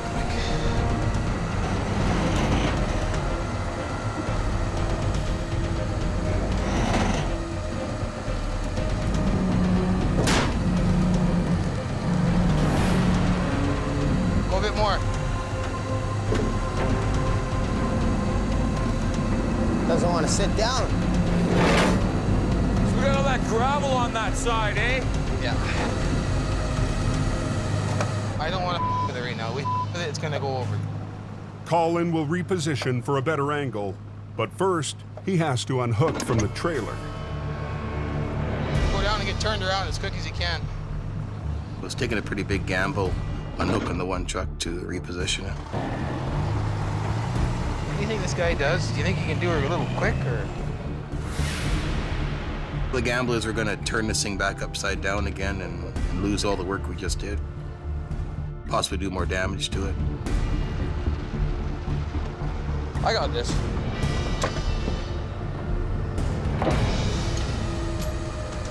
No, boom down. Keep it down. I can't see any of the wreck, Al. Don't worry about me. Just look at me. Just look at me. Hey, stop there.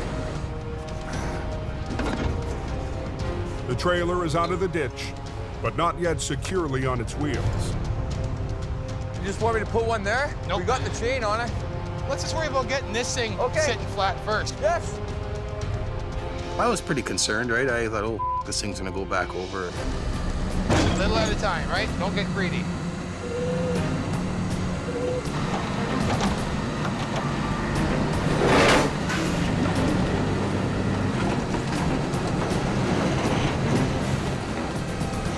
You got a line on that strap? I can't hear you through the foot. Your other line to that chain. Thank you.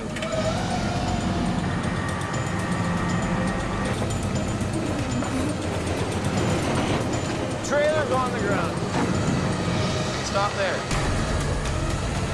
Adam does a final pull to get the dump truck back on the road while Colin holds the trailer box in place. Get these chains off the front axle. Take them right. Take them off.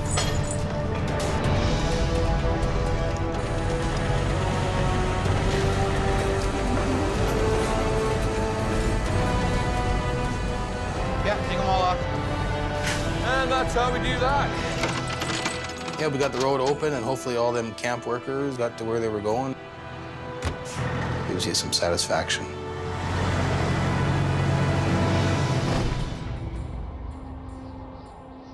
Back in BC, It's not open, it's closed, boys. avalanche danger has closed the Coke for the last 9 hours. All traffic through the mountains diverts to highways 1 and 3. The minute Coke shuts down, the accident risk almost doubles on these other two highways. At 11:25 p.m., They got a truck blocking both directions at Sunday Summit, so. Howie Irwin heads an hour east of Hope on Highway 3. I gotta go out there, straighten them out, and get them off the hill. Anybody know what's going on with Highway 3? Pretty scary out there. If I get called out for one by the highways crew, usually I'm gonna get 2 or 3 more. He'll have to move another stuck semi out of the way just to reach his customer. I gotta flip around here. Roger that. Howie backs up the hill to line up for the tow.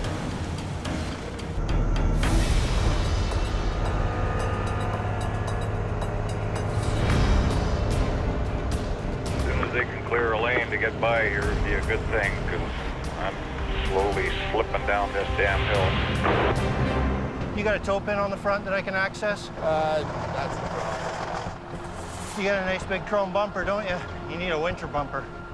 The chrome bumper has no opening for a tow pin. That really sucks. Chrome don't get you home, but it sure helps you look cool on the side of the highway. Instead of towing the truck away, Howie hooks up to the back end. The only option is to swing the trailer over and get it out of the way.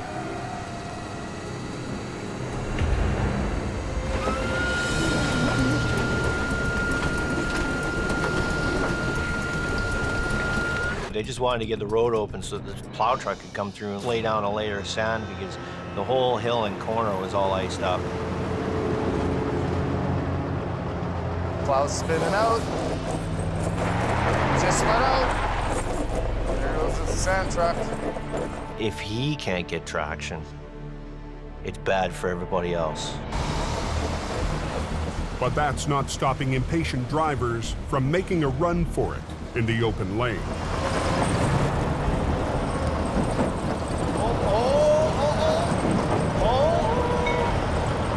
They're taking their own risk, right? I mean, it's ice. guys are stopped. Look at how close he's got the trailer. Oh, he just about put the trailer off the road. Look it. You guys are stopped. It's a bad night near Sunday Summit on BC's Highway 3. They always get impatient. Can't get the road open fast enough. Truckers aren't waiting for the snow clouds to clear an icy hairpin turn. Look it. That guy stopped, the one around the corner stopped, and this guy's got to come to a stop. If drivers keep rolling around the blind corner, they could smash right into the stopped trucks. Don't let them anymore go. No one's going anywhere until the plows clear the road. This guy's going to be camped out for about an hour, waiting for the salt and the sand to do its thing. I'm going to go get that other B train. It's still parked in the middle of that corner. A few minutes up the road, Howie's customer is stuck in a fully loaded B train. He's got nothing to attach to, just like the last guy. No pin, no nothing, no. The grade isn't as steep here, so Howie gambles he'll be able to tow the B train up to the summit. I ran it under the steer axle so I can get some lift on it. You're gonna have a good ride. Taking the front end right up? Yeah, about 3-4 feet in the air. Ah. So once you get the wheels straight, don't turn them. Don't turn them. All right. It's not good. It's a roll of the dice and hope it works in your favor.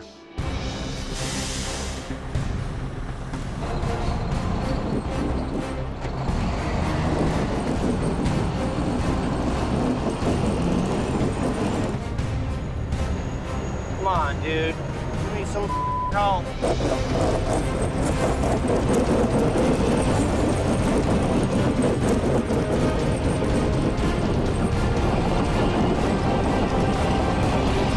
Come on.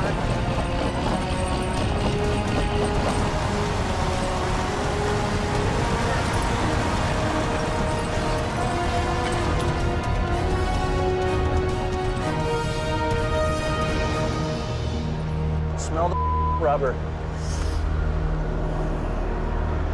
Is that your excitement for the evening? Yeah. Never done a wheelie up the hill, especially in a Super B. 2 for 2. I'm gonna head back. The sun will be coming up here in about 3 hours. I don't want to be awake when it happens. The next day in Alberta, the northern crew gets an update on the conditions back home. Not a vehicle on it. When the Coquihalla is closed down, most truckers will make the decision to travel the canyon. Not everybody's familiar with the twisting and winding roads, the ups and downs of Highway 1. Every idiot and their dog is going to be running the canyon. Somebody's going to die tonight.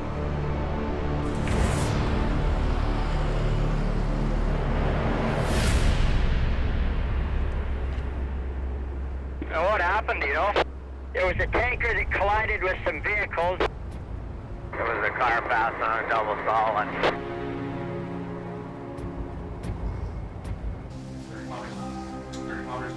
Just before sunset, Heavy Rescue's BC Dispatch Center gets the call. A tanker has been involved with another vehicle, and big fire ensued. We're going in there with probably half the stuff we need to do that job. No other choice. My hands are tied on this one.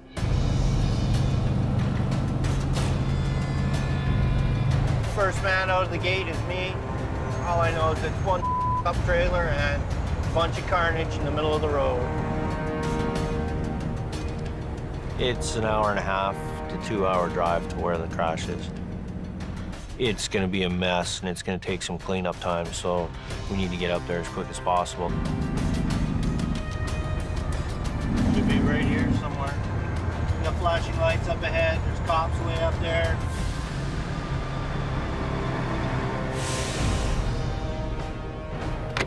Holy, what a mess.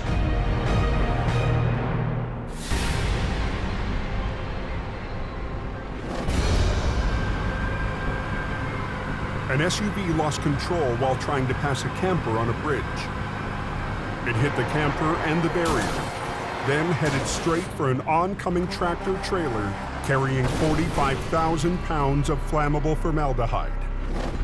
That tractor there's nothing left of it. The back tires, there is rubber on it still. Is there? Okay. The fuel tank is still smoking, it's hot. Any idea when it's going to be open? Yeah, it's closed for the next 12 to 24 hours.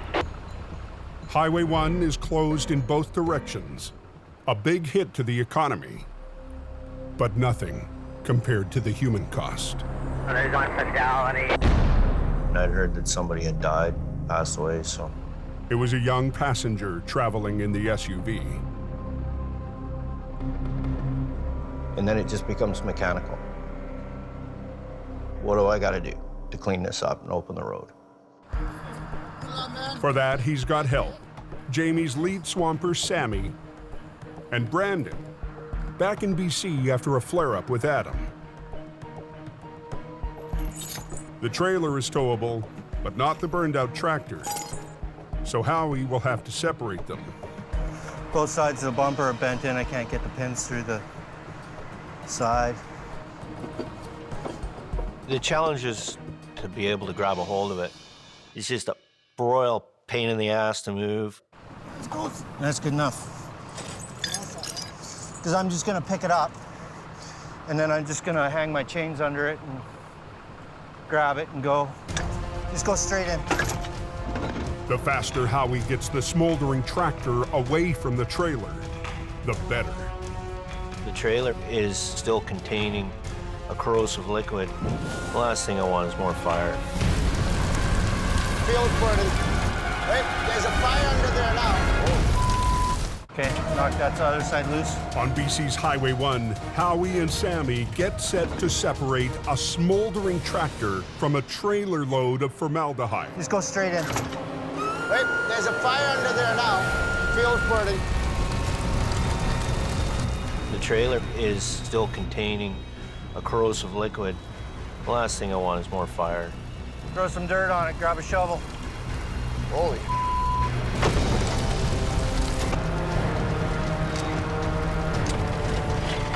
You gotta get the fire out, you gotta work harder, faster.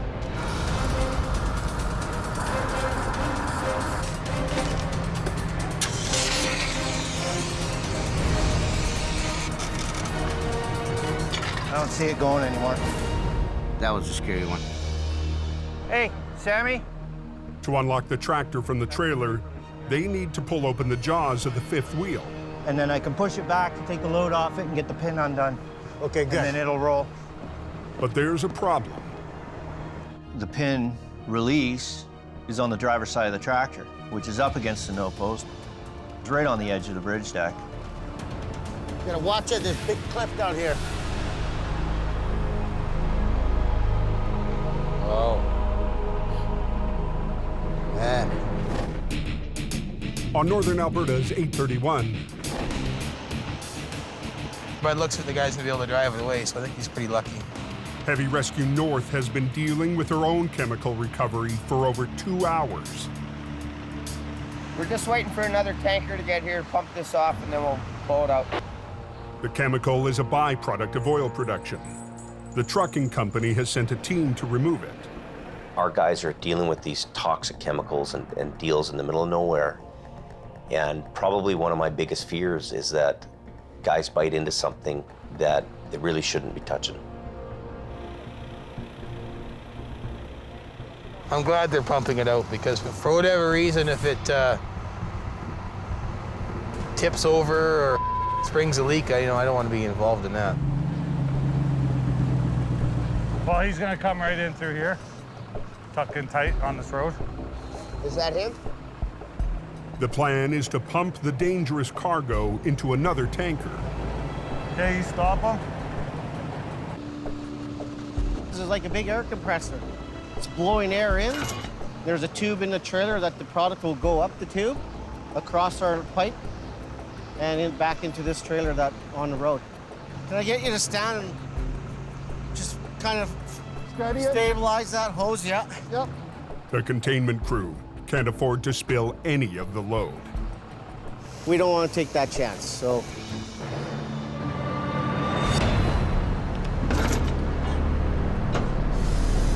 Driver, start pumping.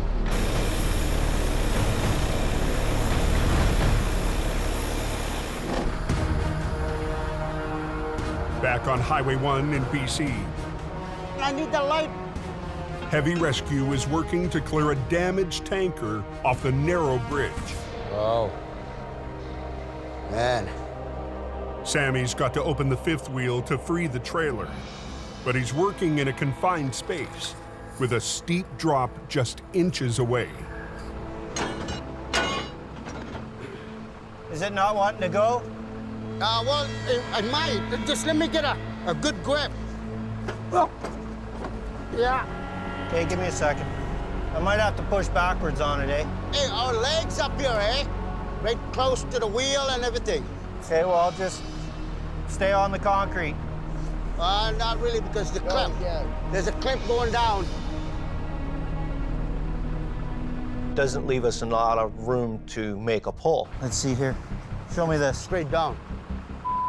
Yeah, I'm serious. That's what I'm saying. You can't stand out 4 feet beside it and just put your foot against the wheel and give it a good tug. It's probably 50 feet to the bank, but it's another 100 down the bank. Yeah. Let me put one leg out and one leg down. Okay, this.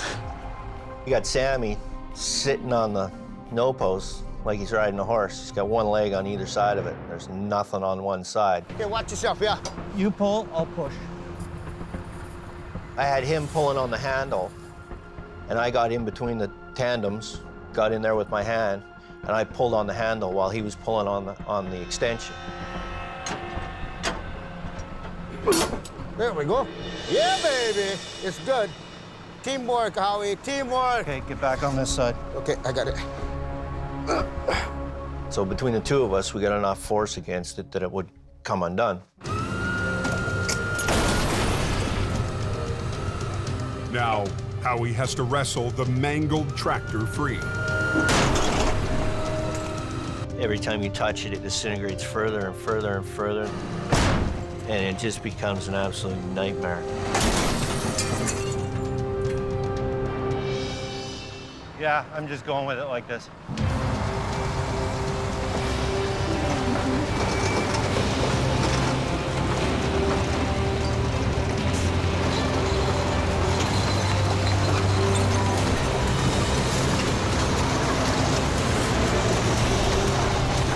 They've got the tractor off the bridge. Next, the trailer with its toxic load. Heavy Rescue's newest hire, Wayne, will hook up to haul it away.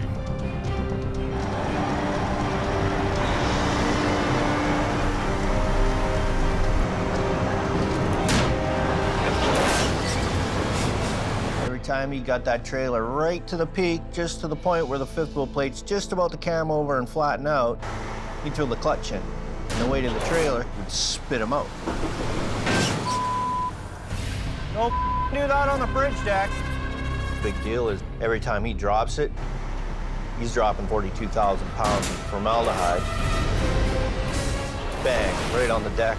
It's like a jackhammer. Oh, you. Hey. On a bridge on BC's Highway 1, Wayne struggles to hook up his tractor to a trailer of corrosive chemicals.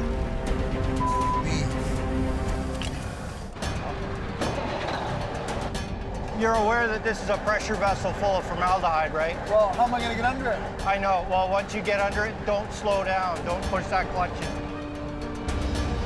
Well, whatever.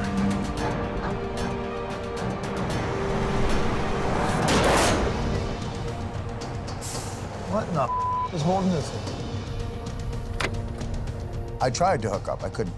It was like if I had this much more room, I could have got it, but I couldn't. Where's the pin right now?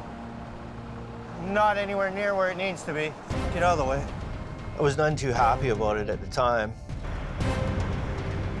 I had to pick it up with the wrecker and move it out into the middle of the road so he had more room to maneuver. To get the trailer in a better position, Howie attaches a fifth wheel plate so his underlift can hook on.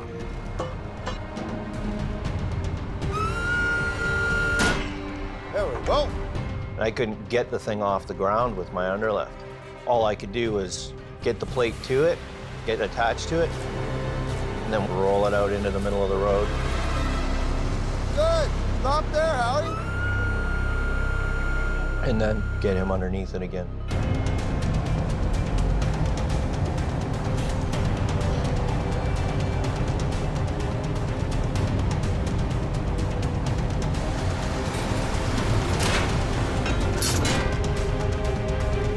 Yep, I think I got it.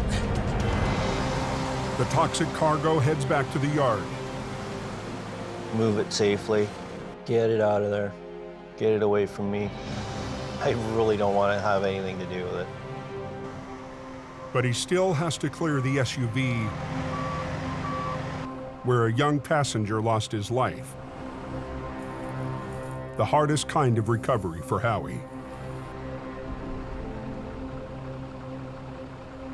Somebody makes a poor choice. It's never good. It's the same poor decision that somebody else made 9 years ago that killed my dad in a traffic accident, so.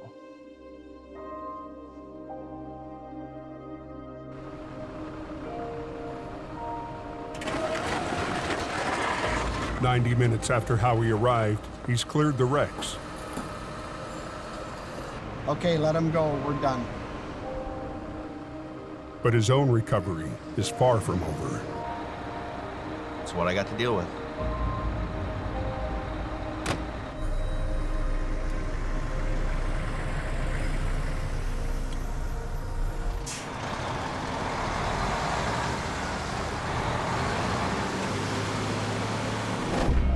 On Highway 831 in northern Alberta, You okay there, Norm? We're good. They're pumping it out so that we can pull it out. the chemical recovery crew has pumped out the liquid so heavy rescue can get to work. Colin makes it to the scene just in time. Well, because I know you don't drink coffee.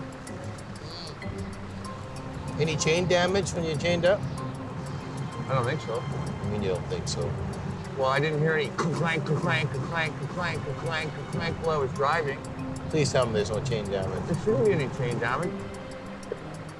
Okay, grab two of them tow hooks. Is it closed? I would just turn around. You ain't gonna get past up here in the next couple hours anyway. Holy crap, look at how deep the snow is. Traffic has been backed up on 831 for hours. Okay, you're good to go there. You just want to double check that? Yeah?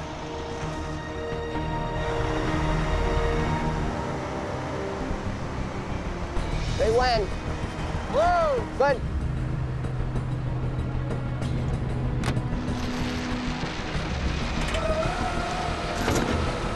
Good. Good. Adam has to make sure the valves on the tanks don't crush together on the slope. No, they're good. They're good. Just leave it in neutral. Them tanks aren't gonna touch, are they? He's going good. He's coming out nice and easy. All right, just like a hot knife through butter. No one got killed, no equipment got wrecked, and Adam didn't kill me. So it all worked out well. What gear do you start out in when you pull ahead? But with Adam riding shotgun, Colin's still got a long drive home. You put it down like straight here? No, that's second. The road's closed. Do not come past Hope. 3 days after avalanches hammered the coke, They're waiting on avalanche control to give the word. Paul Harwood and his team of avalanche technicians are gearing up for battle.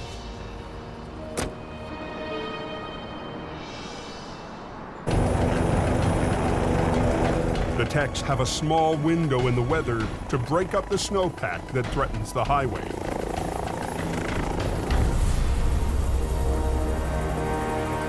Best view in the house. Worth waking up at 4 in the morning for.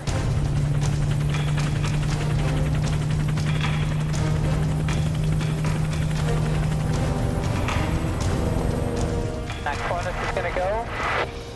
So you're hitting the ones that are most likely, that you think are the ones that are going to generate the largest avalanches. So that nice fat pocket on the right. Okay, right up on top. Yep. Okay, safety's off. Wait just a few seconds out here, Paul. Yeah, 2 seconds out. Just above that rock. Right in there, right? Palm away. Palms away. Good, it's hard in there. The techs have hit some of the biggest risk areas. Now on to their final target. That's hard in there, that big pin. Surprising, whoa. It's a monster cornice over Snowshed Hill. If they can clear it, the highway could finally reopen. And that's over, look, that big overhang? Yeah, that's the one. So right here? Yep. Safety's off. Safety's off.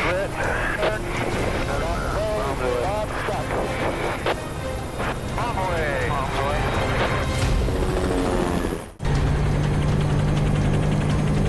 High above the summit of the Coke, avalanche techs are fighting a mammoth cornice of snow. Okay, first one's a 12. Okay, long final here. If they can knock it down, traffic might finally start flowing again on the Coquihalla. This is a pretty big corner. This is a big corner here. Richard from Paul, we're doing the shed, so if the loader wants to stay out of the southbound, that'd be great. Copy that.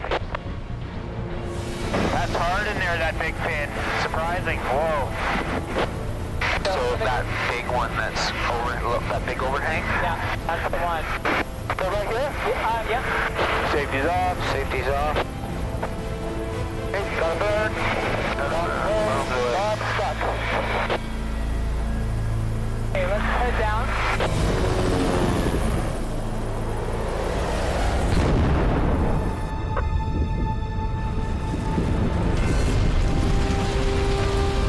A good slab there too. I'm happy out here. Hell yeah. Nice.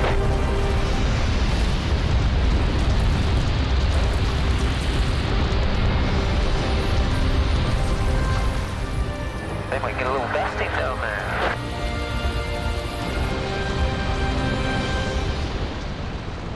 That was pretty incredible. Yeah, Richard, we are all done explosive control at the summit. Very good. Thanks, Paul. I'll see you down there a little later.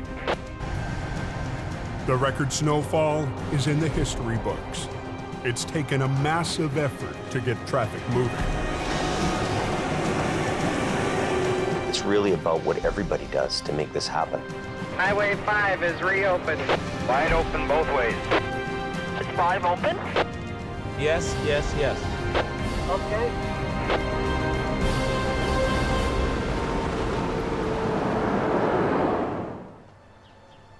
Down at the yard, there's one person who's not in the mood to celebrate. I don't know what to do about this burnt tractor here. Howie's still shaken after yesterday's fatal wreck. Oh, yeah. Pretty bad accident, though, eh? Yeah, it was nasty. Yeah. Get the job done first, think about it second. Mm-hmm. It's not until you get home, right? Mm-hmm. Yeah, that's when you start soaking it in. Yeah, I know. There's no real mechanism for you guys when you get out, or us guys, you know, when we're doing these jobs, to see any of that, you know, to counseling. It's not really offered in our business too much, but it's something maybe I should offer to you. I think I'm too far gone. I've kind of written myself off. I don't know how much it'll help or if it'll help, but at least it'll give me somebody to talk to about it, right? Mm-hmm, mm-hmm. Yeah, I'd go. I'll go make those arrangements for you. Thanks, James. Next time on Highway Thru Hell. Wrong. A huge breakdown and a high-tech recovery. Both highways are going to be shut down. We keep going. Choke off the route to the north. It's got to be enough there. What do we got here?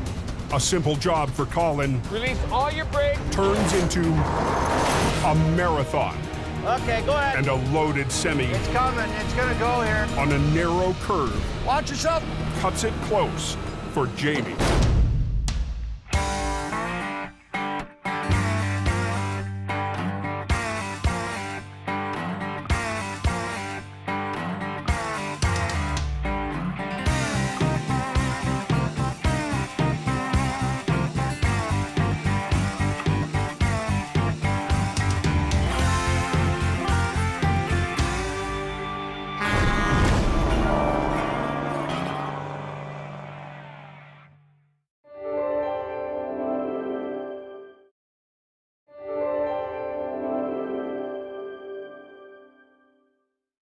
This time, on the season finale of Highway Thru Hell. After a winter of battles on the coast, Went off this tree. Heavy Rescue's toughest season ever Start pulling! is far from over. In Alberta's oil patch, Jamie's big gamble Guys, back up. Oh, they're landing here. is put to the ultimate test. They're backed up. And months away from home bring Adam to a breaking point, Go! Go! threatening to tear Decisions. Heavy Rescue apart. On the Highway Thru Hell, the last line of defense is a heavy rescue team ready to tackle any disaster, because closure is not an option.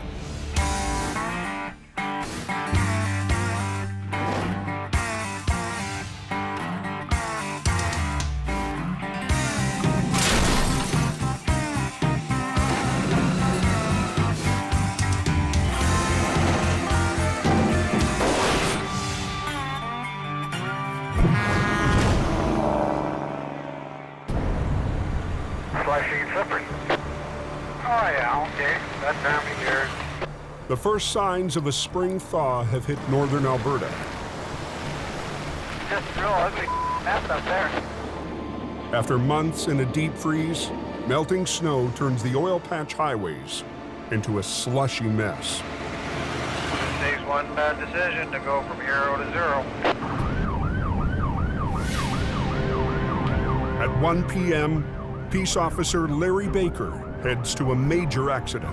Charlie 1 from 8714. We have a call on Highway 63 for a transport truck versus a car. Injuries are unknown at this time.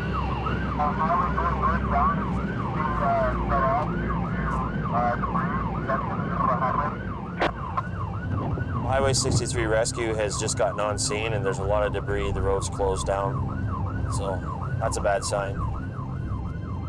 Both northbound lanes to the oil patch are cut off.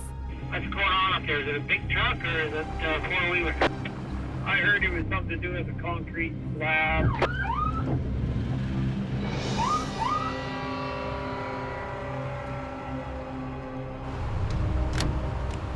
He was on the road. I think she went up the pass, or she was in that fast lane coming across. Caught some slush, and it got hit on the passenger side. A pickup truck tried to pass in the fast lane, spun out in the slush, and got T-boned by a semi-trailer loaded with 40-foot-long slabs of concrete. When the semi made that impact, it hit his brakes as hard as he could, and the whole load shifted forward. So it pushed the whole load right into the back of the truck, so the truck can't move. And so I was sleeping in the bunk. Yeah, I wake up and there's the bunk right there in my face. Oh, I could have been dead. First wreck I've ever been in. Happened so fast, nothing I could do.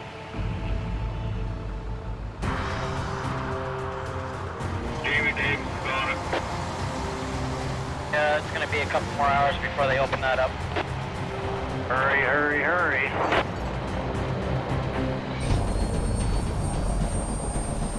Oh, yeah, there's a chopper. Yeah, that's not a good sign when that comes in. The woman driving the pickup suffered serious injuries. She's currently going to be airlifted to Edmonton. Oh, they're landing here. Guys, back up!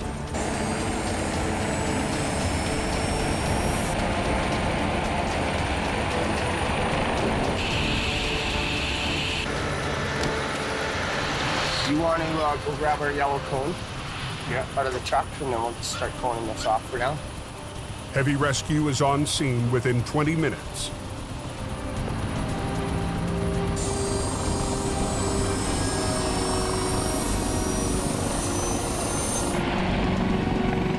With the chopper in the air, Just pull in front of Adam for now. the crew can get to work. Tractor trailer smashed up and a pickup in the ditch. There was just everywhere. Ooh. 3 big concrete slabs had fallen off. Dirty, dirty, dirty load. They're backed up. Pull. Pull. The priority is getting one lane open. Heavy rescue has to clear the 3,000-pound slabs. My main concern is getting the highway open, just getting the job done.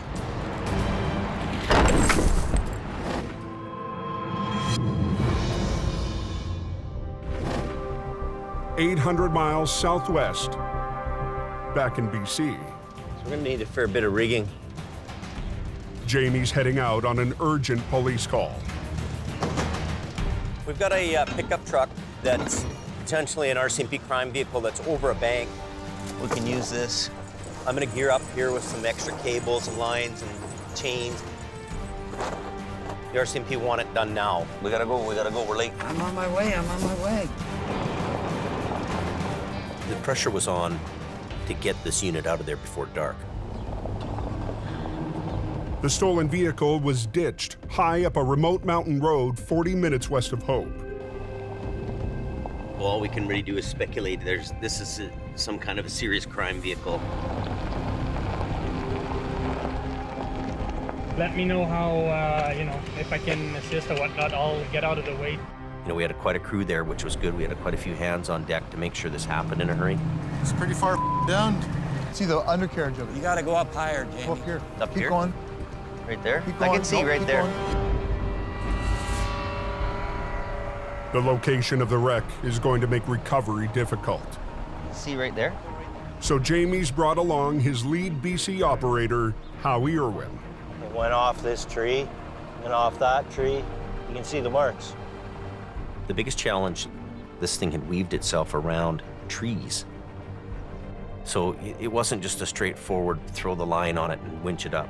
I think it's gonna get hung up coming between these two. Maybe we have to take 2 turns, but this is the most clearest route, I think. Okay. Heavy rescue rookie Wayne will rig the pickup. Make sure that thing stays in lock, not freewheel. I'm surprised they even found this truck here. Look at it. How would you even know it's here? The pickup's position is far from stable. And who knows how much further down it'll go. Back up Highway 63 in Alberta, the concrete slabs are out of the way. As quick as we can get that debris swept off, it's open. The damaged truck limps to the side of the highway. I think it's open there. I'll tell you in about 2 seconds. Yeah, okay, yeah, they're open now. Oh, there you go. Because he's got what, 1, 2. Fuck, that one's ready to fall off on the other side. Yeah. Now Adam's crew can start the most critical part of the job. Just like a puzzle, right? Because if you take one piece out, all of it can fall on the ground, so. We're gonna have to unload that cement because it's butted up right against the sleeper. Well, I don't know. They need to shift back the entire load, piece by piece. Get this big strap, right? We have to make sure that none of the concrete slabs are going to fall over off the trailer and land on anybody standing around. Well, if they start pulling, this one could come over or something. I don't know. We won't know until we start pulling it. It's dangerous. No, it's a long ways away from help. I don't want to have to call another helicopter in to save me or my guys. Hold up. All right. West of Hope, BC. I can find a place to hook onto. Maybe I can just chain it. He can flop it over from there. Jamie and the rest of the crew get set to flip the mangled truck onto its wheels. Start pulling! Winter up. Yeah, keep pulling. Looks good. It's coming over.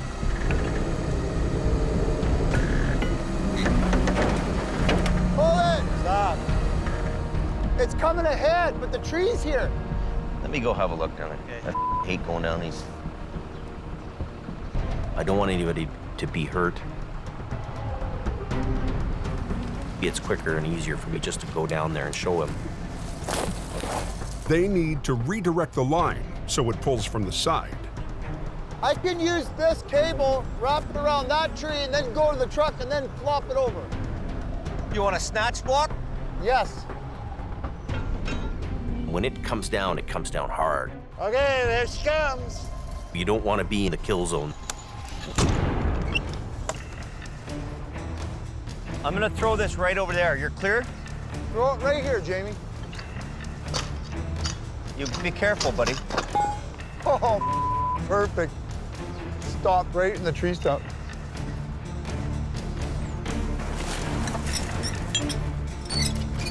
Now let's hope this tree is nice and strong. They rig a strap to another tree trunk with a snatch block, redirecting the line so they can pull the truck over. Ready? Back up.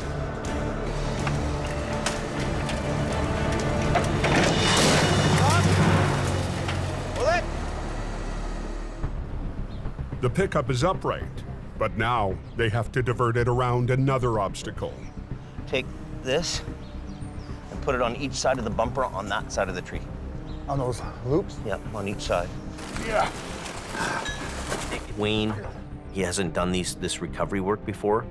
Kind of a new area for him. I want to teach him and show him why and what we're doing. This truck should come around this side of the tree and come up through there. Going up, up. Here he goes, here he goes. Whoa, okay, look out. Watch out, watch out. Look, watch out. Good thing it's not snowing or raining. We're gonna be here a while. Get this big strap, right? Run it all. Chain it to that side. And then pull up and over. In northern Alberta, Here, I'm gonna throw this to you. Adam and Colin have to shift 30,000 pounds of concrete before they can clear Highway 63. my biggest concern was just to get them blocks off the back of the cab so we could get the truck towed off the highway and get the traffic moving. Just a little bit. 100 phone calls from the office. Hello. And there's a growing backlog of recoveries all the way up to Fort McMurray. Phone calls from the office, wanting me to do this, wanting me to do that. And I told them, well, I can't. But there's a new arrival to take off some of the pressure. Ken Monkhouse has been away from heavy rescue since a close call early in the season. I was too shaky. I lost my nerve for a couple months, sir. Get out of here! Buddy, I wouldn't have rode her that far. You done a hell of a job. Too old for this bull. So I had to go back to work and just work through it and get it out of my head. It took a long time. Up she goes. But after 3 months in the city, Ken's back and joining the team in Alberta. Oh, I like Ken, you know, he's got a different personality about him. I never felt like I was part of the team until I left the team. And then I kind of realized, well, yeah, you know, you were a pretty big key part of that team. So you had to come back and retake my place. I'm on my way. You bet. As Ken hauls the pickup away, Adam is tackling the B train. Good. Don't want to put a lot of pressure on these, do you? No, I don't, no. Adam will employ the rotator to lift the strapped stacks of concrete up off the trailer and then use HR-68 to slide them back into position. I want to make sure what I'm doing is right. I don't want to hurt my guys. I don't want to have a block slide into my truck. They shouldn't fall off now anyways, I don't think. It's like a big game of Jenga. You gotta be careful of what you do. There you go, there you go.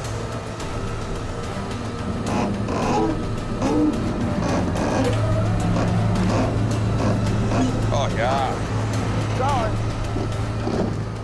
It's a kind of a finesse kind of job. I don't need no rip and tear right now, so we gotta be careful. Like, everything's on the verge of falling off. You got it? Kevin, backstrap, backstrap. Take this off? Yeah, is it tight? Yeah. Be careful with that. All it would take would be one wrong move, and bottom slabs could slip out, the whole thing could come down, and I'm the guy that's standing on top of the pile. This one? Yeah. We'll just take it off and then we'll throw it over, but just let it go slowly. If we take it, we'll throw it over top. Tighten it? Yeah, tighten it. Not super tight, but just snug. No, don't tighten it up too much, because the second one we're gonna move is gonna run right into it. Yeah, Just so it's taut. So it's what? Taut. Taut. Taut. Taut. Taut. It will be a balancing act. Right to the end. You got about another foot to go before you clear the deck. Okay. Off a Forest Service road west of Hope, BC, Okay. Going up. Jamie and his crew fight to get a stolen truck up an unstable slope. Okay, look out. Here he goes, here he goes. Watch out, watch out. Watch out. The pressure was on to get this unit out of there before dark. The RCMP wanted it out of there, so, you know, we had to perform. But the truck is caught on a tree, and the line is straining with the load. Get way back. Get behind a tree. This is a very hard pull right now. So if you're behind a tree, Yeah. you know, the whip will hit the tree and not you. You have to keep in mind how much energy is in that cable when it breaks. I've seen them cut right through light bars, cut beacons in half. Watch out, Don.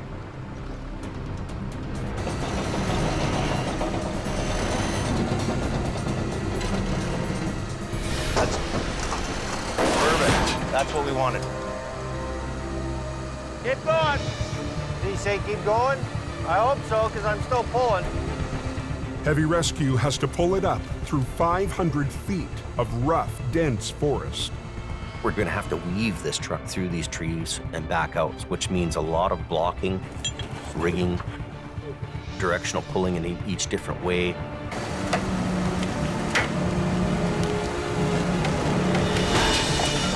Perfect. You think it'll come through those trees? So just go as much as you can.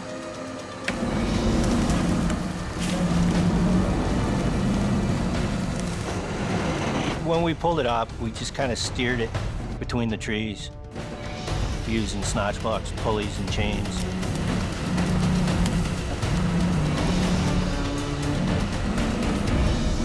You okay there, buddy? I'll get her.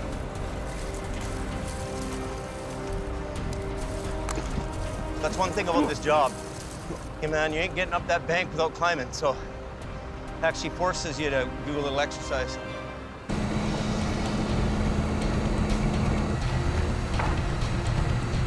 There it goes. We knew it would roll over when it came up to the top. So using the pickup truck, I put a strap around it, we actually pulled it sideways.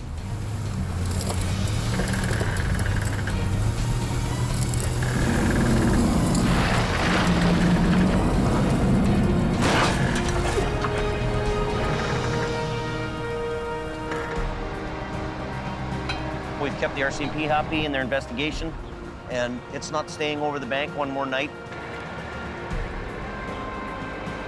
You don't want to be, hanging over these cliffs in dark.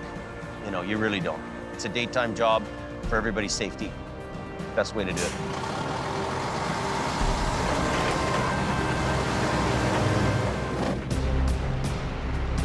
You gotta pull, pull. On Alberta's Highway 63, Heavy Rescue North is grappling with massive slabs of concrete. Just want to get out of here. Get off the road. We've got calls on hold and everything else. But it's a painstaking job, putting extra pressure on the boss. Can you go up a bit? Oh, more? The last thing Adam needs is another problem. Lines all. His lines are all as usual on this thing.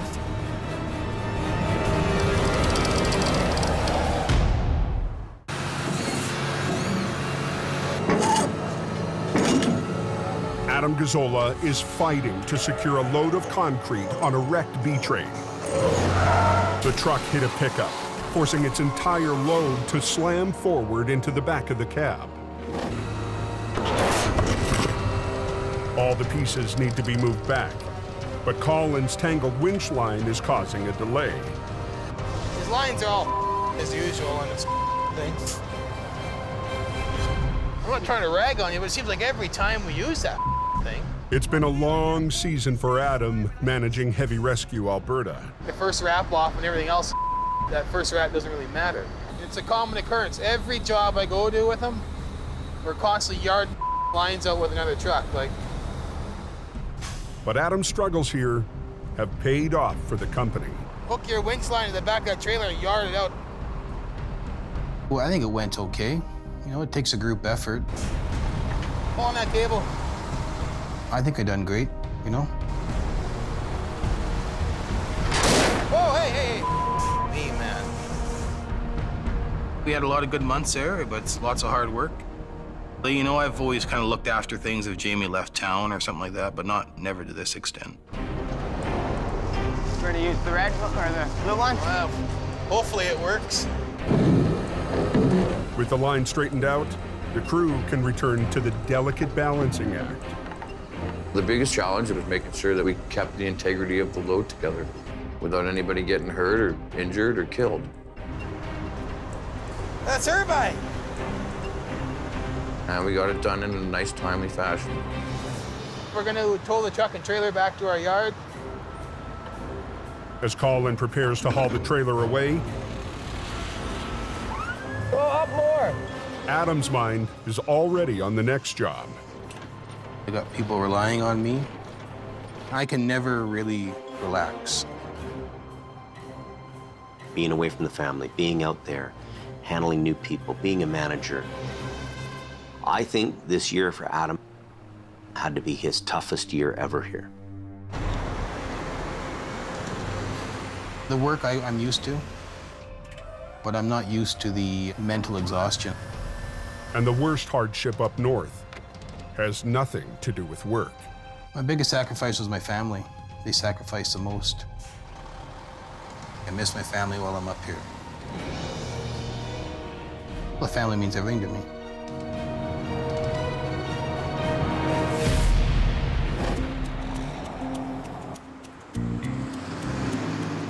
Later that day, Enjoying a nice sort of end of winter, beginning of springtime up here. back at the crew house, You said breadcrumbs, right? Not bread chunks? Adam's local family is unwinding after their tough day. Working around the clock and no sleep beats you down, so it's hard for your body to adapt to all that. Adam likes Bannock, and we're gonna have Bannock burgers tonight. Now that's a burger. Oh, that's a burger. Good job, boys. Thanks, Jamie. Hula. Hula. This looks good. Hopefully the old salmonella don't catch up with me. It's a rare chance for Adam to relax and call home. Hello. How's it going? So how are the kids doing? Is Kayla gonna be awake later on? I come out to Alberta to work. I'm sacrificing my family time to be up here to try to make things a go. Oh, okay. Well, I'll try to call before it gets too late. I don't want her to forget who I am. So it really makes you think twice of what the hell you're doing. Okay, I gotta get going here before they burn the house down. Talk to you later. Okay, love you. This is a rough business to be a manager in. You're demanding somebody to work anytime, anywhere, in any conditions. There's not many people who could take that on and run with it.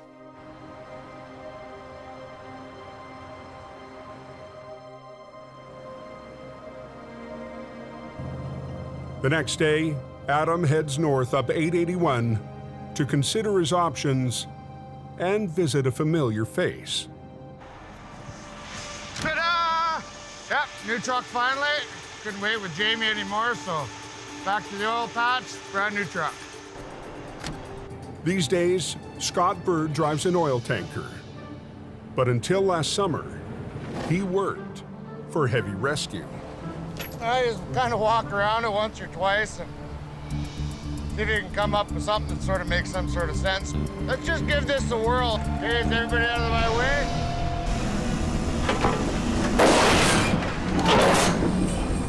Okay, let's rig her down, boys. Right on. Good to see you. Come and check out your digs. Adam's here to get a taste of living conditions for truckers in the oil patch.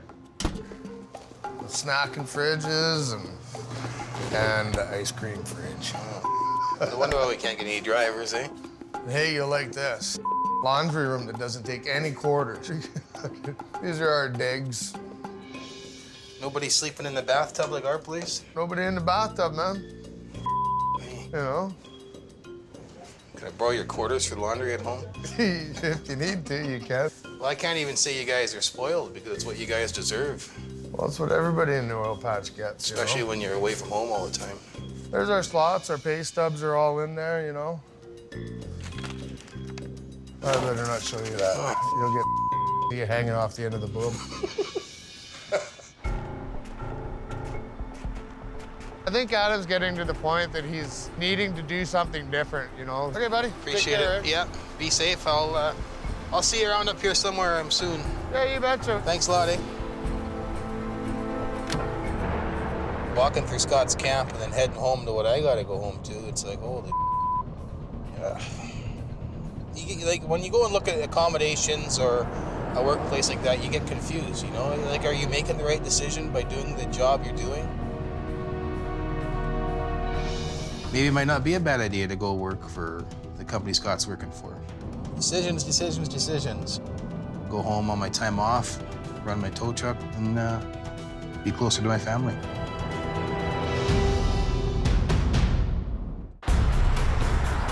Yeah, it's not normally this cold this time of year. In northern Alberta, a sudden drop in temperature has brought fresh snow and a layer of ice to Highway 881.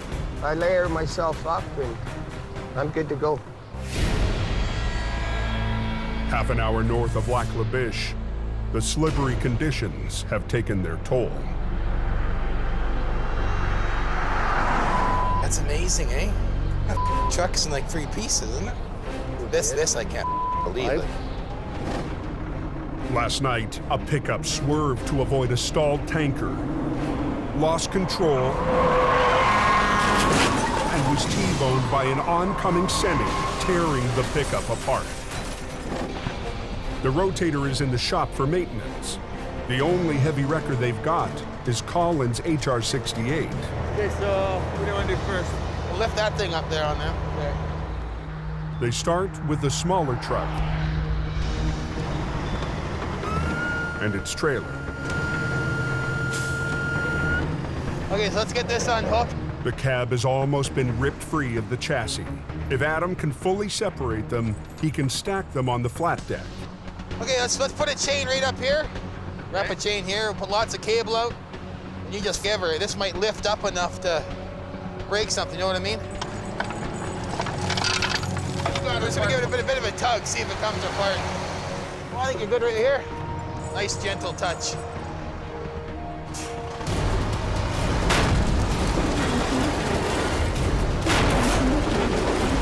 Keep going, go, go, go. Go, go, go, go, go, go.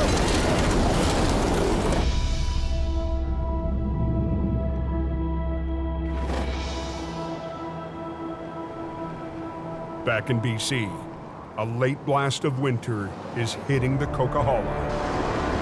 Anybody tell me they're making it over the Coke with no chains, or they still got a chain up? They weren't having any trouble yet. It just come down, but it's still pretty good. Check the weather forecast. Up near the summit, Al Quiring and Gord Boyd are ready for a busy afternoon. Spring storms are the worst here traditionally because they got so much wind, they carry so much moisture from offshore. Winter's never over till it's over. At 4:30 p.m. Yeah, this guy right in front of me, he ripped up all his skates. You can come get him, please. Copy.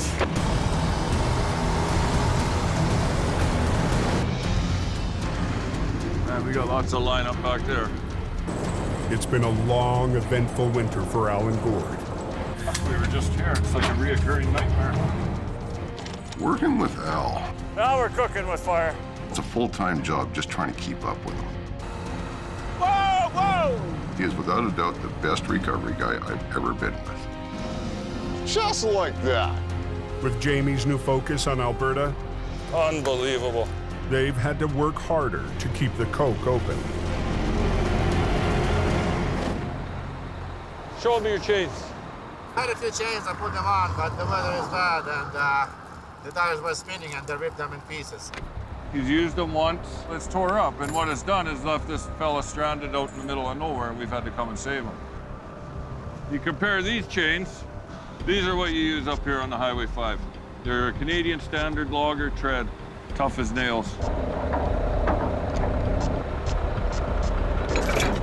Put it in drive, give her some throttle. Don't go too fast because if I'm gonna brake, I'll go right into it. No, it will be fine. Says everything.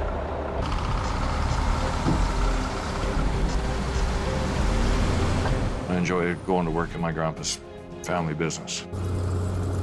Up there is a high volume of recovery work, high volume of towing, and if you enjoy that, that's probably a pretty good place to be. This might be the last blast of winter, but Al will be ready for next season. But I can spend the next 6 months fixing my truck, get ready for more action. All right, pal. Safe journey, Alec.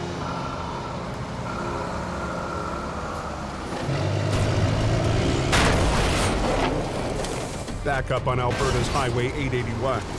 Keep going, go, go, go, go. The crew is still trying to rip the crumpled truck body from the chassis. You know what? Give her one more jolt.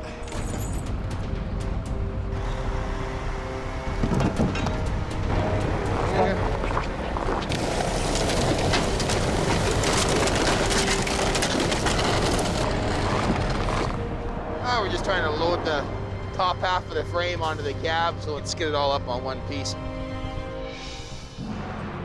But the wrecked semi will be a heavier recovery. If we grab that back end of the trailer and get it facing straight up the bank and just pull her straight up. The semi is loaded with rig mats, platforms that support oil field equipment. The total weight, 80,000 pounds.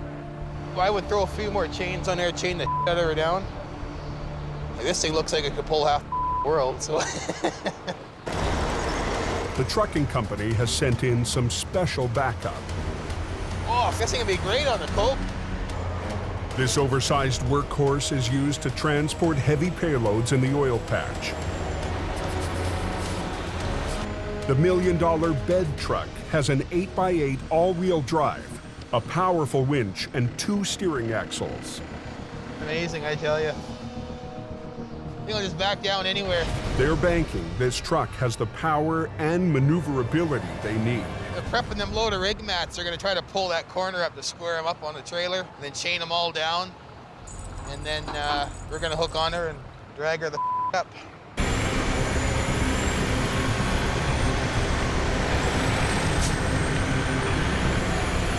The bed truck's spade digs into the snow to anchor the pole.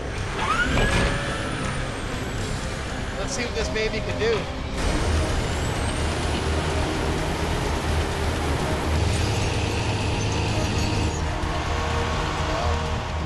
But the semi isn't budging.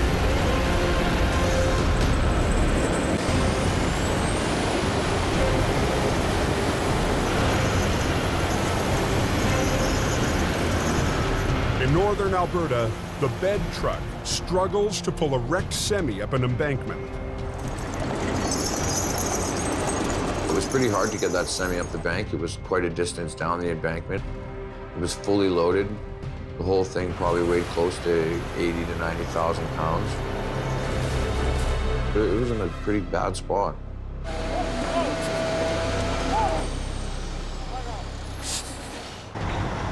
It's up to heavy rescue to make up the difference. A little bit more extra pull, you know, it's easier on their equipment. We gotta get in the front there somewhere, the front of the trailer, like even around by the kingpin or somewhere. So he's gonna pull on the back, you're gonna pull up here. The bed truck needs to get ahead of HR 68. Holy, look at this guy. But instead of navigating the narrow road, the driver takes a shortcut. To see a big truck like that driving in the ditch was pretty wild. That thing is huge. I'm gonna buy me one of them. That's unreal. That is one impressive truck. With a 40-ton weight so deep in the ditch, Adam wants the two trucks side by side for maximum leverage.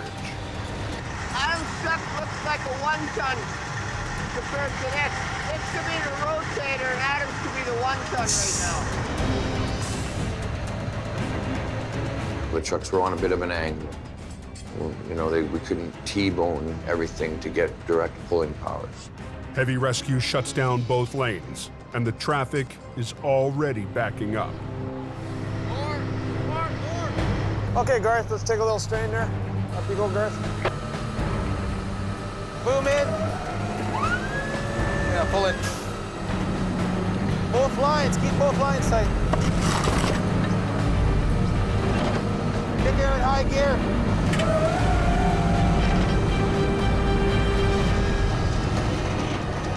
Keep going. Put them winches on slow speed. There, it's coming out of there good now.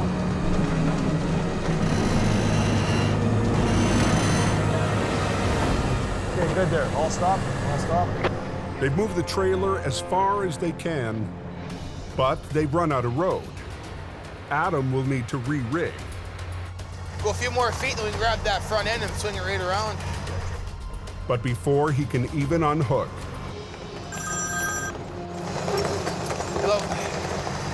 Well, it's nothing else between this one's booked to go do another one after we're done this. I work 24 hours a day. If I'm not driving a truck, I'm dealing with drivers. I'm getting phone calls from the office at 1 or 2 in the morning, so my job is never done. Okay. You bet. Off and stop. Lots of jobs. Dispatchers expected to get them done right away, so. there's hours more work up the highway. Pull that front end of the truck around. But this job looks like it's almost at an end.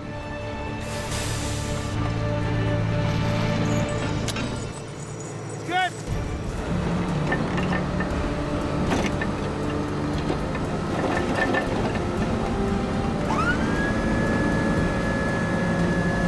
Watch that front end. Watch that front end. Look at that.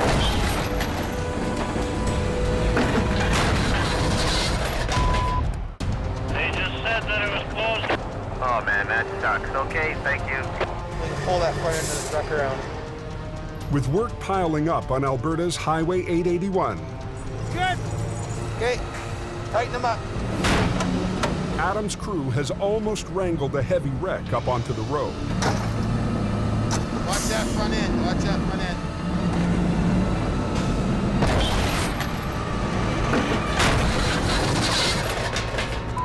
Wreck the wrecked truck. There's nothing strong enough to rig onto on the front of the mangled tractor. Well, maybe get that trailer out of here first, and then I'll send him back for his low boy, and then we can load it when I work over here. Yeah. Adam re-rigs around the fifth wheel.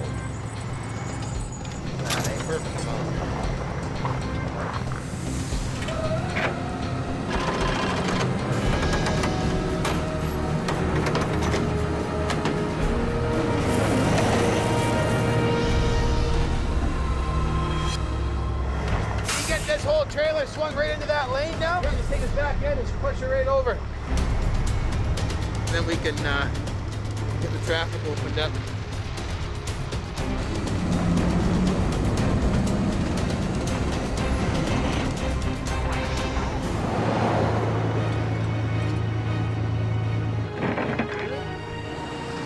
Get these guys off the road here, and you can start sending yours. What are you thinking, Adam?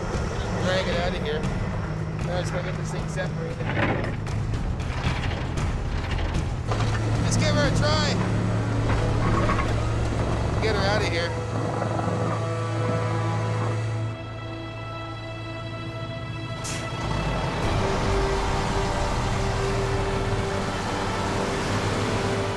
an 881 open. Even though he's thinking of a change, for today, Adam is proud. We're done. See you later. Yeah, it was just a good feeling. It's the perfect end to a season where Jamie gambled, moving his fleet. I was the wreck. And that's what happened to me this season. So I had to rebuild the wreck and fix it and get it back on the road again. He put his top driver in charge. Go ahead. It wouldn't be easy. Welcome to Siberia, boys. Volume and the black ice and the way people drive are just unbelievable. Scary. Watch out. Holy! We want to get that in the forehead. This is a place that's in the middle of nowhere. You break down or crash here, you could die. Industrial-sized oil patch recoveries would challenge every member of the team. Come on. Don't roll back, whatever you do. Whoa! Hey, chop, let's go. Keep going. Come on. You have to run the record, right? And even fighting for survival, Jamie refused to abandon the coke. Yeah, I want you to roll everything you got there. Stand back. But it would be an uphill battle for the skeleton crew left in BC. Come on, dude. Give me some help. We leave the guys in Hope with basically all the older paid-for equipment. Done. You got to pull. Just pull it. All right. They're working on a wing and a prayer trying to make this work. No. In the worst winter in the history of the coke, It's a monster crash. heavy rescue turned to a tough-talking, head-down operator named Howie. He was the guy who, almost single-handedly, he was doing the wrecks. He was just doing it. Keep pulling on it, man. Okay, here she comes. Okay, you can clear traffic out. He made the difference between us being here or not being here. He was a warrior. He's gonna lose the truck. The stress of the tough season kept emotions running high. You got 15 minutes to get the road open because the highway guy is bitching. Three people here trying to come up with ideas. Well, then don't chuckle when I tell you something. You're just supposed to check the truck. And pushed Adam to rethink his future. I surrender. I wave the white flag, man. The biggest struggles weren't always the recoveries.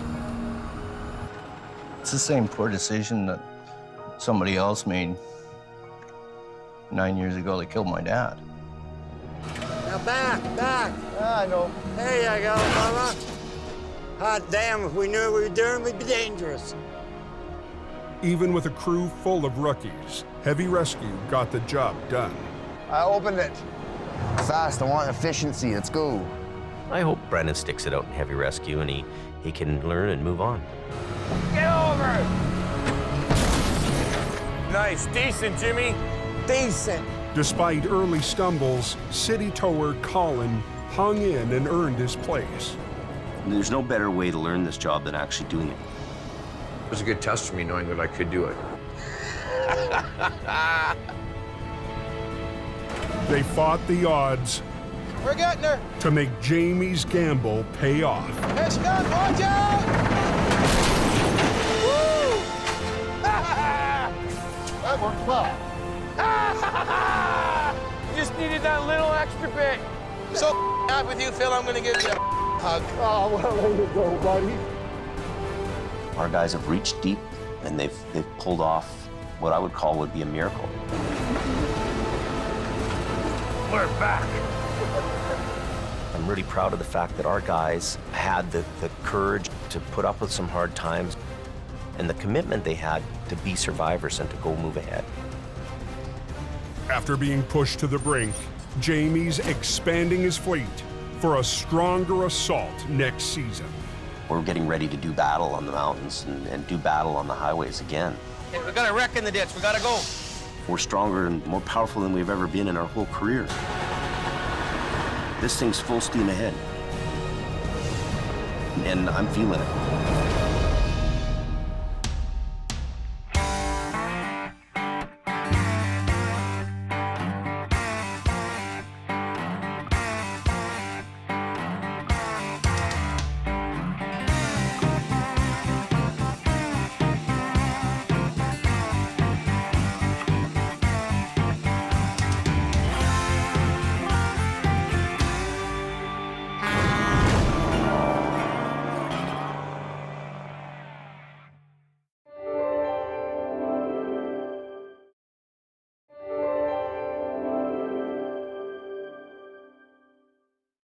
This time on Highway Thru Hell.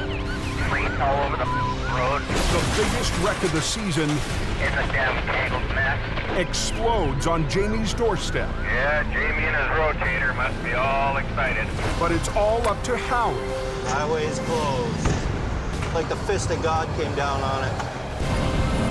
And in a blinding storm, And this is just the beginning of it. there's no end of trouble. It's like a reoccurring nightmare. On the Highway Thru Hell, the last line of defense is a heavy rescue team ready to tackle any disaster. Because closure is not an option.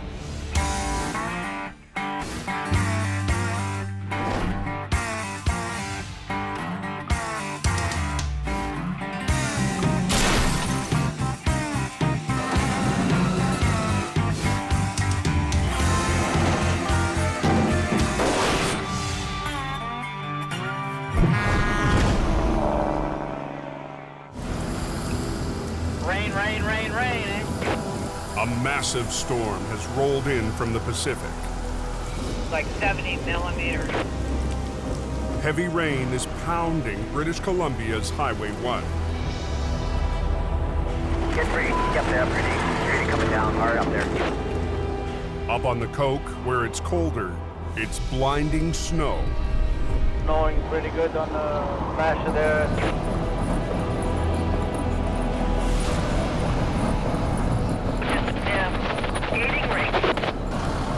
The storm is so extreme, authorities have issued a snow protocol, And this is just the beginning of it. There's 30 to 40 centimeters that are supposed to fall tonight.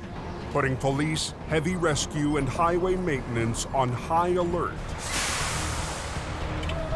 Up at the VSA Highway Maintenance Yard, Getting ready for protocol? the call has gone out for extra plows. Get it hooked up to the truck.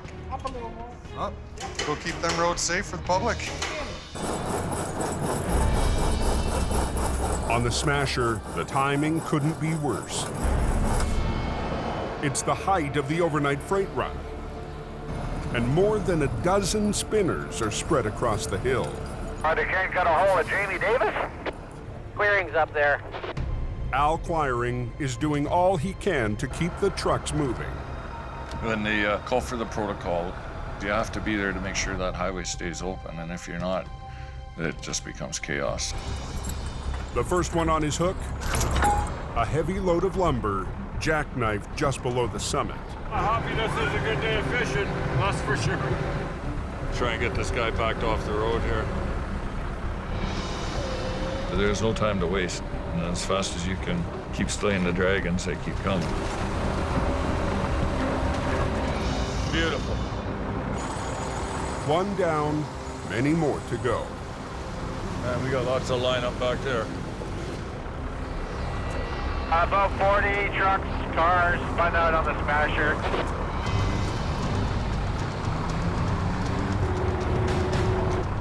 We got a bus now too in the problem. I'll give him a little shove.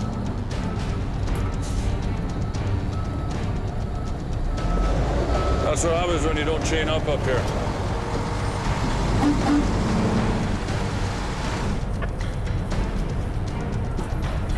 So watch this guy's blocking the highway here. How much weight you got in there? About 60. As soon as we start rolling, start picking up gears.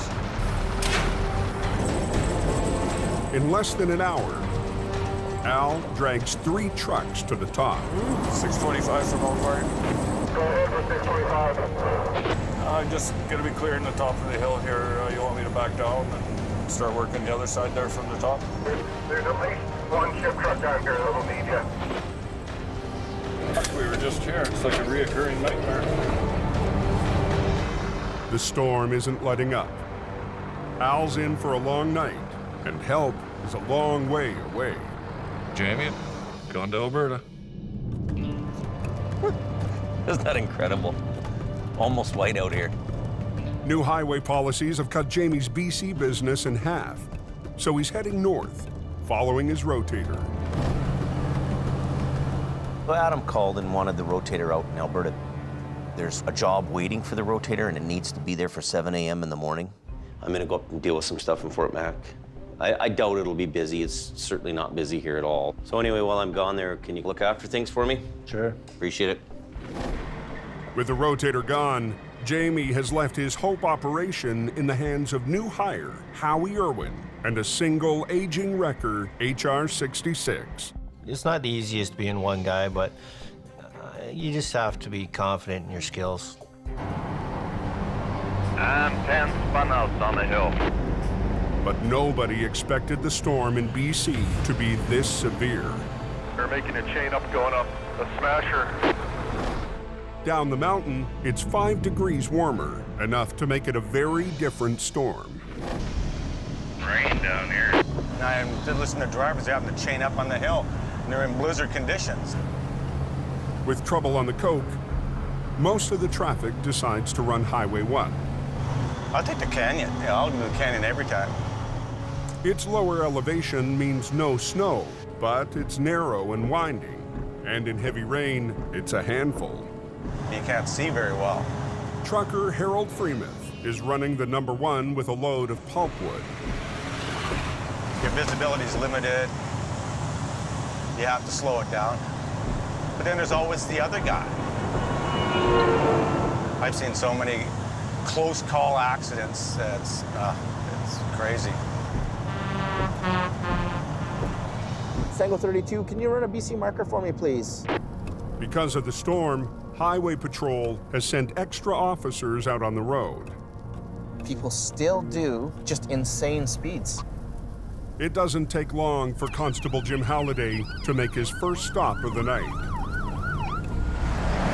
Hi. Well, it's pouring rain out, man, and you're doing 140. You have your license, insurance, and registration. You understand that you're getting a ticket today, right? Why are you doing 140 in the pouring rain? You think that you're invincible. Nothing's gonna happen to you.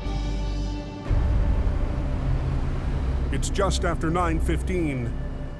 One is closed. We had a liquor wreck at Flood Hope Road. When Howie answers an urgent call. Freaks all over the road. It's a damn tangled mess. I was gonna go home and hang out for the night with the wife and cuddle in a nice warm bed, and as soon as I make a plan to leave, something else happens. What I heard was a truck jackknife got sideways, and another truck drove through it. Howie doesn't have far to go. The wreck is close to Jamie's yard. Everybody's coming off the highway now.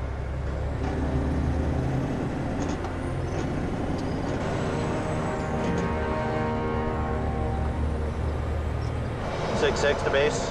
I got a line up on the right lane, and I got disco lights at the front, so we're here. 10-4, thank you.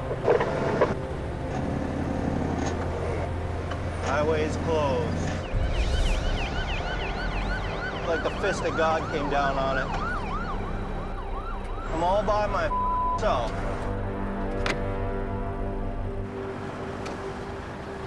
"10 minutes after leaving the yard. What a mess. Howie finds one semi-trailer hauling expensive wine, sliced in half. It's multiple pieces, in multiple pieces. The debris is spread over an area the size of a football field. It's gonna be ours. The wine semi crossed the median into the oncoming lane, right into the path of a truck traveling the opposite direction. The massive impact sliced the trailer in half.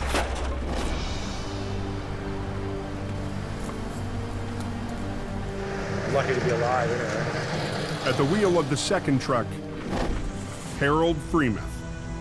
Yeah, I'll do the canyon every time. Who's fought through 2 hours of twisting roads and driving rain. But then there's always the other guy. Seen the trail ending outside at the last minute. I couldn't stop. Said, oh my God, no.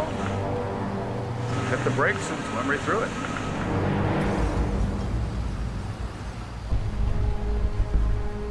Nobody's getting through. There's debris and vehicles all over the highway. The main route out of the mountains is completely choked off. We need to really get this mess cleaned up as soon as we can. And the biggest wreck of the season is in the hands of one man and one truck. It's a monster crash. As soon as you're all by yourself, game on.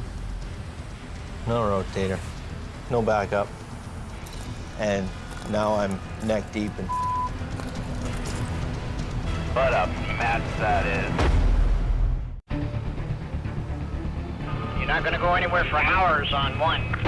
Just outside of Hope, BC, the worst wreck of the season. Yep, she's closed westbound. Is choking off all traffic heading west on the #1 highway. I guess the guy was going eastbound, went across the median, put himself up on a no post, and then another guy come along and ripped right through his trailer. What a mess that is. Tonight, heavy rescues only got one guy manning the Hope operation. Howie Irwin. But I gotta call Jamie.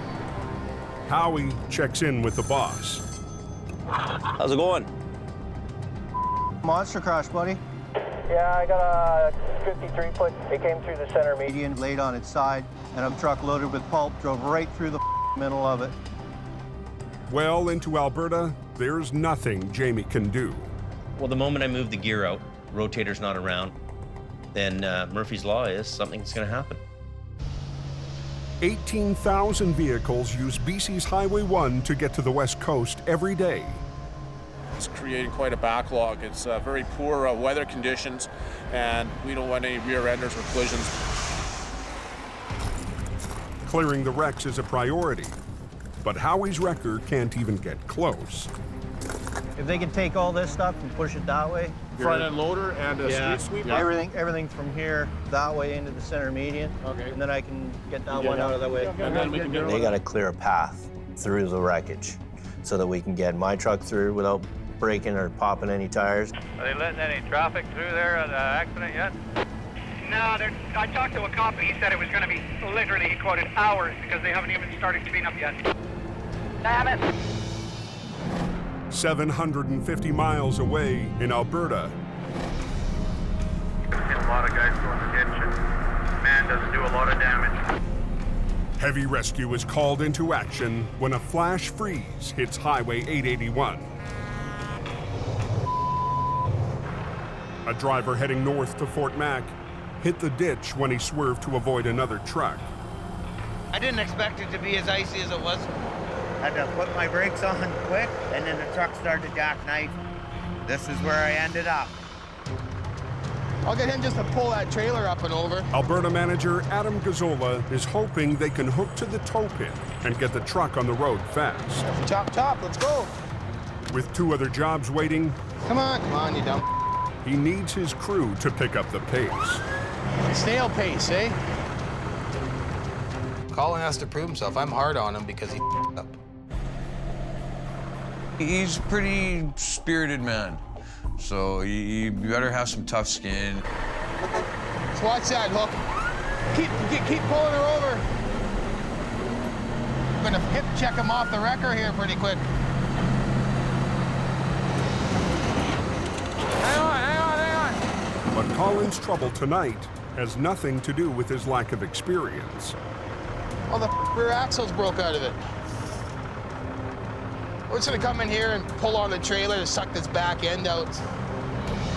Hey, Colin! The tractor's rear wheels are working like an anchor, dragging in the snow. So Adam gets Colin to reposition to pull from the side. 2 secs. But that means stopping all traffic, and every minute counts. Watch yourself. Go ahead.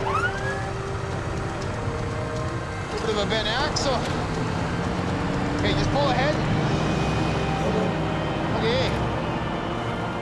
It's a small victory, but there's much more work ahead.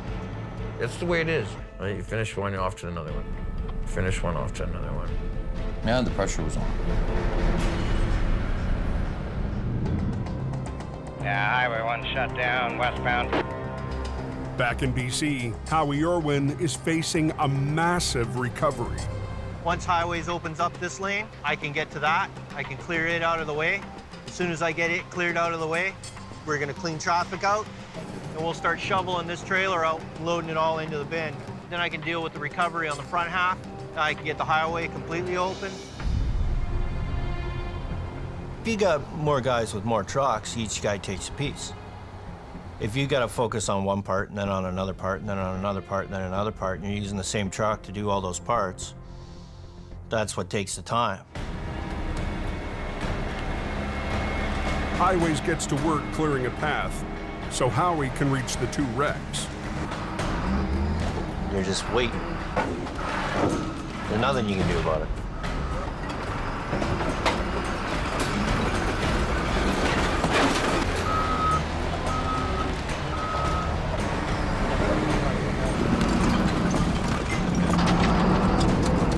An hour after his arrival, Thank you. Howie finally gets the go-ahead. The priority is getting one lane open to traffic. The first thing we got to do is get the one that's upright out of the way. Let's get rid of that truck, and then we can get traffic flowing.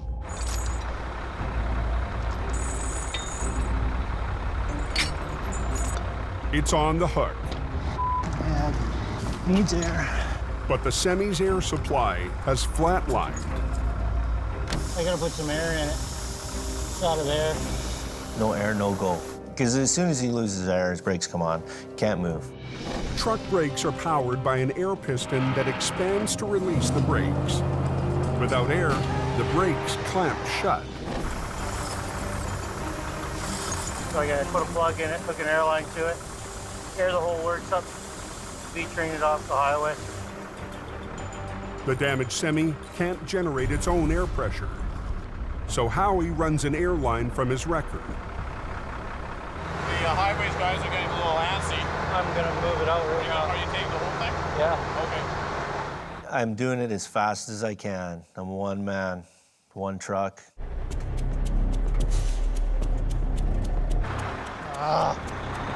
Light's not wanting to release.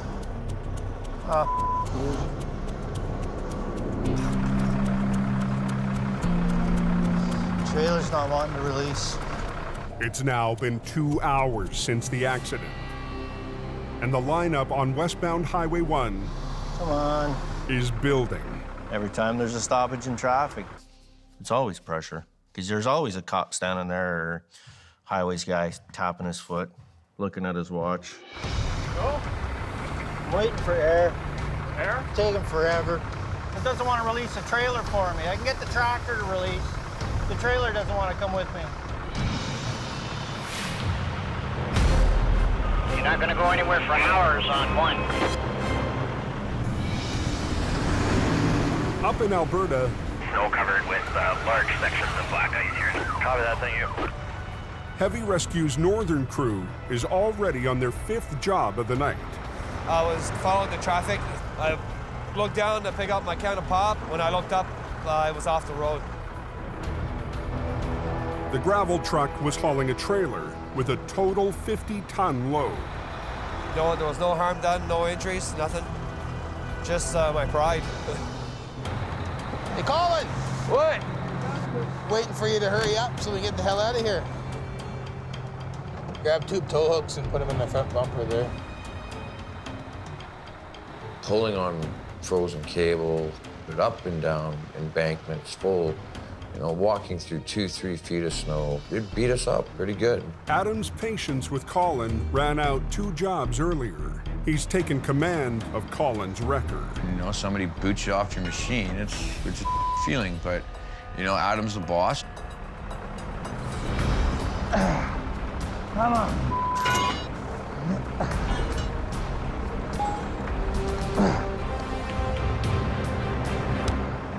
Adam wants to pull the truck forward and up to the road. And fighting a 50-ton payload, he'll need the driver to help with some added power. Put it in low gear, he's gonna pull you out together.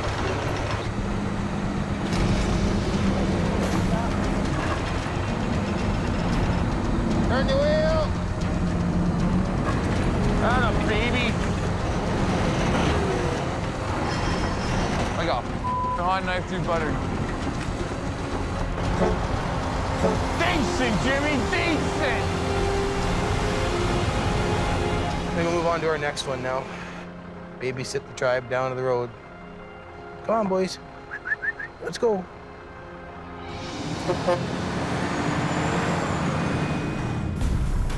I gotta put some air in it. Got it there. In BC, Howie's recovery is stalled. He's pumped air to the wrecked semi, but the air brakes on the trailer still won't release. Oh, you're gonna be like that, are you? We got the airline broke off the air pot. The culprit is a broken fitting on one of the brakes in the center axle, letting the air escape. You got an air pot fitting? For which? The fitting busted off the center axle, the far side. Just gotta be different. It won't happen. I did not have one that size. The wrecks aren't going anywhere, and neither is the growing lineup of traffic. Like a parking lot out here. Said no estimated time of opening. I'll just say the least, I'm really pissed off. Trailer's not wanting to release. On Highway 1, Howie Irwin's recovery is going nowhere fast. Some of the air brakes on the wrecked trailer won't release until he can reattach a broken airline. Just gotta be different. But he doesn't have the right part. Around. You feel the pressure, but you have to stay focused on the job. And it's a monster job. A truck loaded with wine flipped across Highway 1, and a semi coming the opposite way smashed right through the trailer, slicing it in half. Can you imagine blasting through a 53-foot trailer loaded? That action is quite the mess.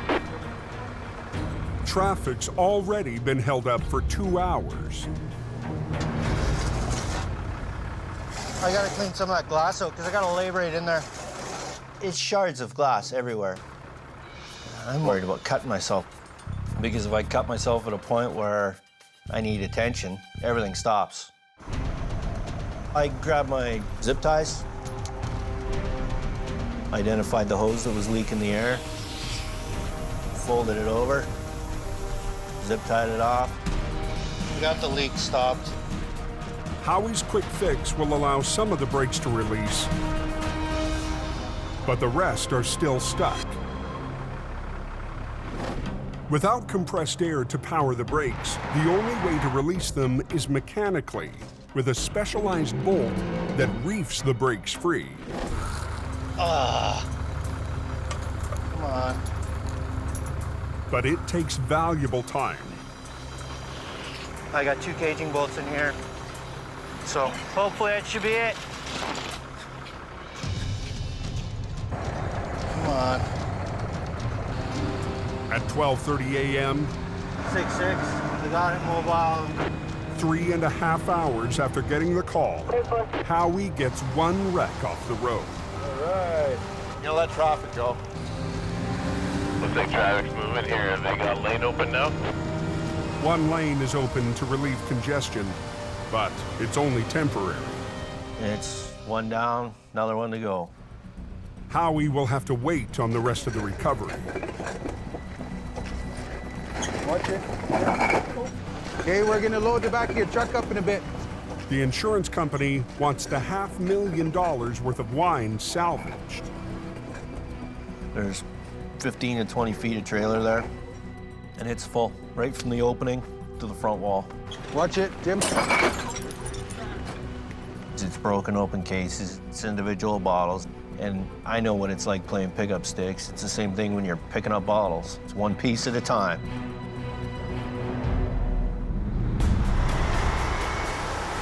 Cold water 10 from elk wiring. There's 2 trucks jackknifed here. Howie's not the only solo act working BC tonight. Close, southbound. I'll have them untangled here in a few minutes. Well, copy that, Al. Thank you. The rain hammering the valley is heavy snow high on the cove.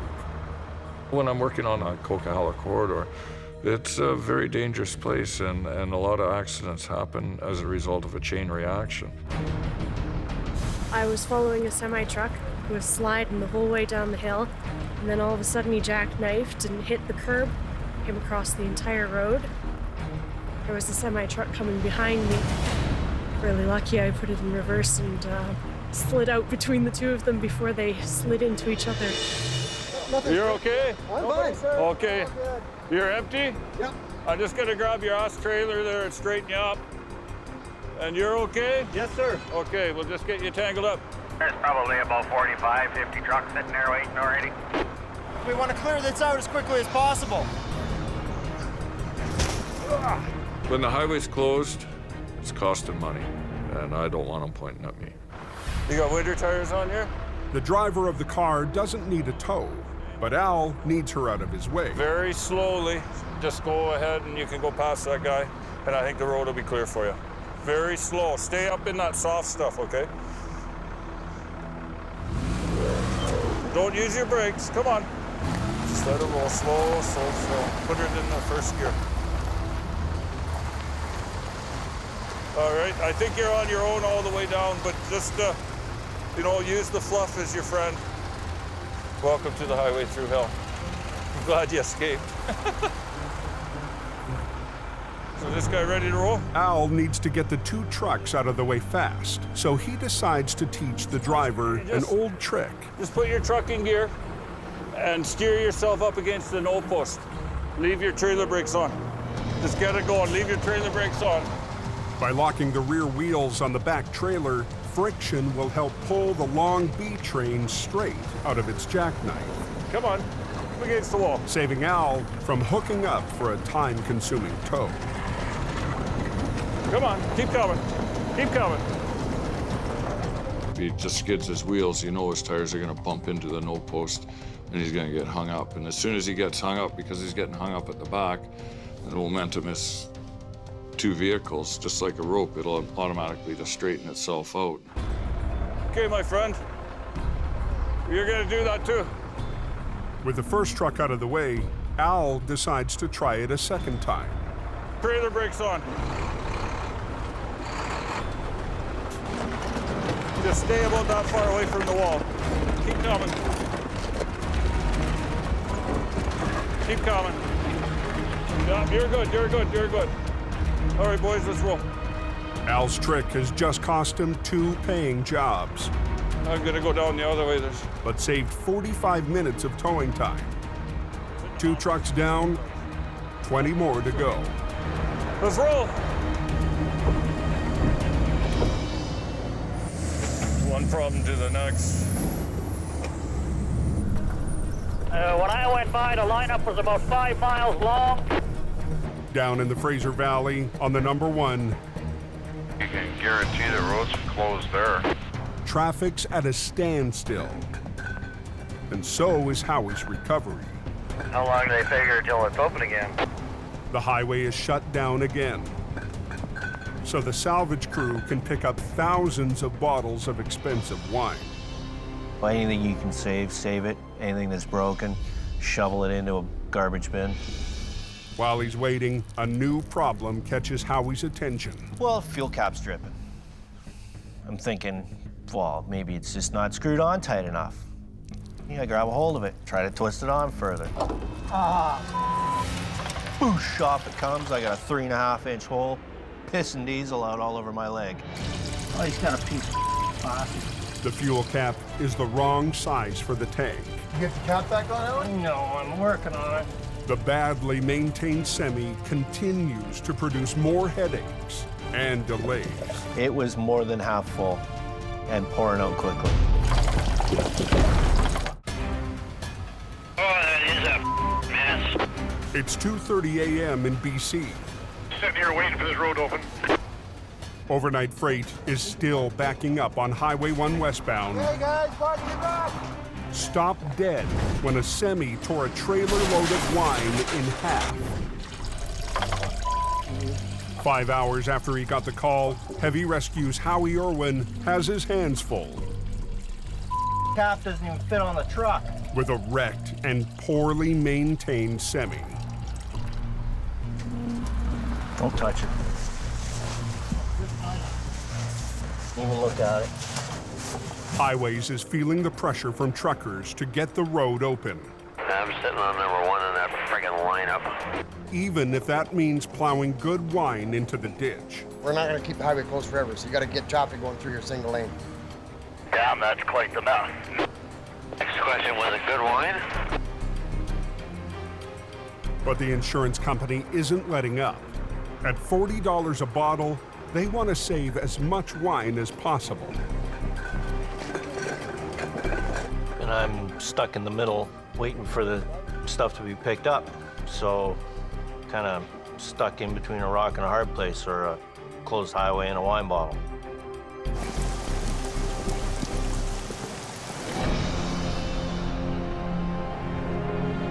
In Alberta,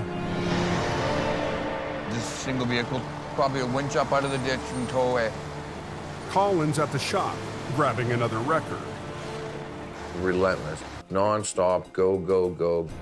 The crew's so busy tonight, they've had to split up. Take her easy, make sure you get there. Colin is sent 45 minutes north of Lac La Biche. Okay, what do we got going on here? Everybody's okay? All right. A truck hauling a pickup on a flatbed lost control on black ice and plowed into the ditch. The force yanked the pickup partway off the trailer. She's right off, eh? The angle that it's on, I need to get the truck back onto the trailer before I decide to pull it out. It's a job that needs 2 wreckers, so Phil shows up in the army truck. You want me to spin around and pull them out frontwards? I'll just use the one line to pick it up, and I'll use the other line to pull it over. It's an easy maneuver if they shut down the whole highway, but Colin's determined to keep one lane of 881 flowing. So he'll redirect and anchor one of his lines to Phil's truck to pull sideways, while his second line will do the lifting. Guess we could do that. We'll just run a chain to a snatch block right there. But keeping the traffic moving comes with risk. It's just a 2-lane road. It's very narrow. One of the worst highways I think I've ever kind of played on. You really got to keep your eyes out for everything. Give that a quick pull, Phil. The guys want to get off the highway fast. We can both get it now. No. It's all knotted. But a stubborn winch line won't budge.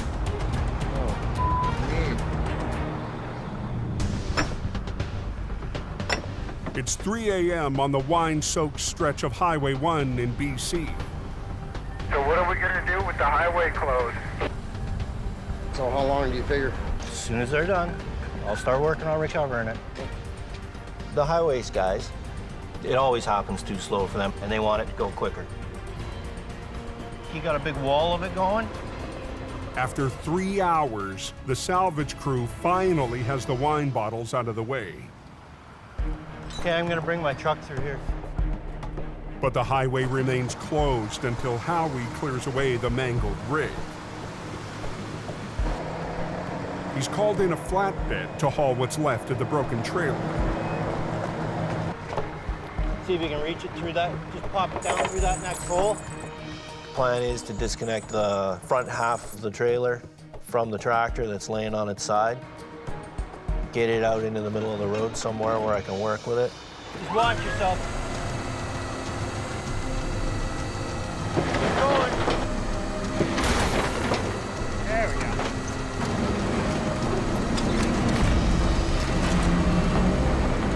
Look at that. God, it's gonna work in our favor. Oh yeah. The front piece of the trailer's free and in a good position to get it onto the flatbed. Just put it in here because there's a gusset right here. Will it go? Oh yeah. Perfect. Fastest way to do it is hold one end of it in the air, scoop it up like a spatula, drop it on there, pitch a couple straps, and get it moving down the road. Keep coming!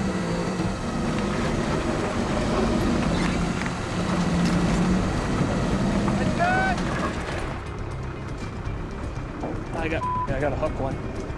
At 4:15 a.m., the front half of the destroyed trailer heads off. The back half is out of the way on the shoulder. It can wait until tomorrow. Been a long day, tired, cold, want to go home. But Howie isn't going anywhere. Where the truck crashed through the no post, below the highway along the river there, is train tracks. They're concerned that this is going to roll down there and land on the tracks. It's a lot of money to ruin the railroad tracks or stop it. So Anything you touch with the railroad, bad. Millions and billions of dollars at stake, and you their up in your.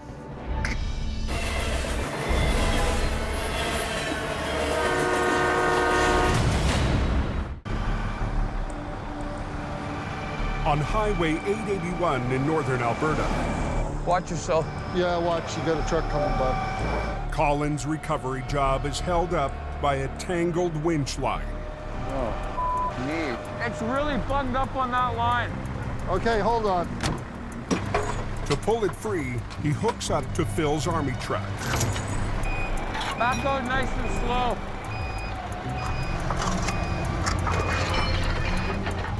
Okay. Finally, they can get back to rigging. I need to get the truck back onto the trailer before I pull it out. So with my one line, I'm gonna lift it up. My second line, I'm gonna slide it over. We'll get it back on the deck, we'll get it secured. Skating rink, and watch yourselves.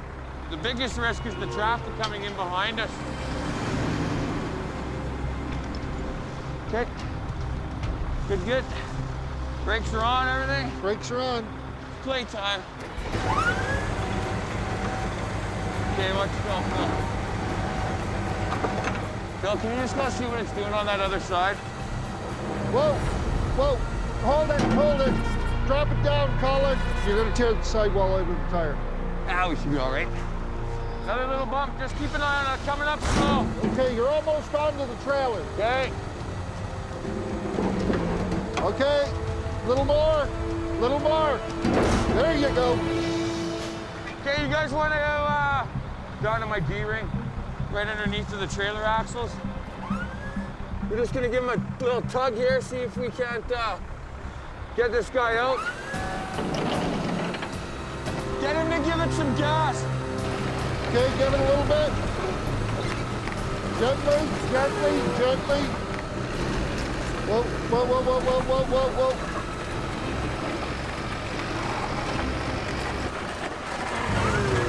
Can't have him hang on, Phil. Hold, hold.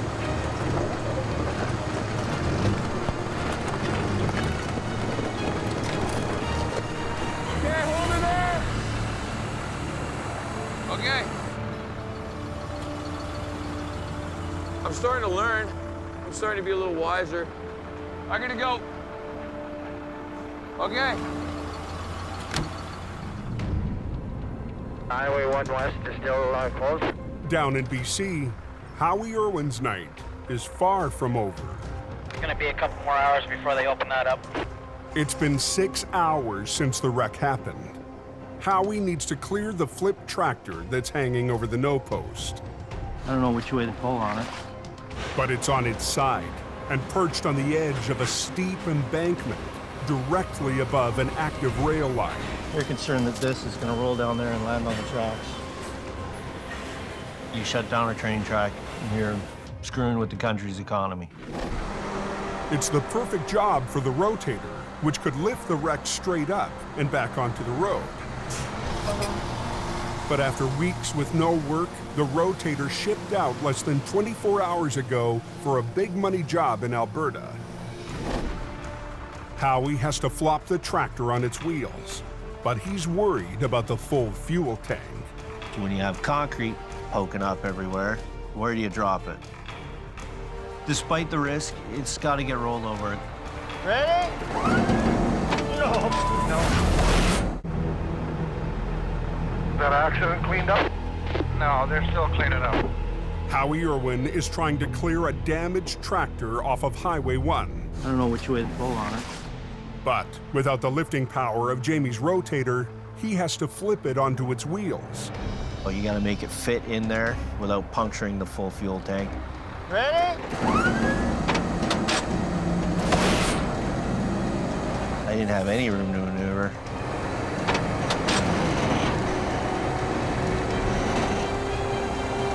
And it was just coming down wherever it landed.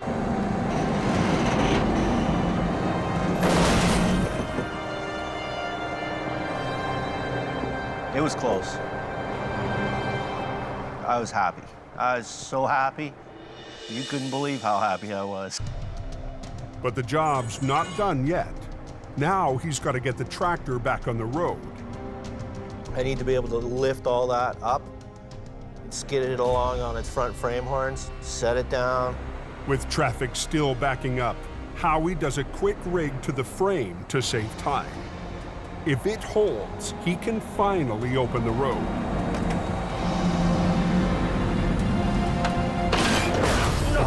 No. Kind of grabbed a hold of it where I shouldn't have.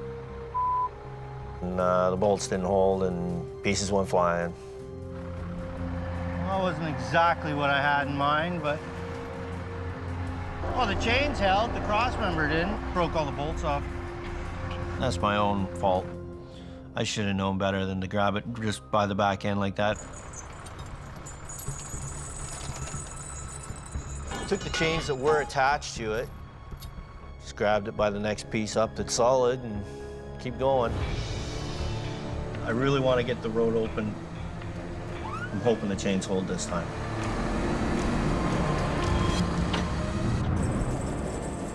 Anybody know when the smasher's right?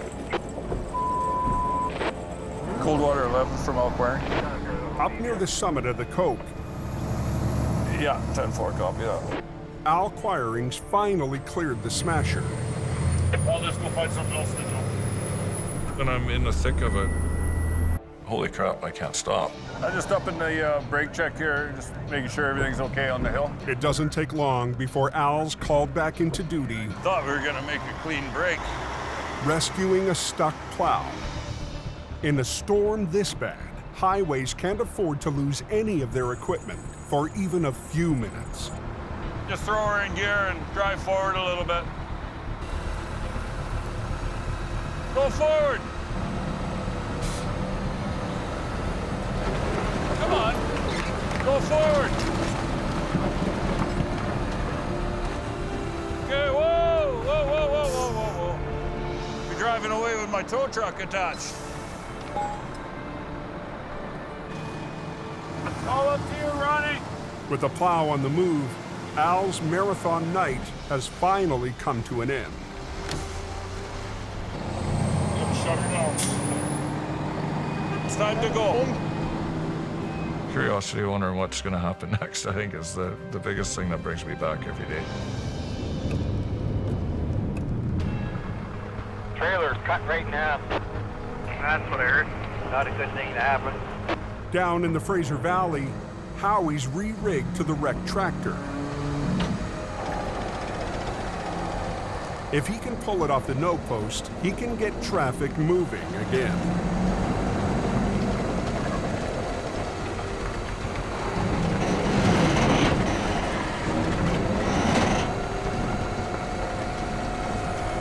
Did that work? Yeah. I this as a win.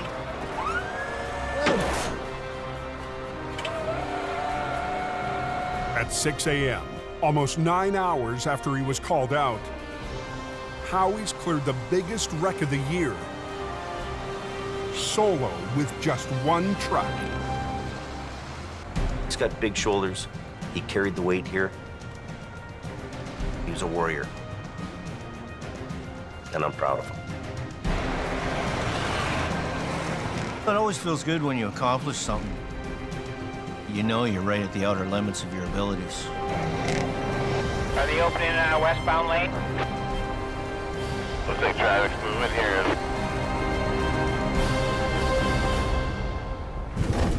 Next time on Highway Thru Hell. Good to go. Here's your one chance, Fancy. Don't let me down. Heavy Rescue's toughest oil patch wreck Hold it. puts the Rotator to the test. Hey. You don't get a job just because you're Sonny Boy, right? The rookie fights to join the A-team. It's either you do or you don't. I have to do. And back in BC, somewhere in there, there's a physics lesson. A monster wreck overwhelms Keep going. the man and machines left behind. I don't want it to hit you. Keep going.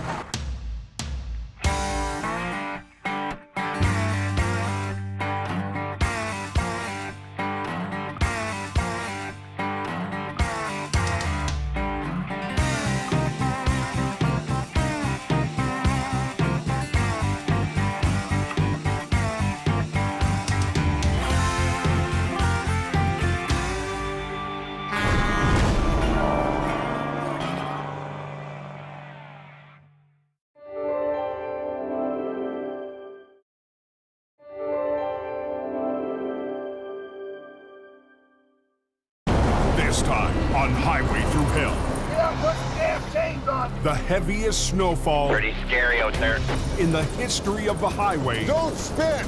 pushes tower Stop. Stop. and trucker to a standoff. I'm going to teach him a lesson. A monster wreck hits Unbelievable. at the height of the storm. And Brandon faces off Finally showed up to work.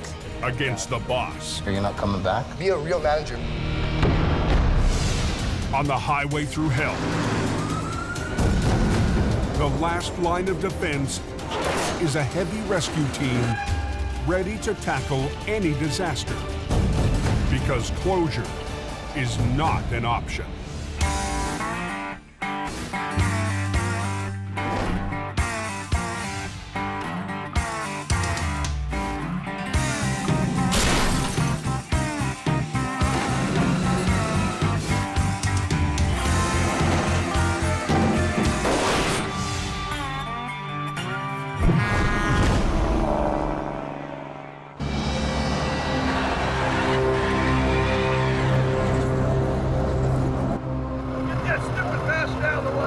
It's 2 a.m., and for drivers all along BC's Coquihalla Highway, nerves are frayed and tempers are flaring. Get out, put some damn chains on. I need to get on this low side. This is where I get traction at.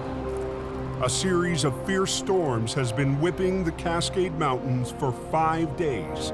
Driving conditions have gone from bad to brutal. What's the word on the coke? Is it a mess up there? Everybody's spinning out, getting stuck. And the overhead sign just went chain up heavy snowfall. The heavy, wet snow has pushed avalanche danger to the highest level of the season. These cars stopped. You can see how quickly that would back up into the avalanche area. And that's what we can't have. Over 70 avalanche paths threaten the Coquihalla, one of the worst stretches on the continent. The storm has left dozens of truckers stranded in the avalanche zone. Yeah, someone said they're supposed to get like 2 feet up there tonight. Yeah, I hear it's coming. Drivers up and down the Coke want one thing: Pretty scary out there. to get off this road before things get any worse. Well, it's backed up probably about 2 or 3 clicks by now. The tow truck's backing down the hill. With the bulk of Heavy Rescue's fleet in Alberta, Jamie's competitor, Al Quiring, has the run of the Coke. Hang on to your hat. We got absolutely zero visibility going backwards here, but we got to hustle down there and get the jammers out of the way. Tonight, Al's working along with his partner, Gord Boyd. I love mayhem. To keep the Coke open. They get stressed out when they're holding traffic up in the avalanche zone, so it's important we get down there quick. Al's son, Kerry, is riding shotgun. I got a student with me here tonight. Father-son bonding moment. We're gonna grab hold of this guy. Kerry's getting his first taste of tow-ups on the Coke. Learning how to pull trucks up the hill and learn from the best.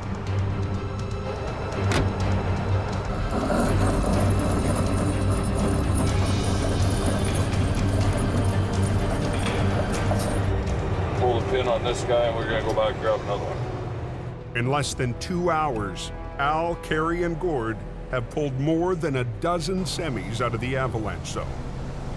It was the worst storm anybody's seen up there in 20 years.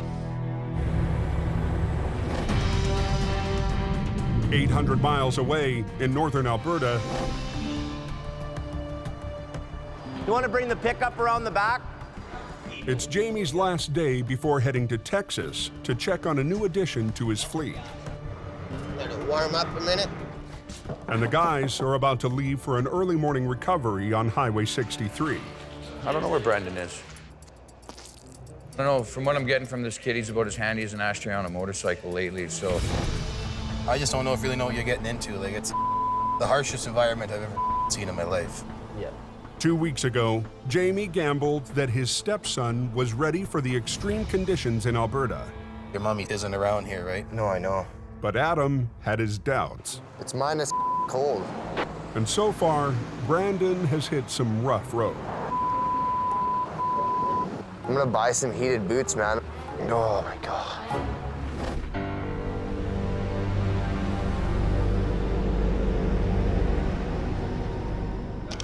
Still sleeping. Figures he doesn't have to come in today. Jamie's trying to give the kid a chance, but this isn't the place for him. He should be learning and hope. They're expecting a storm here pretty quick. They're expecting another 5 to 10. That might be very unpleasant. Jamie and his crew have no time to wait for Brandon. It's icy, eh? I can feel some ice. See that? It's very icy right here. Our risk on this highway is somewhat more than being on the Coquihalla. You know, all it takes is for one second, a split second, for something to happen. Well, it looks like we're coming up on it here. The truck's in the ditch upright, but there's something in front of him here. Oh, I think it's his trailer. Wow. The semi, loaded with plate glass windows, hit ice, spun 360 degrees, snapped the trailer hitch, and crashed into the snowbank. That must have been one hell of a ride, eh? Hard enough to break the hitch, huh? Got one tray of glass on it. Do you think that skid of glass will stay on? It's still strapped on there. Jamie needs to recover the tractor and trailer without breaking any more glass. You gonna grab the trailer first or the truck? I'm gonna pull this guy out. But we're gonna winch the tractor out here, the glass truck first. And they have to work quickly because some huge loads are headed their way. See how big this load is coming? Yeah.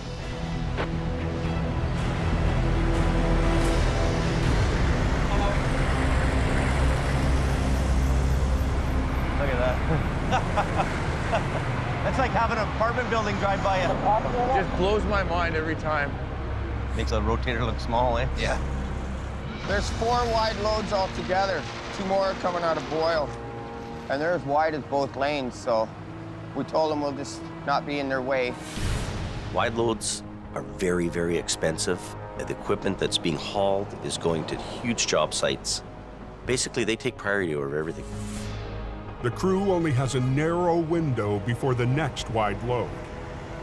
We're under huge pressure to get the vehicle out of the ditch and get off the highway. We want to get that in the forehead. So I'm just gonna put these in a big long loop. Put the big hook in the middle of both the loops. Okay. So I'll back up, and I'll get in here and we'll get hooked up to it. How's we do that Yeah, first? then Lacey can drive up to the service road right there. Yeah, okay. And then you can call a tire guy. Yes, sir. I like it when you're the boss and I'm not. Working out. Brandon down here now? Coming right here. Okay, let's go. Grab your sign, let's go. Got the traffic block? Yeah. Okay, I'll pull up. Let's go here. I hope they know we're on the way. Not enough traffic. Hey, we got the other wide loads coming right now. One of them super maxi loads is coming. We got to get off the road. Here he comes. Go ahead, yeah, up here.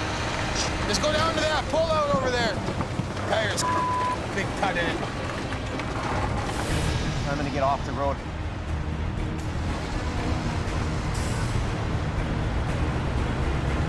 They're huge, eh?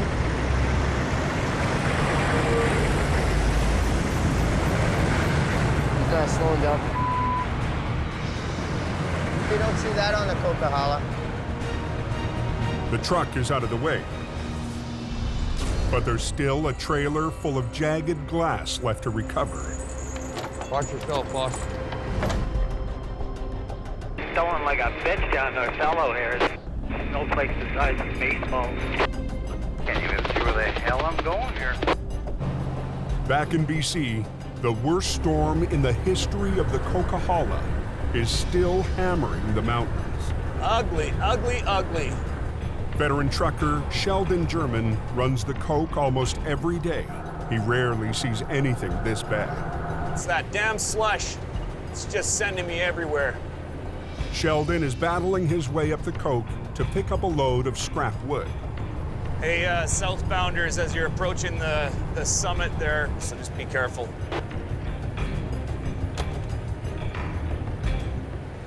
The four-wheelers are doing the Indy 500 southbound.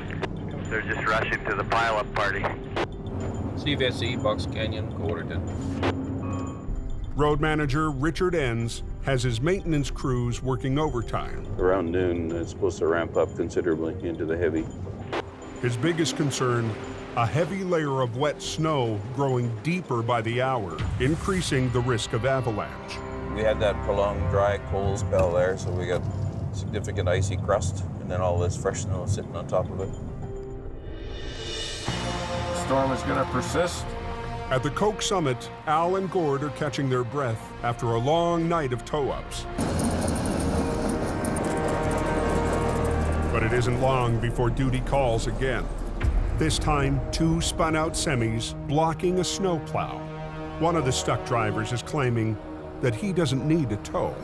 Okay, I'm gonna send Al or Gord down there and motivate him. Sounds like we got a problem on the hill. Within a minute, Gord's backing down the smasher. It's all about keeping the highway clear. That is our main priority here. Because when these guys are all stacked up on the hill like that, the plows can't get through. And if the plows can't get through, this hill will get ugly in a big hurry. I'm here at the request of the government to keep this highway open.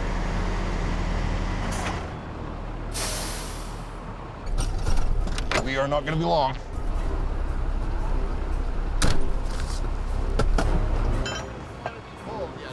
What do you mean he doesn't want to be pulled?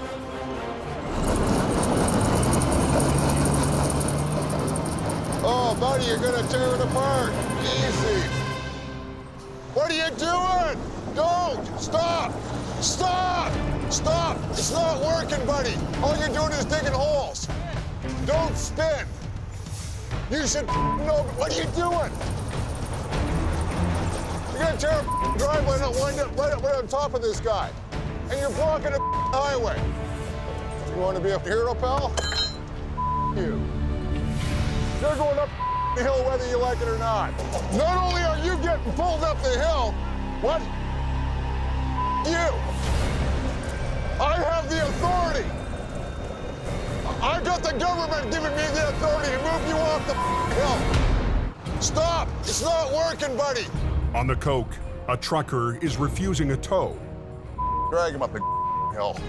Gord is authorized by the government to move anything that's blocking the road. Not only are you getting pulled up the hill, what? You. I have the authority. I got the government giving me the authority to move you off the hill. Hey, you, get in the truck. I'm dragging you up the hill. Wanna bet? Wanna bet?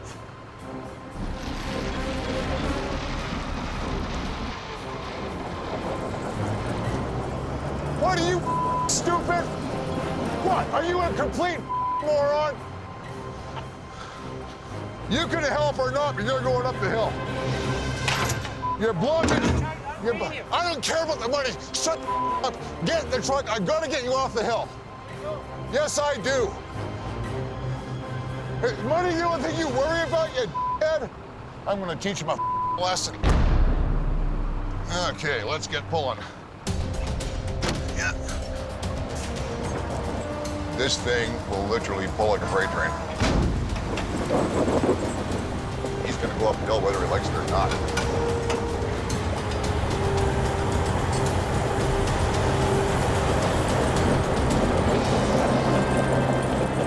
Got this guy lifted out. Welcome to the party, Gordon. You just wrapped the frame?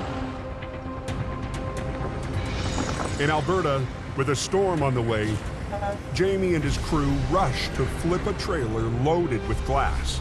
Last one is the loaded Freightliner with stuck in the back. The big loads are past, but the danger isn't. Roads are icy and it catches people off guard because they're clear. You know, we've had more near misses on 881 and 63 than we've ever had in BC. And then Brandon, after that truck goes by, around the corner there, hold yours, okay? This is a whole new world for Brandon. I'm just scared of the potential of him getting hit by a semi. I don't want him getting killed on this highway.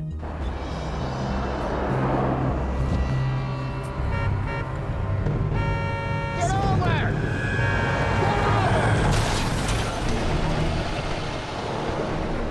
Hit the pickup. Did he hit it?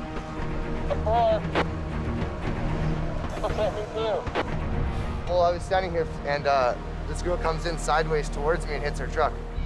You look at these drivers and you think, what the goes through your mind sometimes? People. I just about lost it. Scared the absolute bejesus out of me. You gotta be extra hyper cautious here. The towing gods aren't always there to look after you.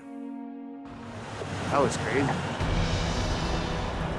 Can we run some line out here? We're gonna pull this over with the glass on it, and hopefully the glass will stay. Maybe. Any issues with the glass actually coming off, do you think? Oh, yeah. Really, eh? Heavy rescue needs to ease the load over. Shattering more of the glass could be costly for the customer and dangerous for the crew. Watch yourself. If that falls, you're gonna be wearing it.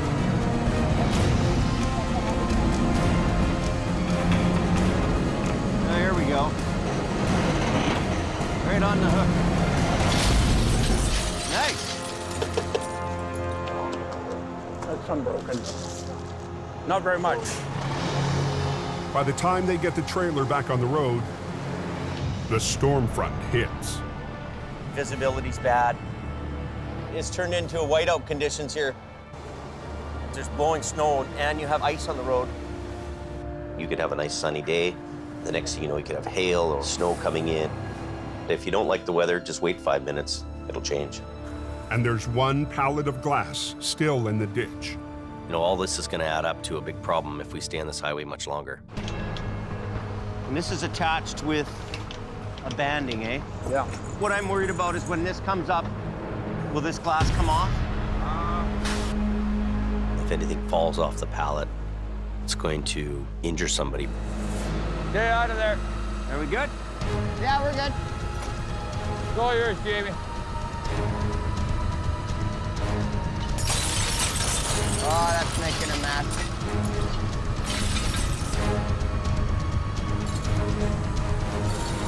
Don't want my hand in there. Don't want to lose it. Just stand back in case. 2 feet, 2 feet, 1 foot. Stop. Coming down. We're good. Hold so Colin can go through. Let's go.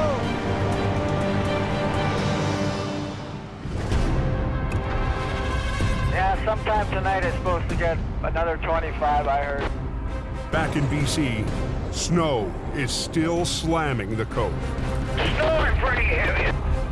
You just can't see the roof. It doesn't take long in the mountains to accumulate a couple of feet of snow. After a nerve-wracking day on the roads, Sheldon is faced with a white-knuckle return trip home. We're starting to get into the avalanche areas here, and look at where the plows have been piling it up. It's almost as high as my truck. I had my eyes open the whole way down. For the past 5 days, Al's been running flat out to keep the avalanche areas clear of spun-out semis. Running into some reduced visibility down to nothing with the pouring snow. The last thing he or anyone needs is a major wreck. It compounds, and once things start compounding, boy, woo, this place becomes trouble. Just before midnight. Yeah, there's a bad accident just seen here westbound on the Coquihalla. For a rough night. Unbelievable. In the middle of record-breaking snow on the Coke, unbelievable. Al Quiring is first on scene at a massive wreck. Coming out here, it was down to like 30 feet visibility, and then right down to 0 visibility. In blinding conditions, the loaded reefer truck slid down the bank of the center median. With the weather getting even worse, Al makes a decision. Yeah, no good visibility tonight, unsafe to recover. This guy is, like we say, he's on ice. Whether we tow it or not, doesn't matter. The truck is safe. Missed all the fun in the snow. How are the roads this morning? Oh, a little slimy. And did they ever get a dump of snow there? That's unreal. The next morning, there's finally a break in the string of snowstorms that have been pounding the Coke.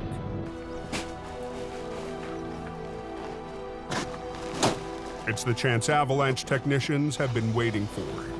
This is our only window. By about 11 or 12 today, there'll be no flying for probably another 4 days. We're almost done priming the first wave, and then we'll go over the plan with you. Sure.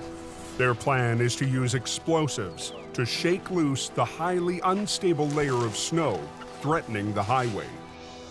We have a known weak layer. We have 100 centimeters of snow on top of that, which is quite a bit. And there's forecasts for upwards of another 100 by the end of the week. Okay, you want me to shut them down? Yeah. Okay. Close traffic, please.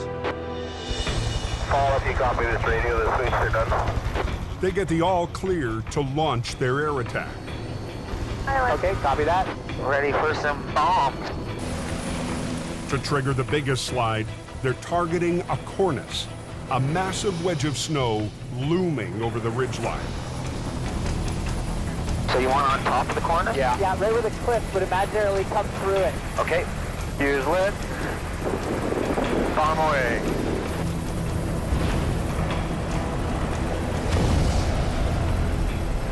Bomb away. Bomb away. Got it. Okay, we got a little result there. Good result that's there. A beauty. Good result there. That's a good one.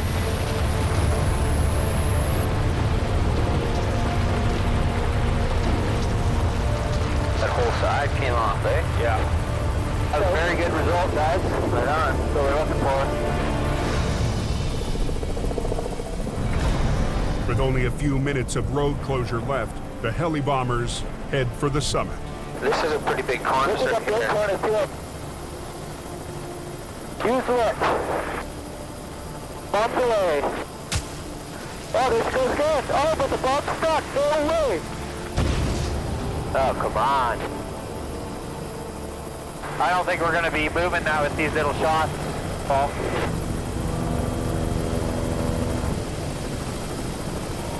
That thing's like permanent snow. The Avtechs have done all they can.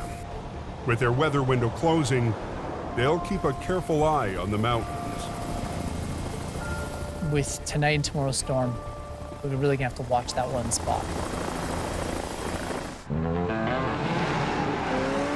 2,200 miles south in San Antonio, Texas. We're gonna basically take you through the plant and show you the entire assembly process. Wow. Jamie's at the Toyota truck plant to pick up a couple of pickups. Another addition to his fleet for his quick response program. I'll just go there and touch it. Is that okay? Yeah, that's okay. A pickup is no different than a wrecker for me. So that gets put on right now. Well, I travel all around the United States or wherever I need to go to look at the equipment. And we use them for traffic control. We use them for fuel delivery, service truck. Oh, okay. It's really cold there, and people can actually die if they're left out on the highway. So if we have a customer waiting for any reason, we'll go out in the tundra and pick them up and bring them in. We're touching it before it's built. I want to know what that pickup looks like. I want to know how they build it.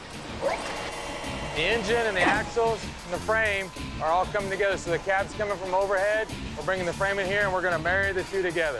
Okay, all pin, eh? Yep, yeah, here you go. Wow. In a matter of seconds, you know, a frame becomes a truck. Beautiful. There you go. So is our red one coming soon? Pretty freaking cool. Back in BC, the wreck that Al discovered last night is still in the ditch. The tractor and trailer is flipped right over. But Al's too busy with pull-ups to tackle a tough wreck. Doesn't bother me in the least. I'm not taking it on. I'm okay with that. It's a perfect recovery for Jamie. And even though he's away, the wreck is still going to a Davis. He's gone. He's in Texas, isn't he? My brother Jason is a hardworking guy. He's very attentive to detail. You know, not as good looking as I am, but he's a great guy. It's not very often that we get an opportunity to upshow Jamie in his own territory. Probably would have scooped us on this one anyway if he was on it. Jamie and Jason ran a heavy recovery operation just outside Vancouver before Jamie moved to Hope. That's your cousin. With her matching rotators, Jamie and Jason have tackled some difficult jobs together. Okay, pretty soon I'm gonna have to boom out, Jamie. Hold on. But Jason isn't used to jobs like this one. The wreck is not on the roadside, but down a steep, snowy bank. Wow, it's in there. The severity of wrecks that happen up here isn't an everyday thing for us down on the coast. You got to make sure that you take enough equipment, enough personnel. What kind of stuff am I taking out? Jason has brought along some extra family firepower. We want that one at the back of the trailer. My daughter Mattia is 16 years old. She drags all the heavy gear, chains, because she wants to be one of the guys. We're going from somewhere around these bogies. Okay. I was always a tomboy, jumping off things, getting hurt, cracking heads open, breaking collarbones. I just can't imagine not having it in my life. 50,000-pound pick. Wow. The heavy load has shifted onto the thin trailer wall. If it's gonna be too much, it's gonna start crumpling. Jason would like to unload the trailer's cargo of frozen food, but the client has a different idea. The customer is adamant on us bringing it up with its load intact.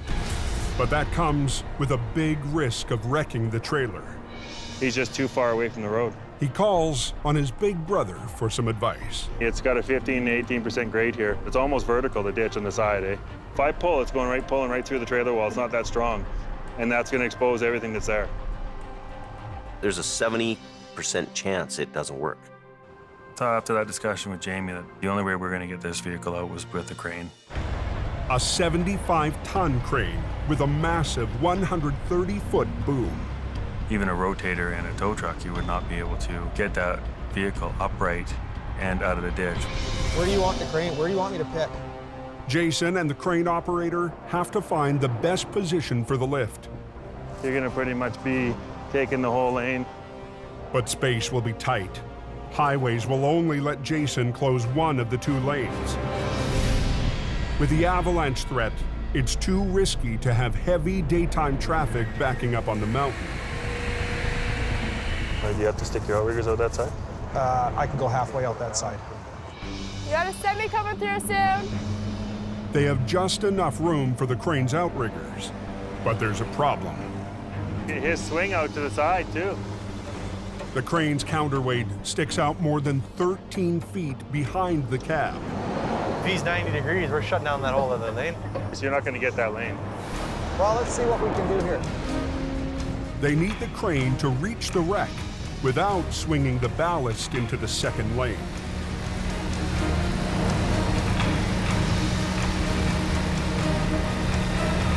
Not enough room. Not enough room for the crane. Not enough room. Not enough room for the crane. Jamie's brother, Jason, needs a crane for one of his most challenging recoveries. Well, if they can't give us a lane closure... No, they won't close down this now. There's no way. Without enough room to operate, he has to pull the plug before he can even get started. Pack it down for now, please. Yeah. To be leaving without any success was a real disappointment for the crew. If they can close down the road and I can get sideways to it, I can pick it, right? Kind of ruins your day right quick. Jason doesn't want to accept failure on his brother's turf. He needs a new plan. Never go home empty-handed. Even though Jamie's older and he's got the big stuff, he likes to prove, just like any siblings, that he can do it too. Nowhere to be found, as usual. In Alberta, Jamie's only been gone a few days, and tensions between Brandon and Adam are already escalating. Brandon and Sammy are supposed to be here for some training today, but they've disappeared. Brandon, he runs on his own time. The joys of being the boss's son, I guess.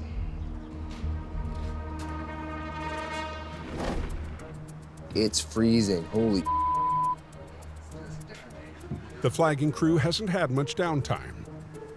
First time for a long time I'm going in the ice.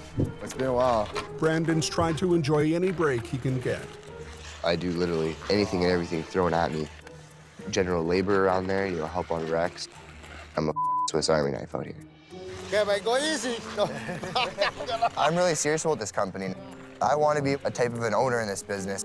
Not just an employee, but maybe an employer one day, right? Oh, I get it. I score! Get that truck out of the ditch yet up there? Back in BC, plans to recover a reefer trailer are on hold. Mountains of snow up there. As a new storm moves in on the mountains. Up on top, it's all compact. Larson is starting to get messed up. Common sense goes a long, long way on a mountain like this. Once again, Sheldon is headed back up the Smasher, and he's just heard there's a travel advisory. They're telling people to not go up. It's too risky. If you don't have to go, don't go. Take another road. The flaggers are out of their trucks in Sawaka, so they must be staging. They're pulling us into one of the chain-up areas. Conditions are so bad, flaggers are limiting traffic on the hill. So we're just gonna let them go two at a time and spacing them out just for their safety.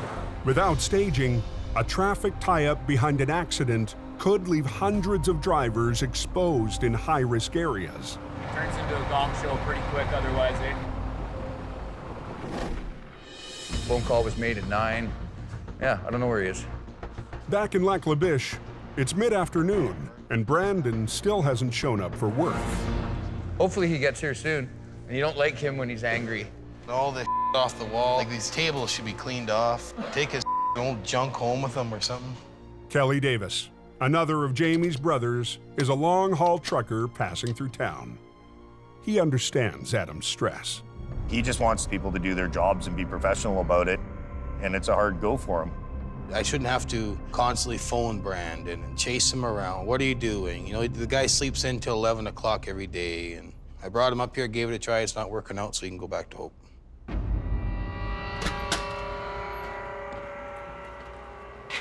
Oh, you guys finally showed up to work. Well, you said we were off Monday, right? So. You guys still have a company truck or no? Yeah, we do. So then if you should be off, then the truck should be parked here, shouldn't it be? No, we're on call, though.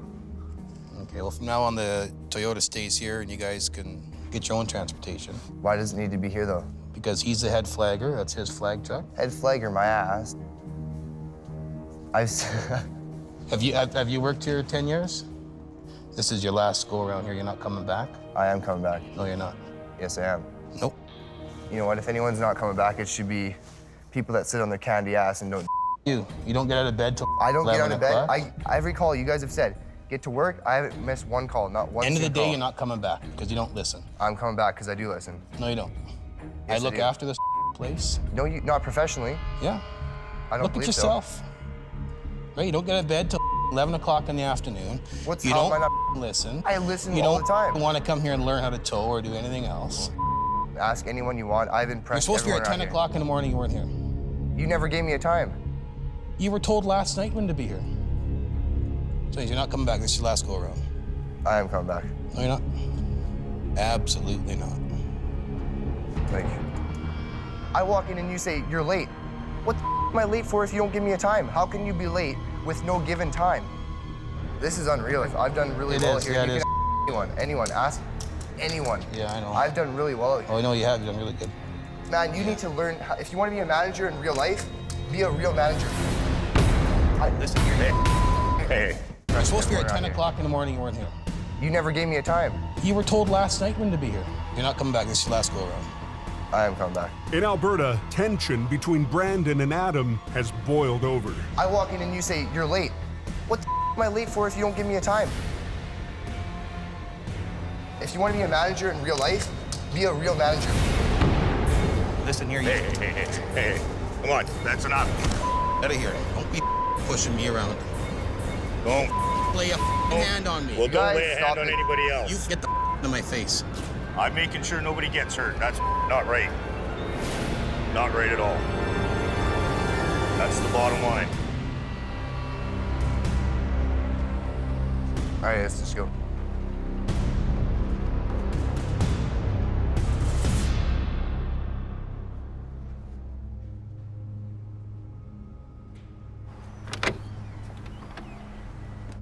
A real manager. A real manager would have fired his ass the first day.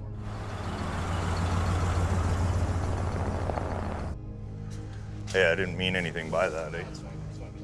I don't. I just want to shake your hand. I didn't mean. Yeah. Okay. Thanks a lot. Thanks.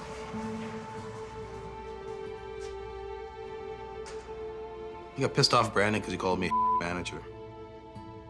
For that little say something like that.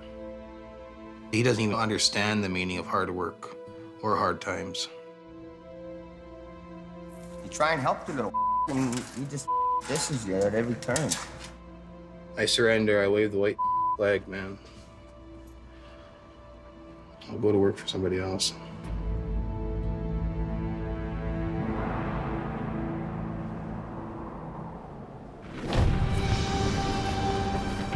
Which one did he chain, T? That one right there. The center? Middle, yeah. Just after midnight in BC, Jamie's younger brother, Jason Davis, is back for another attempt at the wreck he had to leave behind. Recovery was being done at night just in order for us to achieve the time that we needed. We have a lane closure today, which will allow us to stop traffic so that the crane can get enough working space. After yesterday's failure, Jason will take whatever he can get. I had to talk to Jason on the phone that night about that job, and he was pretty depressed, pretty down, and he was, almost second-guessing himself about how he handled it. I don't got much time, man. With more heavy snow expected, Jason and his daughter, Mattia, get right to work. I can get up over there and walk across. Where? Over there at the front. Oh, go ahead. Just be careful, it's greasy. Yeah. It's quite a trooper, this young lady. I'm 5 feet tall and the snow is up to my head. But get used to it. Okay, you can pull it tight. As long as it stays in the hook, you're okay. Yeah, I'm just making sure it does. Okay, make your way. Jason gives a careful test pull with his rotator and sees a problem right away. This will bite into the trailer like that. That'll bite that trailer and cause a kink in it and weaken the trailer. It's only aluminum, it's very thin. And so you'll pull that strap right through that trailer and cut it in half. I would unload it. Customer doesn't want it done that way. So, basically we have to tell the customer, look, your success rate here is very minimal. Jason plans to use a crane hooked to a series of straps to help spread the load. The crane will then lift from the top, while the rotator pulls from the side. That's what we need him to do, is do the lift, and then we pull. Strap's got to go underneath and come up the roof, and then this way in order to create it to roll. This sucks. This portion of it sucks. Dig your hand right through to try and get to the bottom. You want to get to the bottom of the trailer. Yeah, I'm on compact snow and it's on my face. You'll live. Snowshoe is applicable. Holy.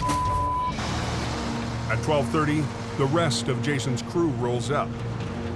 I'll give it a little yank and then see if we can get enough to get another strap on that bottom.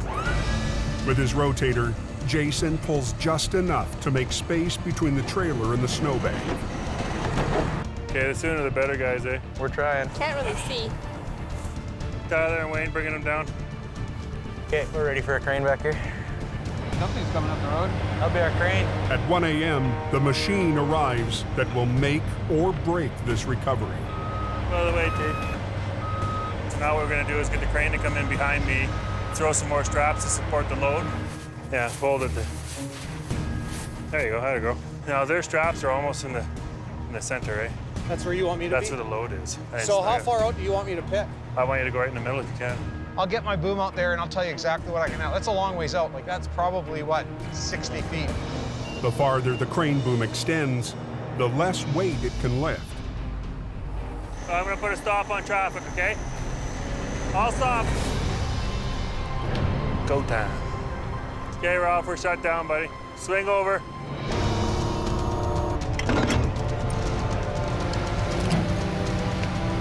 Take as much as you can. Slowly. The loaded truck weighs in at 40 tons. Overloading a crane perched on the edge of a drop-off can be disastrous.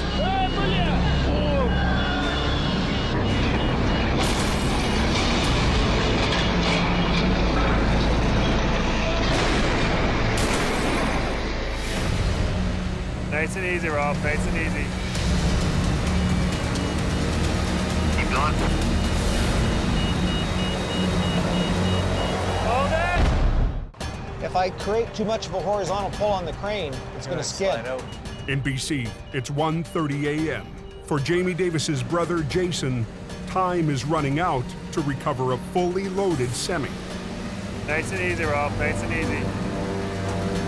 Hold it, hold it, hold it. So are you loaded out right now? That's 27. I'm good for 22. The crane operator has extended his boom so far, he can only use a fraction of his lifting power. Hold it! Or risk pulling himself over the bank. It's this job. It has all the ingredients to go sideways. You've got a loaded trailer, a customer wants it uploaded, but the Davis boys don't give up. With a crane maxed out, Jason has to come up with a new plan. Stand back, guys. Using his rotator, he inches the wreck closer to the crane. We had to be over top of it in order to create the lift. With the boom shorter, the crane can lift more. Are we good? Hold on, I'll stop. What do you see? Starting to buckle the top. Where I am? Yeah, both. Front and back? Yeah. If those straps were used in the wrong place and pulled on the wrong angle, that trailer could easily just break in half. That one's pulling down. And that's where all the weight is. There's so much pressure building on it. The trailer wall is buckling around the straps. Jason needs to redistribute the weight. I'll send somebody with an angle iron for me.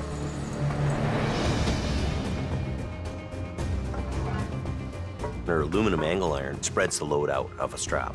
So instead of the strap focusing on one little 6-inch area, it spreads the pressure over a 4-foot area.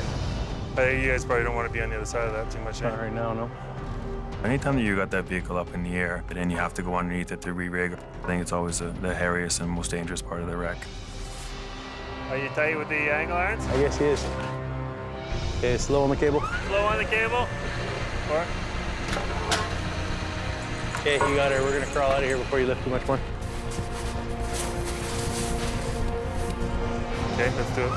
That's coming over a long ways. Yeah. Keep going.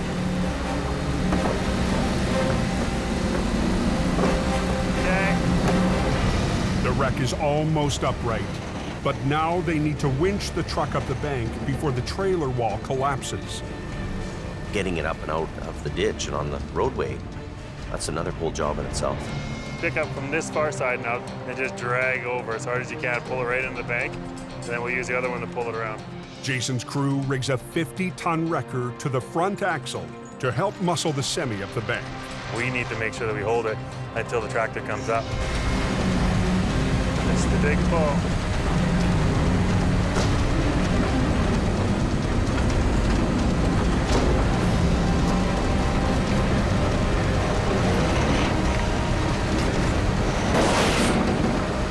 They probably want us out of here soon too, eh? Go tell the traffic control people we're at a point of no return. They gotta be patient with us, okay? Yeah. 34,000 pounds right here in this corner.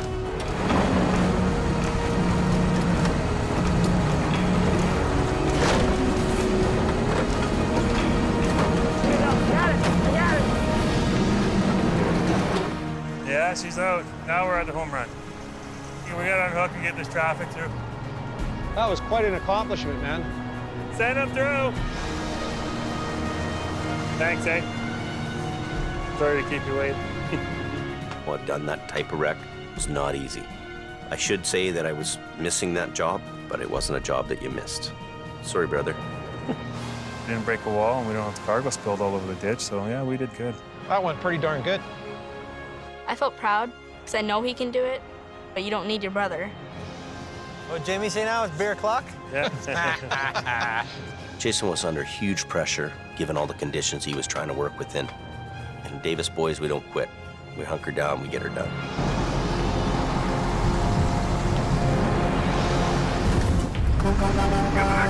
Next time on Highway Thru Hell. We have a high avalanche hazard. Stay in your truck. An avalanche paralyzes the coke, Nobody can go past. We're getting everybody out of here. pushing heavy rescue There's one fatality. to battle disaster in the canyon.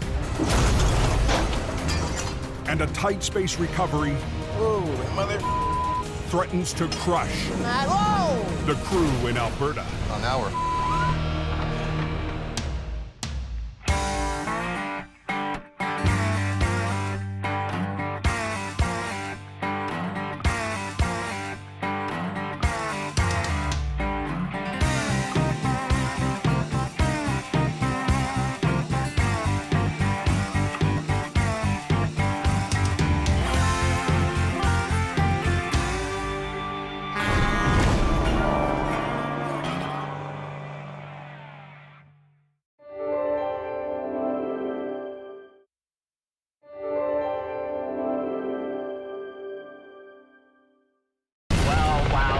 This time on Highway Thru Hell.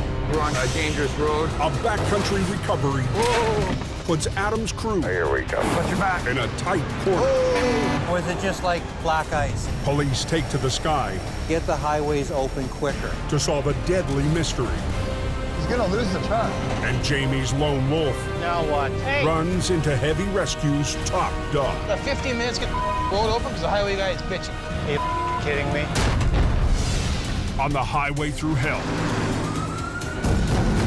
the last line of defense is a heavy rescue team ready to tackle any disaster, because closure is not an option.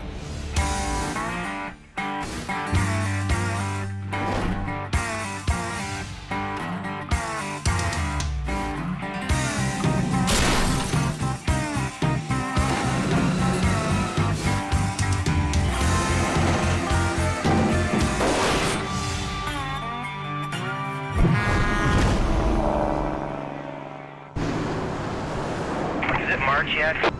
Oh, wait, it is.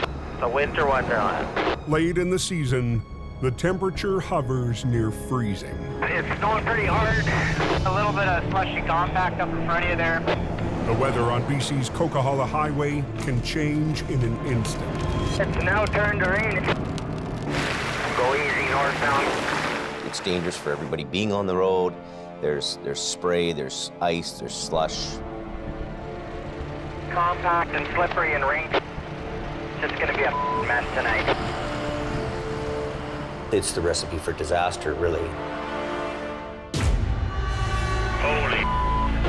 At 5:30 p.m., Wow. 10 minutes west of Hope on the Trans-Canada Highway, There's a lumber truck there north-south that fled Hope. What lanes are blocked? Both the eastbound lanes are closed. He caught a snowy edge and overcorrected and then just began a barrel roll. There's not much space left for a body in there. I think he's pretty fortunate that he's still with us. both eastbound lanes of Highway 1, the country's major artery, are blocked. I don't know if it's going to be shippers on call, but they're going to need some heavy equipment to clear all this. Adam Gazzola is on break after 4 weeks up north, but he couldn't resist the lure of a big wreck. I just come down for my 10 days off and figured I'd come out and have some fun. What do you want to do? You think we should skid these ones out of the way? We need to get this highway opened up. We'll just tip it over with a couple of wreckers. You know, get the hell out of here. Phil's got the Peterbilt. He's backing up to the truck right now. Adam is top dog in Alberta, but BC is Howie Irwin's turf. Well, Howie's in Chilliwack somewhere coming this way. Until Howie's on the scene, Adam takes charge. So you come down here at 47, at least we'll be able to do something with it. Okay? How's she going today? The highways are in a big panic, so whatever we're gonna do, we should probably try to do her. The B train is too heavy to flip with a load of lumber still attached. You gotta talk to Wayne here. Heavy Rescue's newest driver, Wayne Sahata, will have to cut the load free. We gotta crawl up there and cut it. You crawling out when they get to the top of the tire? There you go. You got her, Wayne. How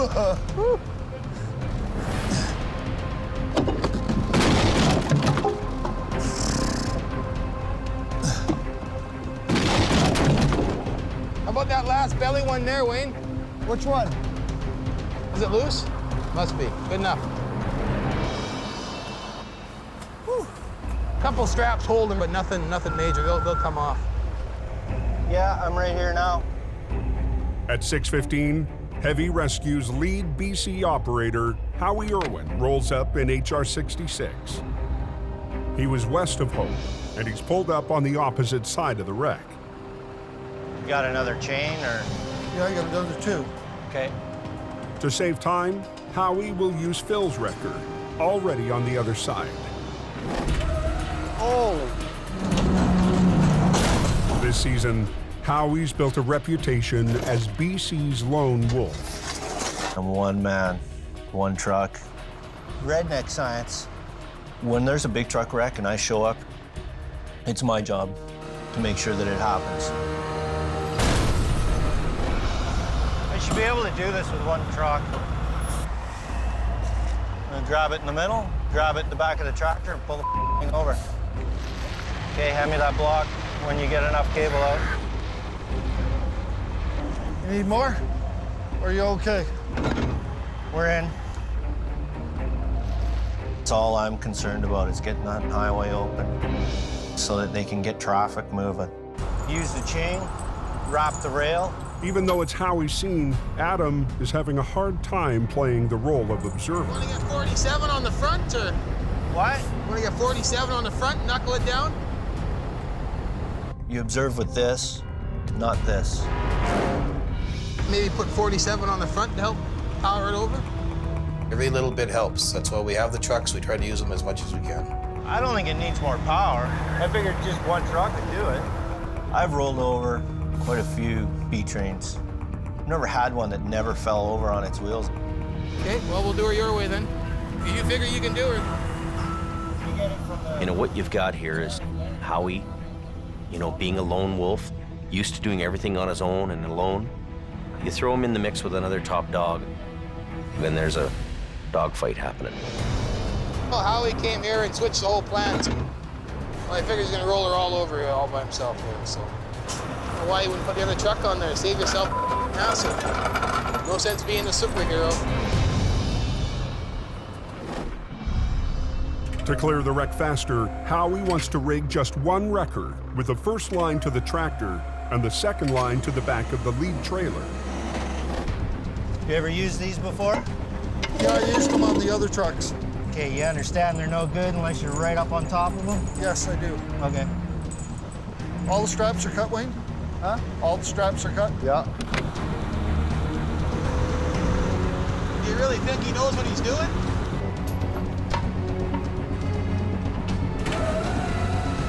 Try it. Okay, here we go. Keep going. Keep going. Come on, you little...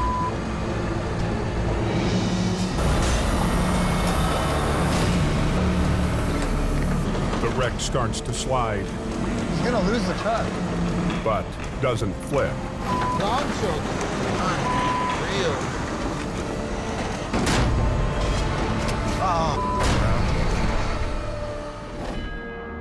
Just 45 minutes away, up near the top of the Coke, This is truly insane.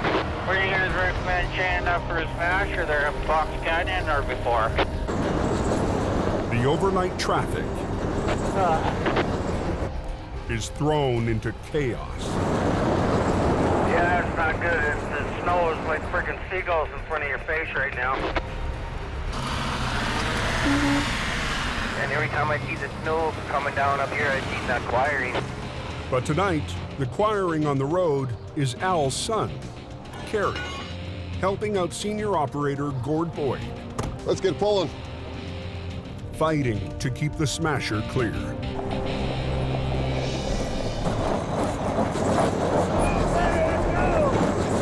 Up near the summit, the steep 8% grade takes its toll.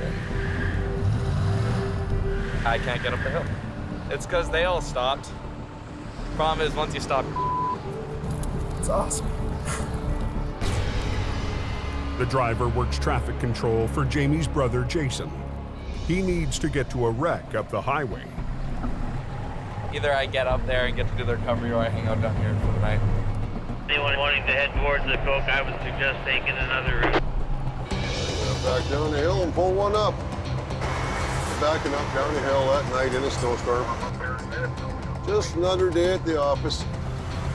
Gord takes pity on the competition. Just stay with me. Yeah. Yes. Let's go some fun. I don't like this.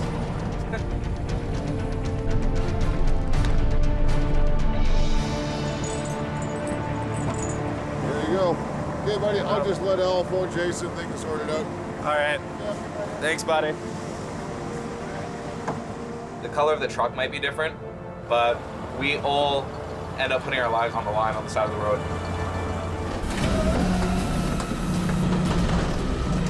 Long shoulder. Holy, that's hard on her. Back down on Highway 1, Howie's gambled on a quick flip using one wrecker. But so far, he's losing big. He's gonna lose the truck. Unreal.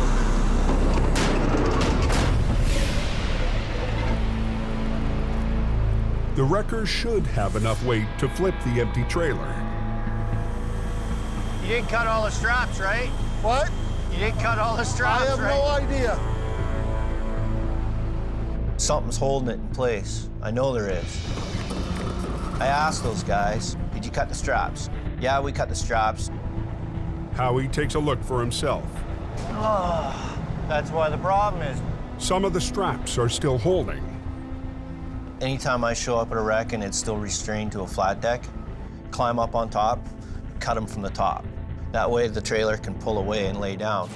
All right, just a cluster again. Adam's not waiting for Howie to cut any more straps. Spin her around, let's get her backed up there. He pulls the salvage crew's backhoe into service to help the Peterbilt pull over the rear trailer, You gotta get over more if you can. and then positions Wayne and Truck 47 to tackle the front of the tractor. You bend that over, so you're gonna go. Yeah, I know. All this iron sitting here, we're not using it, so. Phil, we definitely wouldn't do it this way in Alberta, would we? Nope. We'd have the road open by now, I can tell you that much. Are you kidding me? Hey, what is going on here? You got 15 minutes to get the road open because the highway guy is bitching. You got 3 people here trying to come up with ideas. Well, when you listen to somebody. Lumber everywhere. Wow. Yeah, the whole highway's blocked off, eh? Hey, what's going on here?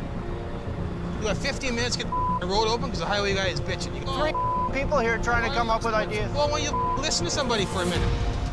On Highway 1, just outside of Hope, heavy rescue is struggling to clear a wrecked lumber truck. Traffic's been stopped for almost 3 hours. I understand you're working your ass off, but we gotta get the road opened up here. Well, hurry up then. Let's go. Howie was told the load's been cut free.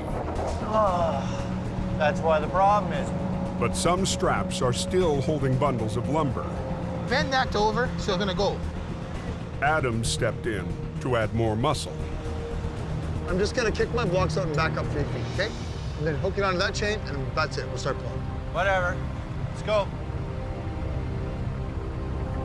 I'm used to being one guy, one truck, showing up and doing it. Hey, Phil, got a big chain? Right on the back corner, right corner of the truck. If I'd have shown up, nobody else had been there, cut everything from the top, front to back, that thing had been on the ground in 20 minutes. You just go through the wheels like they did there. Yep. Oh, there you are.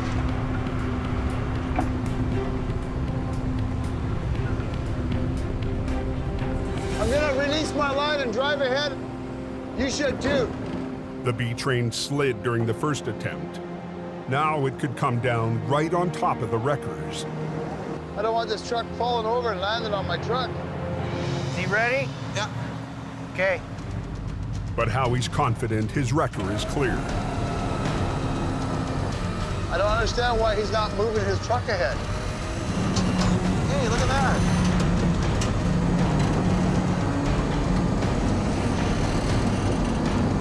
Slow but surely.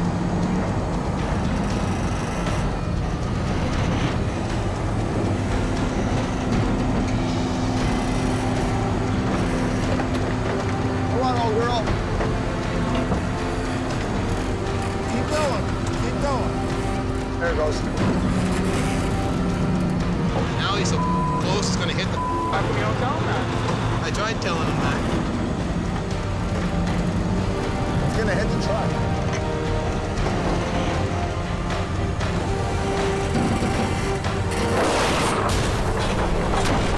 Whoa. There, it's down now. Did it hit the truck?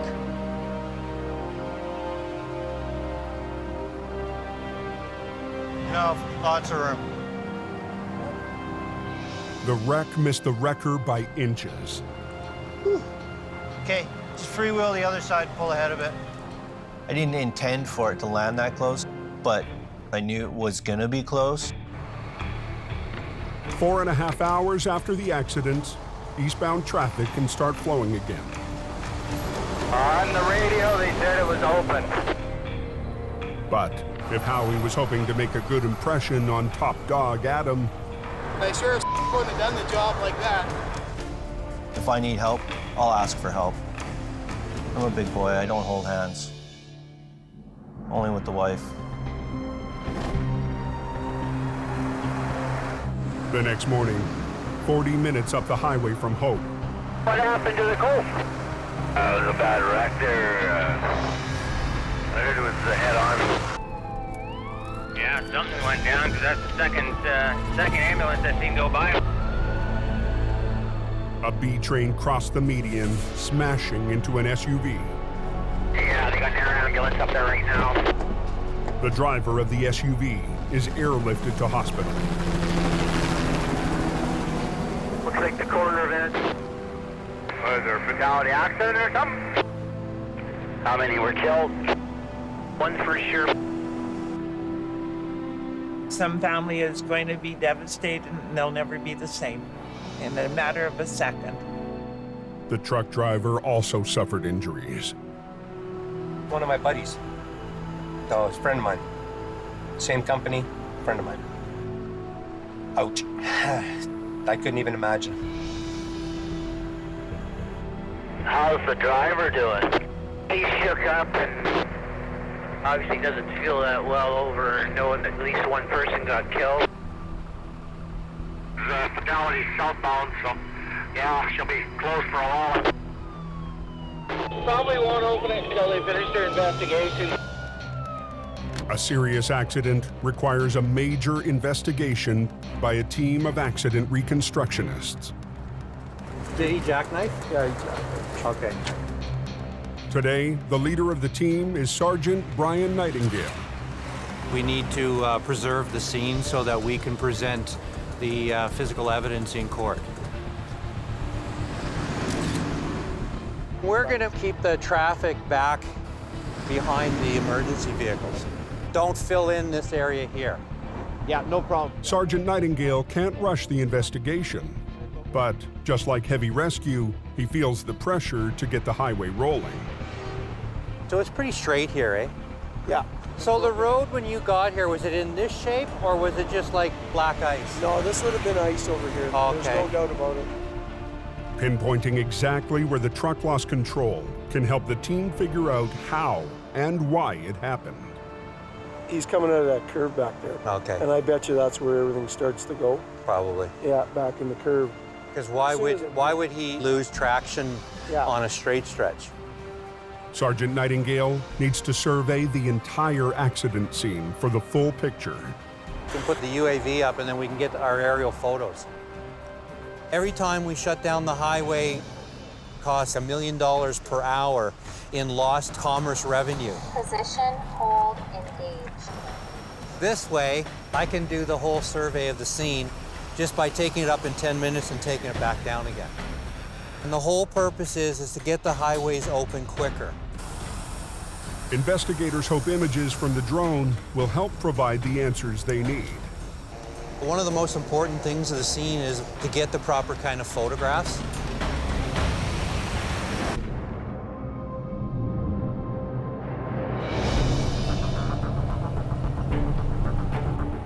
In northern Alberta, Have you been up the Conklin Road before? I know I haven't been. You're in for a treat. Adam's back in the oil patch after 10 days home in BC. He and Colin are heading to Old Conklin Road, 3 hours north of Lac La Biche. They have a gravel trailer rolled over. Just a trailer for far as I know. Yeah, okay.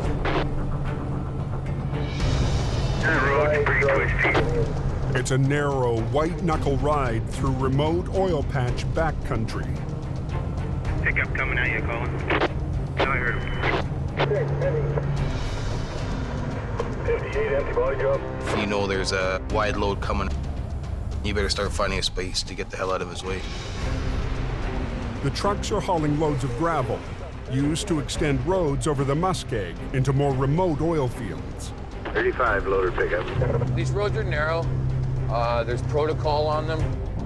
Your record kilometer 31 to line. Every kilometer, you need to call out where you are, what kind of truck you are. You gotta be careful. You gotta watch your speed. That way, you know, two vehicles don't smash into each other. I'm calling straight on the 97 corner here. Just watch it out. Recovering a loaded trailer will be tough enough. Yeah, we're here. But on this narrow road, it'll be almost impossible.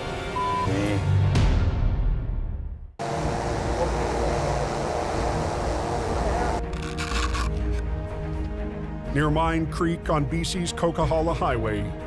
And then this is when he's starting to fly. Sergeant Brian Nightingale reviews aerial evidence of a fatal accident. So now he's up around, I'd say close to 200 meters right now. And so that's where he goes out of control, goes across the center median, and then there's where the vehicle is. The curving section around Mine Creek is known for wrecks. But the images show that this trucker lost control on the straight stretch, where there's no reason to slide sideways. Because on a straight stretch, there is no lateral acceleration. The team will keep digging, gathering more information from both vehicles. We have to present our evidence in court, and so we have to be able to provide the court with what we saw. This particular vehicle has an airbag module that will have quite a bit of data. They'll transport the SUV to a garage to access the module and hopefully more clues. They opened up the Coquihalla southbound? They were open one lane getting through. At a nearby tow yard, is it there? The SUV's black box, called an event data recorder, will help investigators reconstruct the final seconds before the crash. So it is reading from the module now? It's telling me whether the driver and the passenger were buckled at the time, and I can confirm that it does say that. And the brakes are on for about 1.5 seconds before impact. This information is very important to our outcome. With seatbelts buckled and airbags deployed, the passenger could have survived. The team soon finds a possible explanation for the tragic outcome. She may have been hit with items coming up from the back of the vehicle. Because everything in the vehicle is traveling at the same speed as the car is when it gets hit. It's one important clue. Once they retrieve the recorder from the truck, the investigators will work to form a complete picture of this tragedy on the highway. Hey, gravel trucks, what are we stopping here for? On Old Conklin Road in northern Alberta, it's a narrow road in the middle of absolutely nowhere. Adam and Colin are in a rush to get a gravel trailer back on its wheels. You just came bucking right through here. We took the corner way too wide, forcing myself to go into the ditch. Problem is, the trailer rolled on one of the worst blind corners on the road. It's a busy road. It's a haul road, right? Guys are hauling gravel out of there all winter. Okay, so you'll get you in here, pull down, and then I'll get on this back corner where looks like most of the weight is. But the heavy gravel is loose and will shift during the pull. Wrap that around one more time, make it shorter, you know? Right down here. Today, swamper Jamie McKelsey is helping Adam rig. So you don't tear the axle out? Oh. So you'll rip it right out of these bags, right? Pretty cold, you down at 97. Slow right down, guys, slow right down. We're on a dangerous road, narrow roads. Just gonna get this done and be on our way. Get your truck on the other side. It's a haul road. We can't have it closed for very long.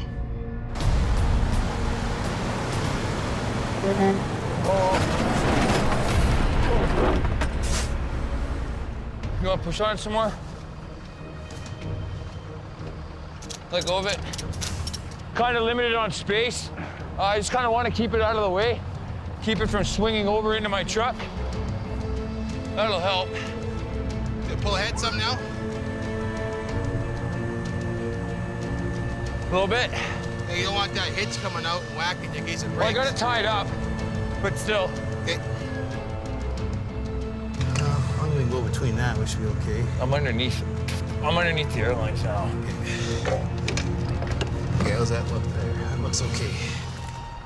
There's like 100 gravel trucks coming down here, so just want to get this road open up. Hopefully it comes right over. Adam's taking no chances. He's put the might of the rotator on the heaviest end of the trailer. We had still a pretty good amount of load in that box there. So if something happens, you're in a big pile of Reload if you're good down to 98 after that convoy is sick. Thank you. 98.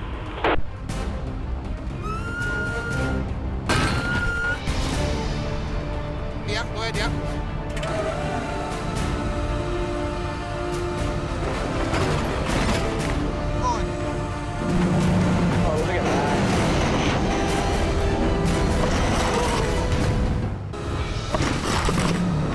Guys, watch yourself.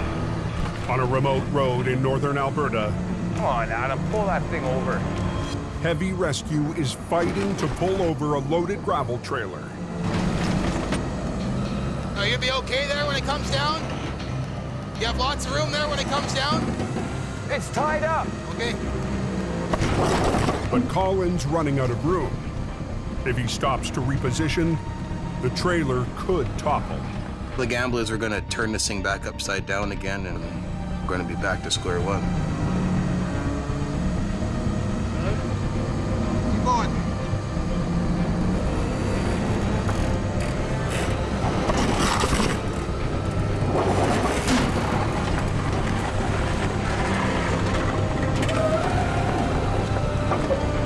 Let it down? Will it go down or no?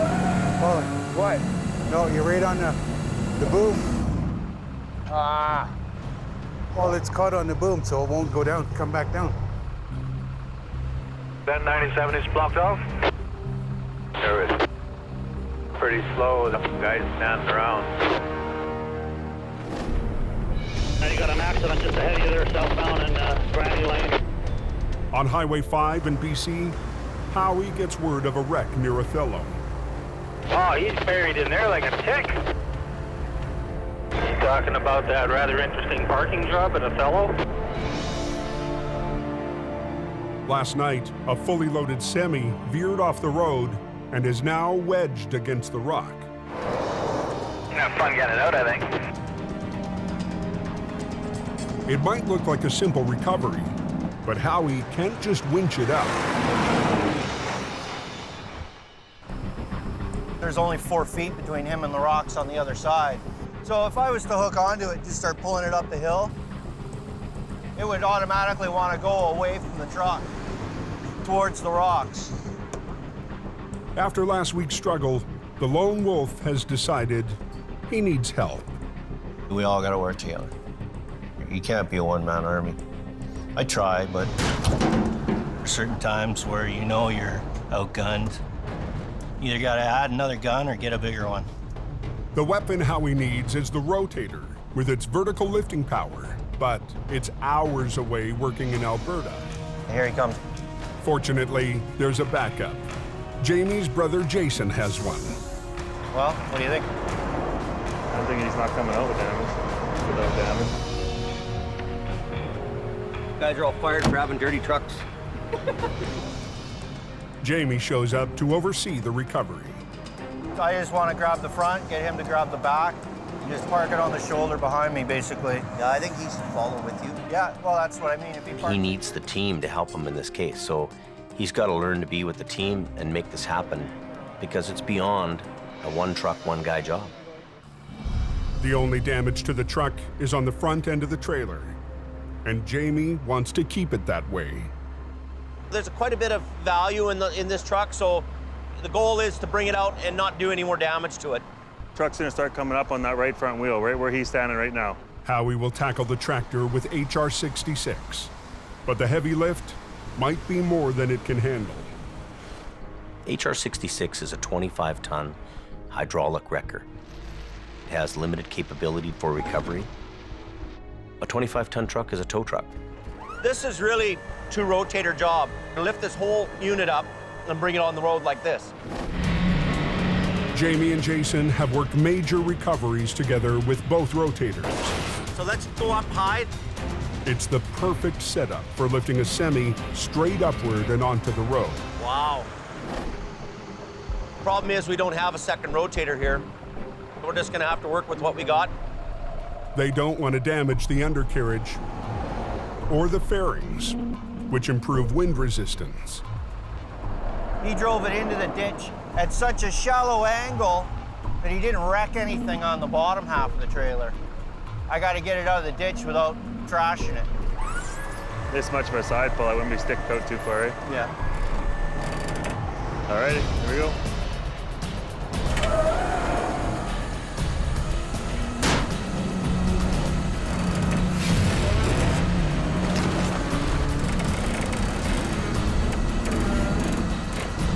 Give a little bit more on the downside. Keep it level. There you go, yeah.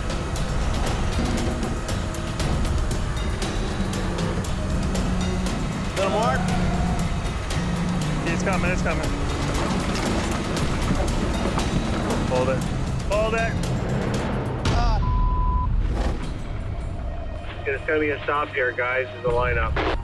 In northern Alberta, drivers trapped on a busy industrial road are losing patience. What are we waiting on? Is somebody coming in, or are we just hanging out? We're costing them guys money. If we don't get that out of the ditch and off the road, you know what? Those guys might miss free trips, right? And that means money to a guy that has a truck payment.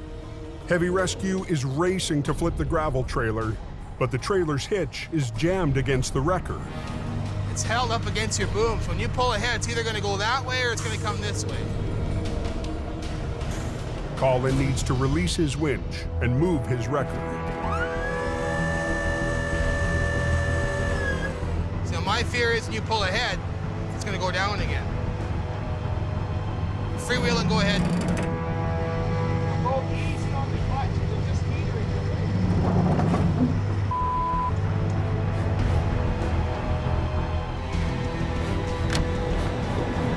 Jamie, watch yourself.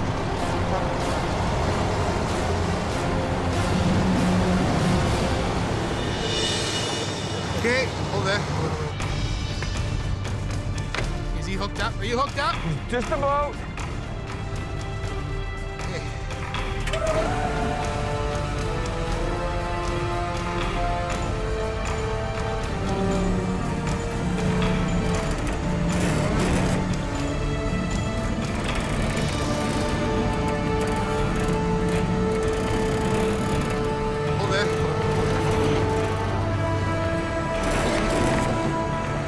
There we go. We're all good. You can unhook.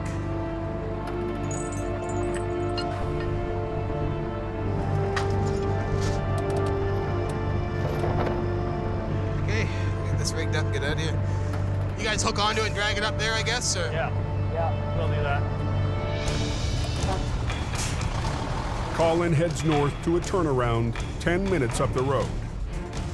Trailer's out at 97. Gravel truck's just gonna back up to her and get it loaded up. And she'll be all open up here in a couple minutes, boys. Perfect. Adam hits the road for the 3-hour journey home. D-Record 96. Get it down. But just as the gravel truck gets on its way, Now he can't go up the hill. It's stuck. it's trapped right in the blind corner. What the? Here we go. We're in gravel convoy 97. Watch your back. Watch your back. Traffic backed up for 40 minutes, guns it for the open lane. 97 for 6 empty heavy and 2 left. They might need a tug there and spin it out.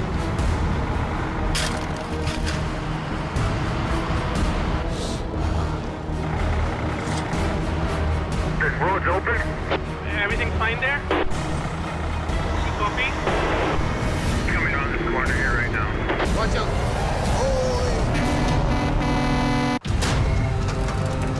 Hold there. In Alberta, Heavy Rescue has pulled a gravel trailer back on the road.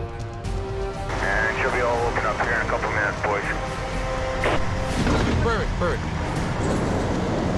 But the truck hauling the trailer is now stuck on a blind corner. Here we come. 97 for 6 empty heavy and 2 left. Just keep coming. Coming on this corner here right now.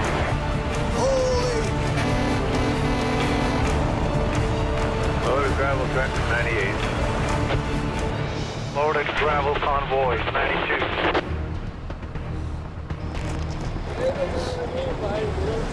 No, I know, eh? They don't give it.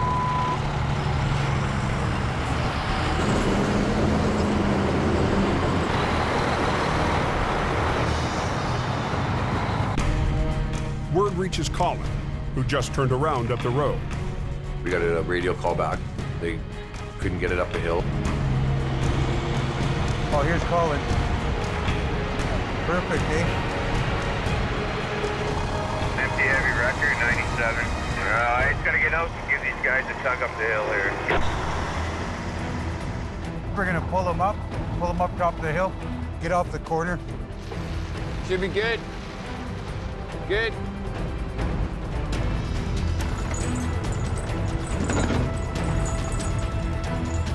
Give me that. Put it on the ground. Let's give her. You ready? You bet. Just helping these guys out, you know, it's what we do, right? Back on the road. Never leave a man behind. Over on BC's Coquihalla Highway, It's coming on the frame. Howie, you're gonna need some lift. What's that? You're gonna need some lift. Howie and crew are trying to recover a loaded semi without wrecking its fairings.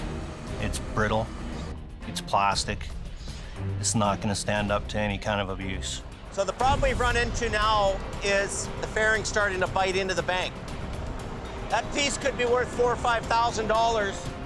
So for $4 or $5 grand worth of damage, we're better off to put the line in there and lift it properly. This thing is very expensive, and the possibility for creating more damage to the unit is very possible if you don't handle it right. We didn't want to do any more damage. If we hook me up and I can pick up that, right, a little bit, and just dangle it so it gets a little bit more in the air. So I'll just come in here and swing over and give you a little pick. Jason plans for a re-rig, running straps to the front of the trailer to help Howie lift it out. He'll flip around like that, take a little bit of pressure off on it, and actually lift it over that way in order to pull it out. You want to get that one over? Yeah, I want it over. Push it up, Howie. Yeah. Oh, watch her. I got you. Are you climbing up, James? Yeah. You come up, eh? I'm gonna move it back to the landing gear, eh? Yeah, man. What? I tell you, this trailer is not looking very good up here. There's a lot more roof damage than really is apparent, and it goes for quite a ways. The veer angle of the two lines would actually push on the top corners of the trailer, collapsing it in. I just know that's gonna end up getting squished. Let's set up one spreader bar and pick it up at the landing gear on both sides. You know, you're still gonna accomplish the same thing. The front corner is so damaged. I'm scared of it. A spreader bar allows a trailer to be lifted vertically from its base, taking pressure away from the fragile walls. But rigging the spreaders... And they're the same length? What's this say? It doesn't say foot length on it. means more time on the highway. Yeah, 20. That's a 20. Just join them together, and we'll go in about here, and we'll put an angle iron in here. Okay. Are we good? Keep going slowly. Angle irons will prevent the straps from cutting into the frame. Okay, go ahead.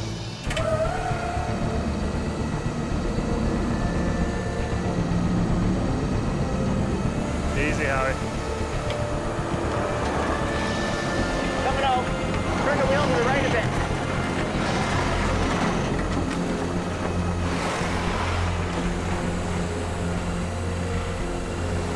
Hold it.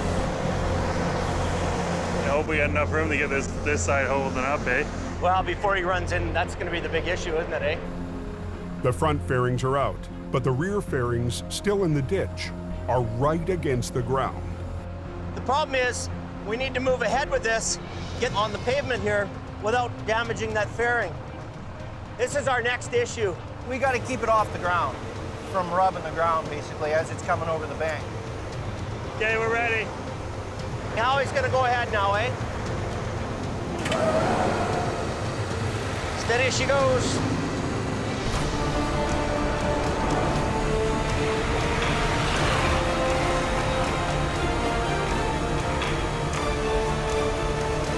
Keep going. Pull ahead. Go look at the other side. The trailer's suspended in midair with all its load. Those are real critical moments for us. Hold on, Howie.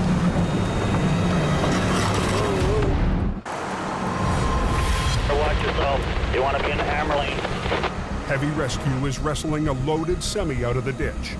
Hold on, Howie. Whoa, whoa. but the trailer's fairings keep biting into the slope. Go look at the other side. You got a 40-foot section of plastic hanging down there that's not going to clear, and it's just going to tear all of it off, and that's a big bill to repair. Then I'm going to move to the back and move over, and then go right in front of my outrigger and then swing right over onto the road. Roger. He's gonna grab the back of the trailer behind the axles. As I'm winching it out, he's gonna swing with it. Keep it level with the back end of the tractor. So we're gonna park it right here. Good? Yeah. Okay. Good. It'll be a test of teamwork for Howie and Jason to free the grocery truck. What we really need here is these guys all to work together and be the dream team and make this happen. So it's a matter of him watching me and me watching him, making sure that we're together. There's some stress on here already, eh? Now it's gonna release. Tag her in, Howie. Let's give her, see what you can do. Watch me, Howie. Yeah. Brakes off.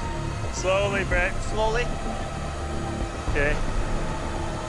Slowly.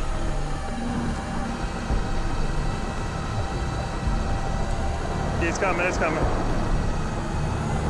It's coming. Keep going. It's do or die right now. Almost 40,000 pounds hangs in the balance.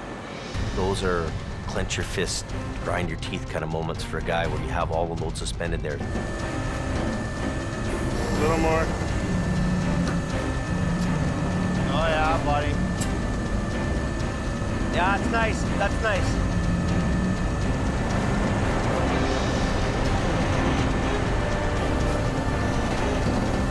Yeehaw! That's good, Howie. Yeah, that'll do it. Woo-hoo. It's all on the road now. That's it. It's nice when they're successful. We just lifted a fully loaded trailer out of a 4 or 5 foot ditch down here without any further damage. Making the right decisions, we come out with a happy ending. And a lesson learned for Jamie's lone wolf. When you're dealing with major incidents, major recovery work, team is the answer. Enough room for us fat guys to get by. You have to work together to score the goal. Can't just be one guy carrying the ball all the way down the field.